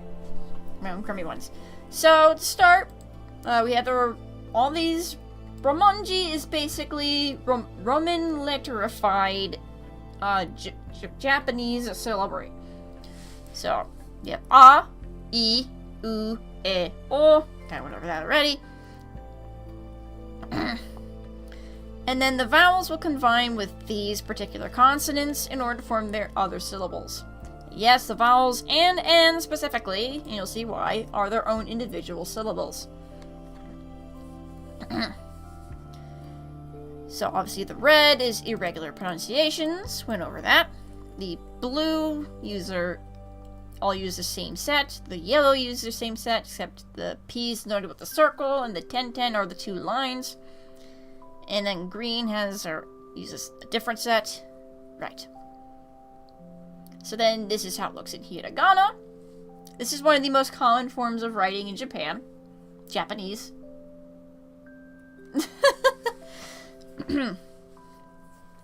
Alrighty. So not that much different here. Just again, note that this, we'll embolden that. We'll embolden that here too. Boop. Map. Okay. Yep, just keep in mind that this is also one. And then here's katakana. We'll emboldenify that. Alrighty. So with katakana, we have a couple of very, very similar ones. Like we have sol and n. Sol and n. The only difference between them is how they're drawn. Now, they've accentuated this difference in type, and especially in digital forms, in order to actually be able to differentiate them. They will not always be this exaggerated in writing, so be careful about that. Same with tsu. Same with tsu and shi. See these? They are very similar. Same thing. What differentiates them is how they are drawn, and digital forms will accentuate those differences for simplicity's sake. Whew. That's why I'm definitely going to see if I can find a way, to make a document on how all these are drawn. Maybe I'll have to film myself drawing it and like put a video. That actually isn't a bad idea. That's not a bad idea at all. So, make a video. Alright, so that is katakana and hiragana.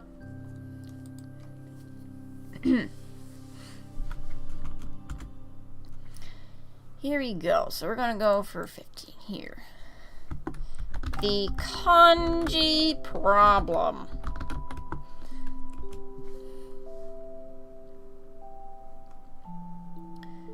Go here. For Pete's sake. Kanjis are not a representation of syllables.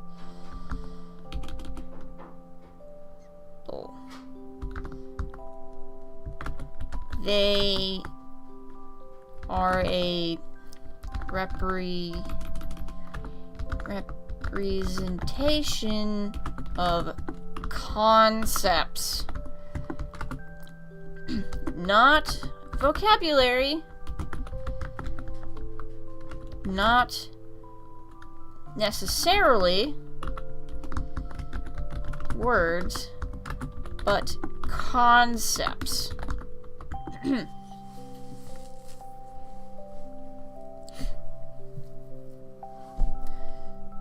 Not necessarily will do that.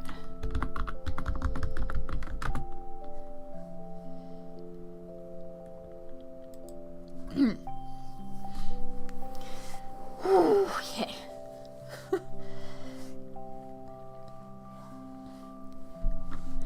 So, this means that there is a metric crap ton of kanjis, and a lot are synonyms of each other.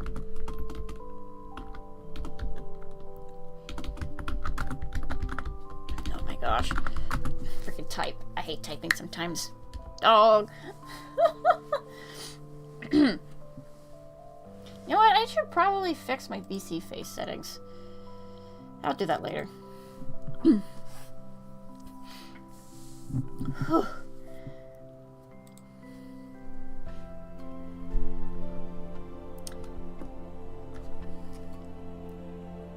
Okay, so something that I have noticed is that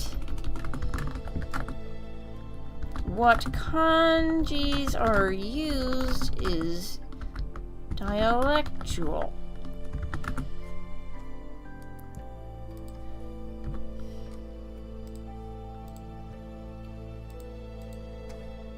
Dialectical? Whatever. In other words, the Kansai region may use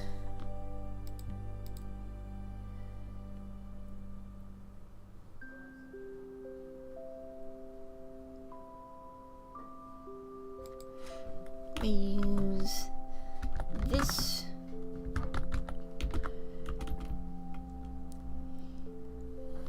I wish I could remember which examples I've noticed, but I don't. We use this part.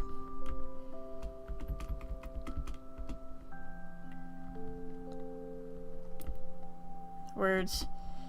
If Japanese people want to say sky, I think that's a terrible one. I think there's only one for that. Say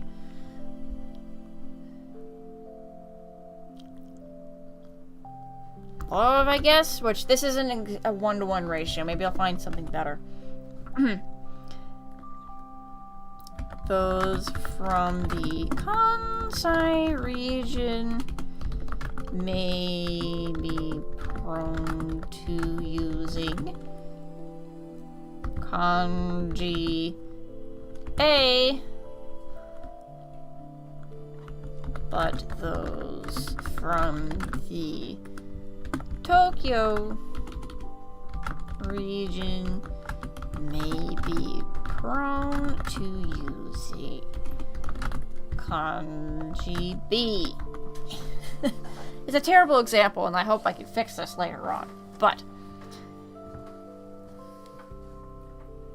hello, Mom. Good night. Oh boy.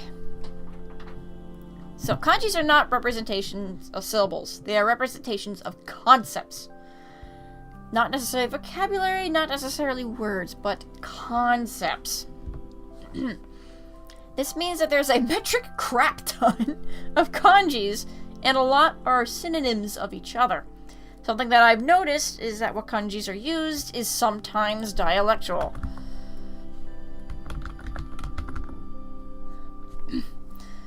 In other words, if Japanese people want to say, like, love, those from the Kansai region may be prone to using kanji A, but those from the Tokyo region may be prone to using kanji B.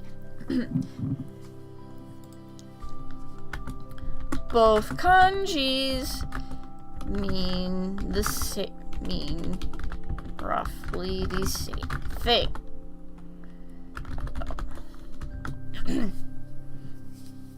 Okay.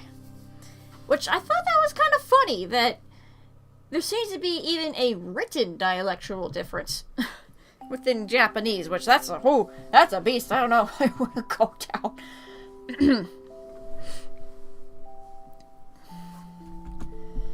So the second issue is that kanjis originate from China. Issue. This means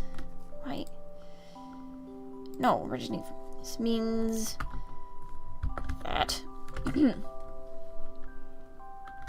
their original functionality doesn't quite work with Japanese. They try really hard and to get work.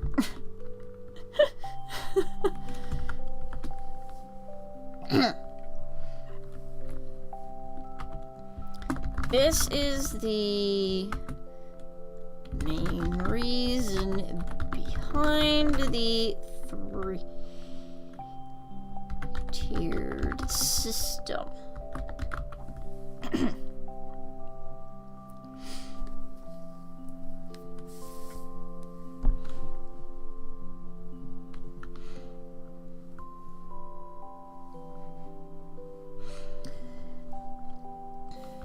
As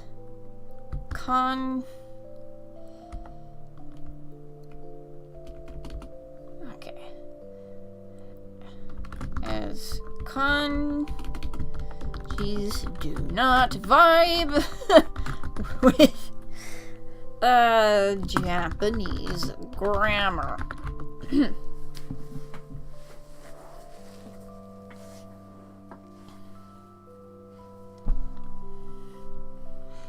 Okay.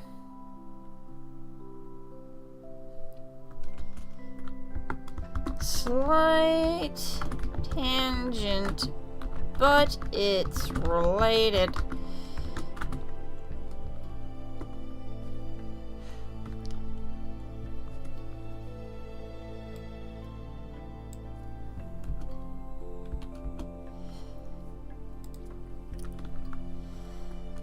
Initially, Japanese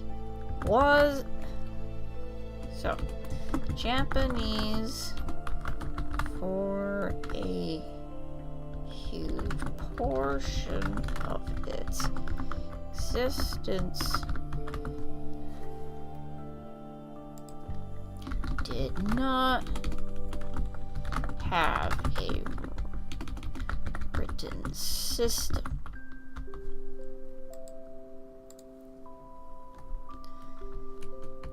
As a result,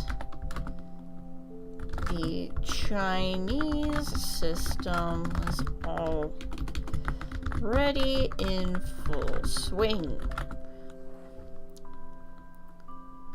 when Japan finally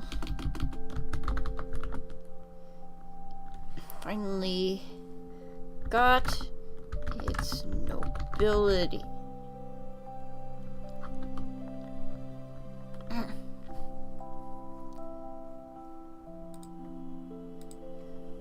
Nobility around the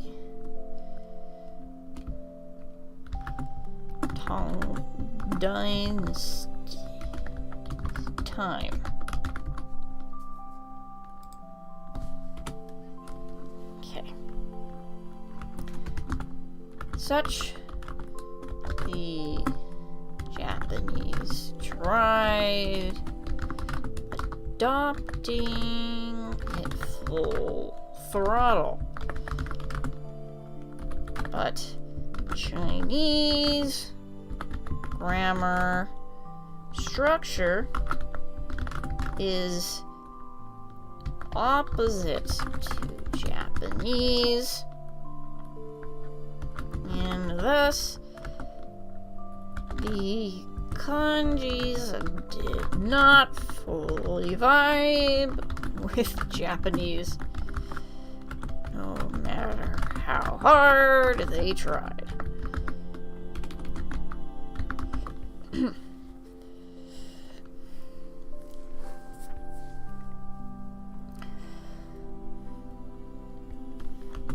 When the Tang Dynasty fell, Japan started to internalize its growth and developments.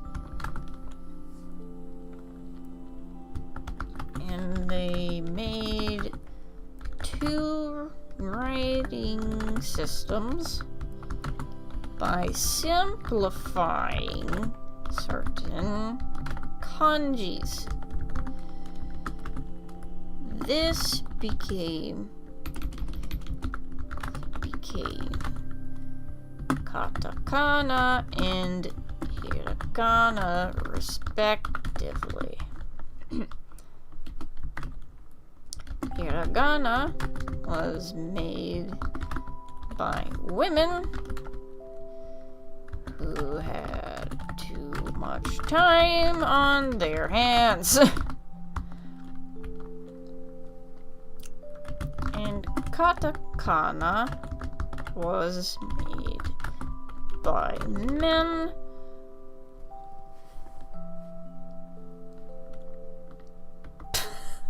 I don't know if that's quite the right way to put it. Became katakana and hiragana respectively. As it says in the Heian era, their sole purpose was to be married off.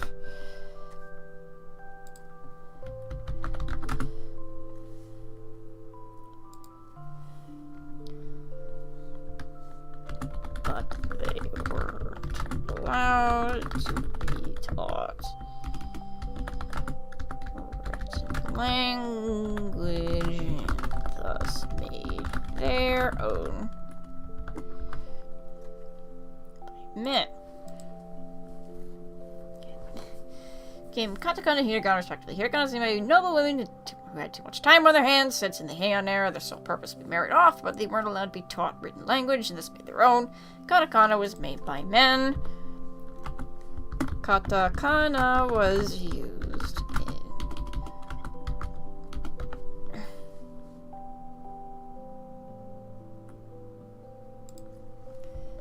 This is also from my understanding, so maybe take it with a grain of salt.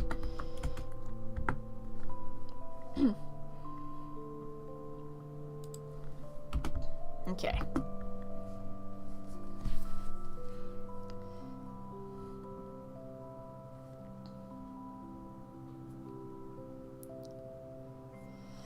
Katakana was used in official documents,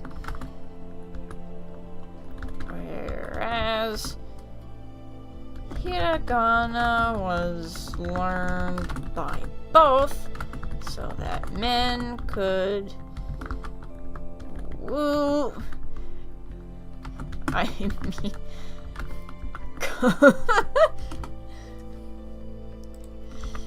communicate with women.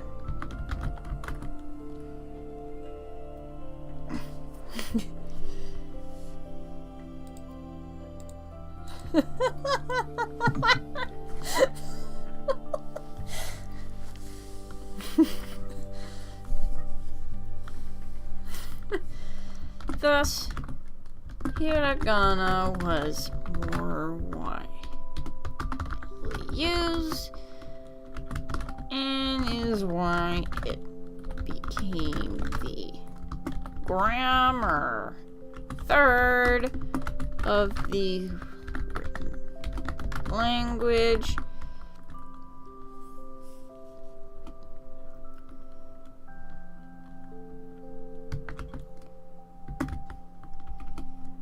I think katakana kind of fell off, but I could be wrong, and resurfaced to be the foreign third.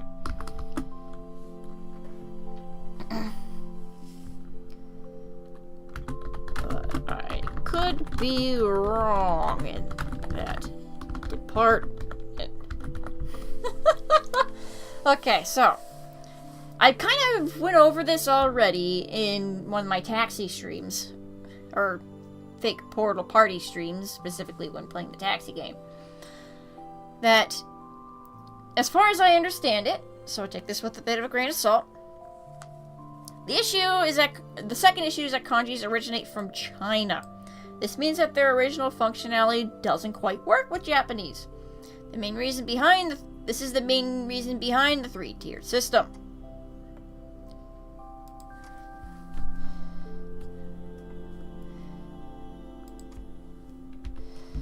Okay, hang on.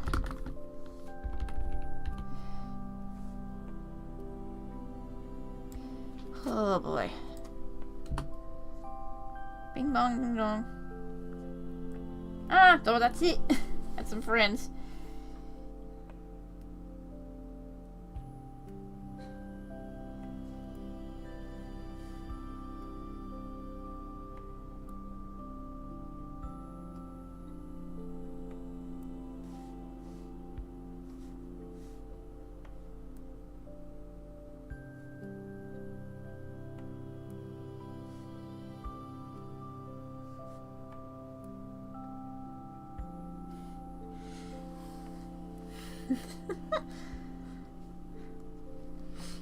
Okay, anyway.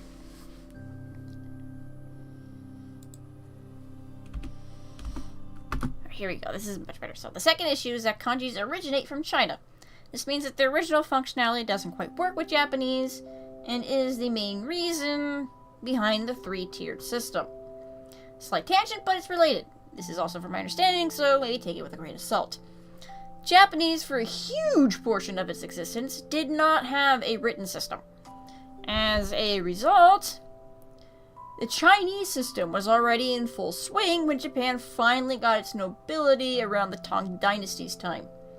As such, the Japanese tried adopting the kanji system full throttle, but Chinese grammar structure is opposite to Japanese, and thus the kanjis did not fully vibe with Japanese no matter how hard they tried.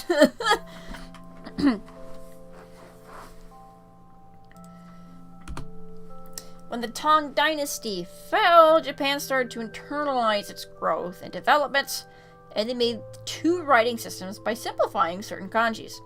These became katakana and hiragana, respectively.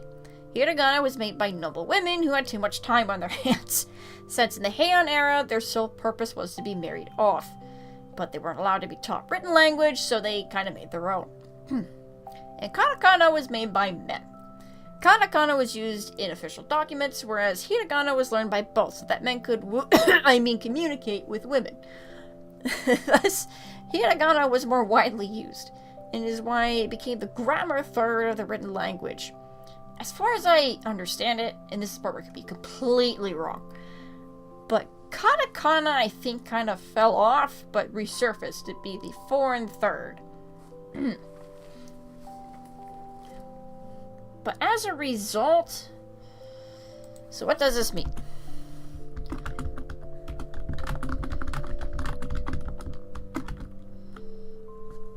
Okay. This basically means that there is no perfect chart to encapsulate all kanjis.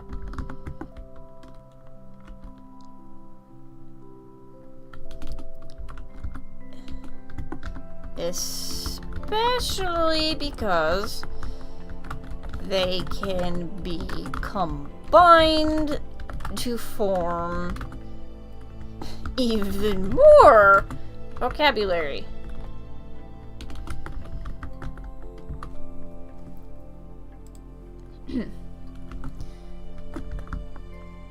This is why I am dedicating at least 2 documents to them alone.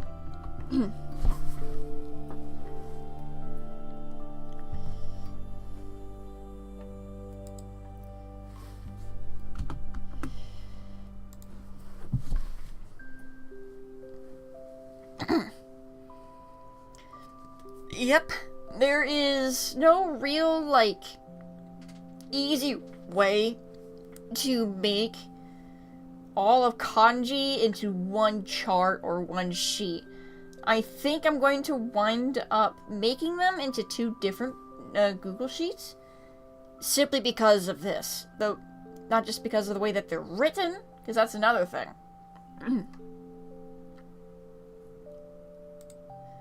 Yeah.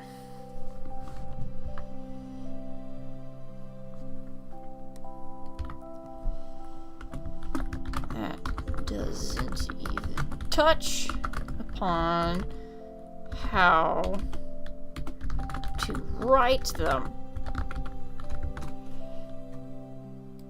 Yep. So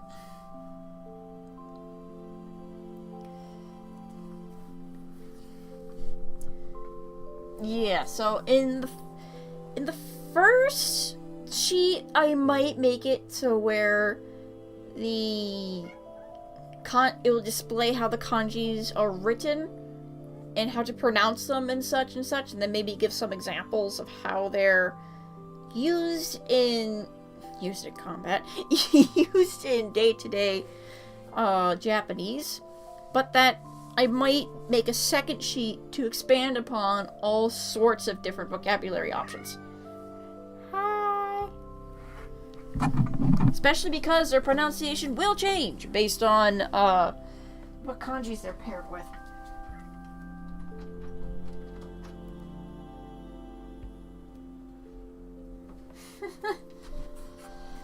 Yeah, this is gonna be a massive undertaking, so the sooner I start, the better, eh?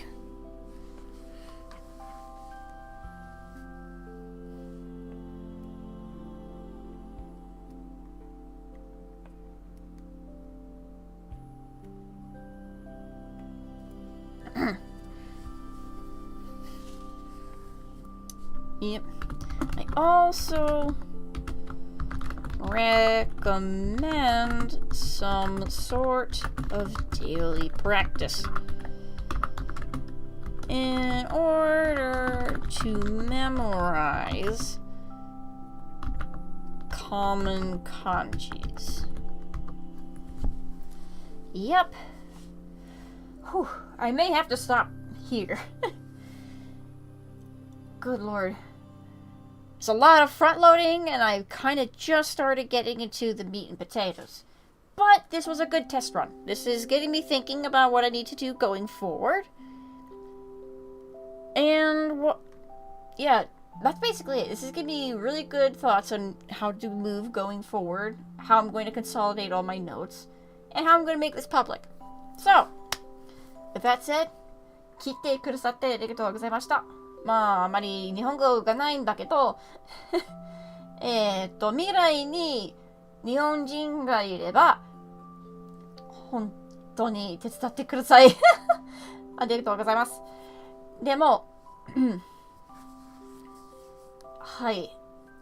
すごく長い時間がかかるそうけど、どうやって進んだ方がいいということを、すごく分かってきました。はい。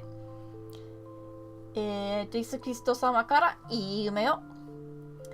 I wish you all pleasant dreams in the name of Jesus Christ, and I will make a Google Drive that is free and available.